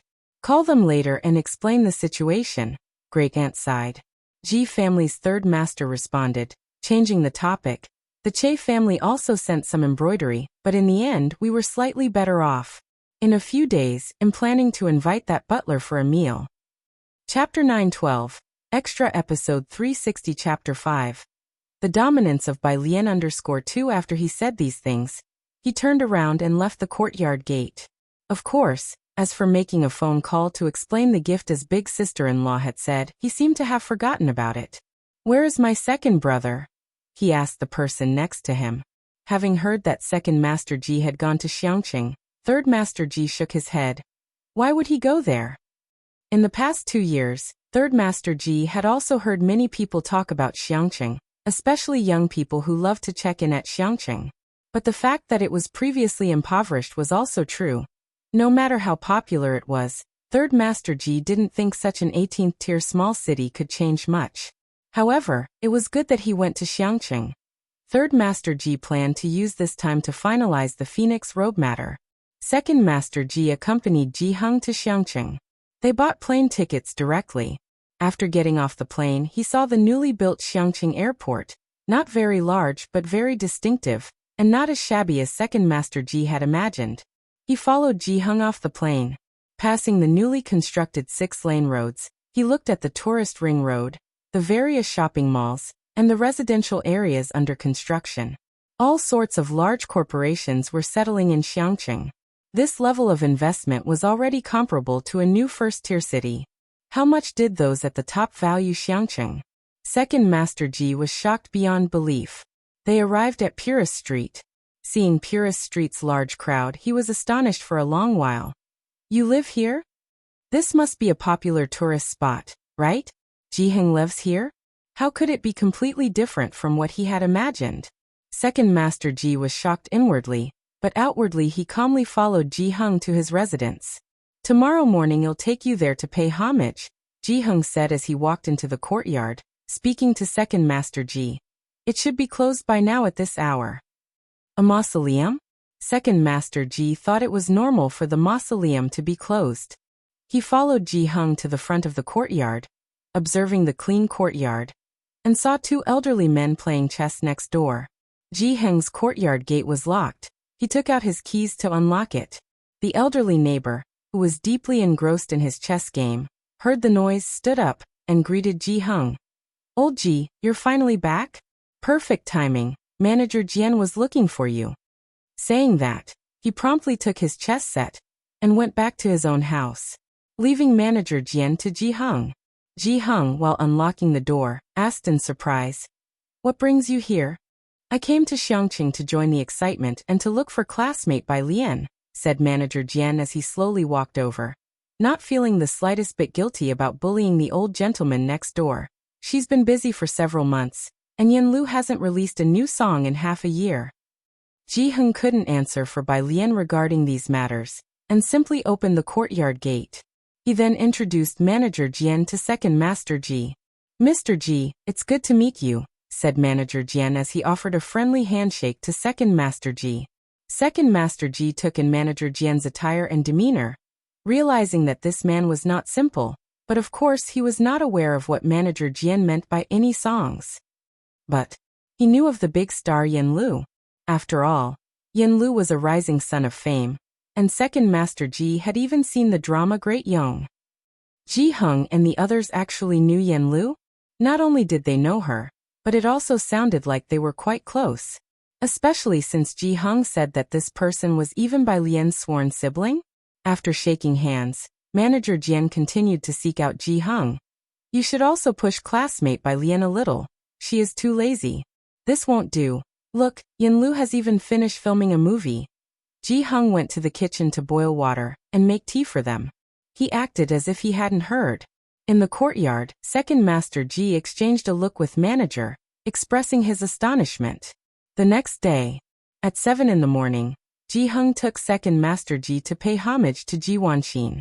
Second Master Ji had always thought that Ji Wanxin was in the mausoleum, but to his surprise, Ji Hung took him straight to a tourist spot. The site was obviously quite popular. There were people all along the way. "Are you sure it's here?" Second Master Ji was struggling as he climbed the mountain, panting heavily. Yet seeing Ji Hung continue to climb with ease, as if walking on flat ground, he was too embarrassed to ask for a rest. He also muttered under his breath about Ji Hung's surprisingly good physical condition. Ji Hung turned onto a smaller path, where the number of people dwindled significantly. They only encountered a few scattered tourists. Taking another small path, they finally saw several tall tombstones. Ji Hung stood beside one for a while before saying, "This is it." He took out incense and, as usual, a pot of wine. Second Master Ji was truly shocked now. Looking at Ji Wangxin's tombstone for a long time, he couldn't react, thinking, aren't the tombstones in such tourist spots usually memorials for great heroes and public figures? His mind in disarray, he took out incense candles and paid homage to Ji Wanxin. Next to him, Ji Hung poured wine in front of the other 2 tombstones, then silently burned paper money. Chapter 9:13. Extra Episode 360 Chapter 5. The dominance of Bai Lian_3. The atmosphere was oppressive. As they descended the mountain, Ji Hung slowly started talking to Ji Second Master. Previously, when I was abroad, I sent messages to the homeland. The enemy was watching closely. Wan Qin, posing as a pregnant woman, visited me and passed the messages on. Eventually, she was discovered. Ji Hung told Ji Second Master whatever he could. He was giving an account. I have always been guarding Xiangqing. Ji Hung placed his hands behind his back and looked up at the sunlight above. It's only in the past 2 years when the spotlight has lessened that I found a chance to return to the Ji family.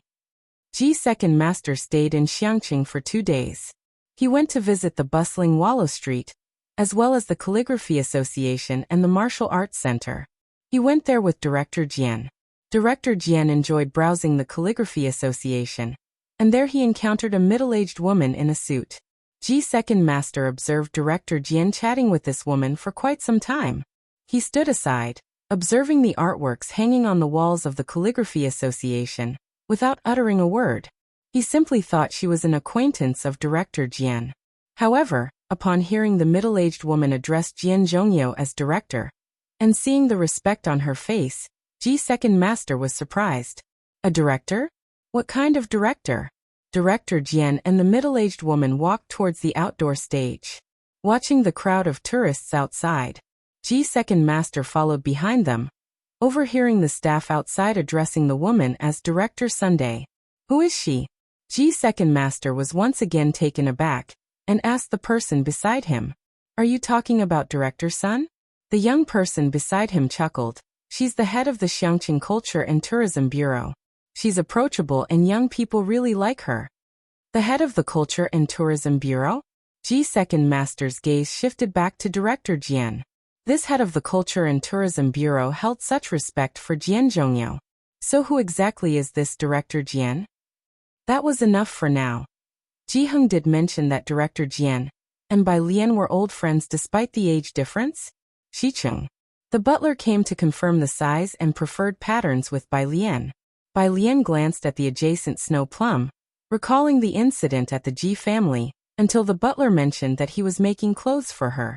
She inquired further about whom the butler had collaborated with. Having visited the Ji family, Bai Lian knew the Ji family had a heritage. The butler naturally did not conceal anything from Bai Lian, and explained about the Ji family. The Ji family? Bai Lian stretched out her arms to let the embroideress take her measurements, pondering slightly. Send me that person's information later. The butler nodded. All right. After staying in Xiangqing for 2 days, Ji Second Master hurriedly returned to Xiqing to prepare for work. He also brought along some new clothes made by Ji Hung for Bai Lian. Bai Lian had arranged to meet him at a tea house on the ancient street. Before entering, his phone rang in his pocket. He frowned upon seeing the caller and stepped outside to answer. The caller was Ji Third Master. Haven't you arrived yet? Ji Third Master spoke in a tone not respectful but rather condescending and commanding. Didn't I ask you to bring me that coat? The Ji family had a meeting, and it was almost certain that Ji Third Master would get the cooperation deal with Jiangjing. His manner of speaking was naturally different from before. Something came up. Ji Second Master did not mention Bai Lian. Having learned from Uncle Meng that Bai Lian was affiliated with Jiang University, and with Director Jian in the background, Ji Second Master had realized that Bai Lian was not as he had imagined. Not to mention the 2 plainclothes agents just outside. Ji Third Master was very dissatisfied and coldly hung up the phone.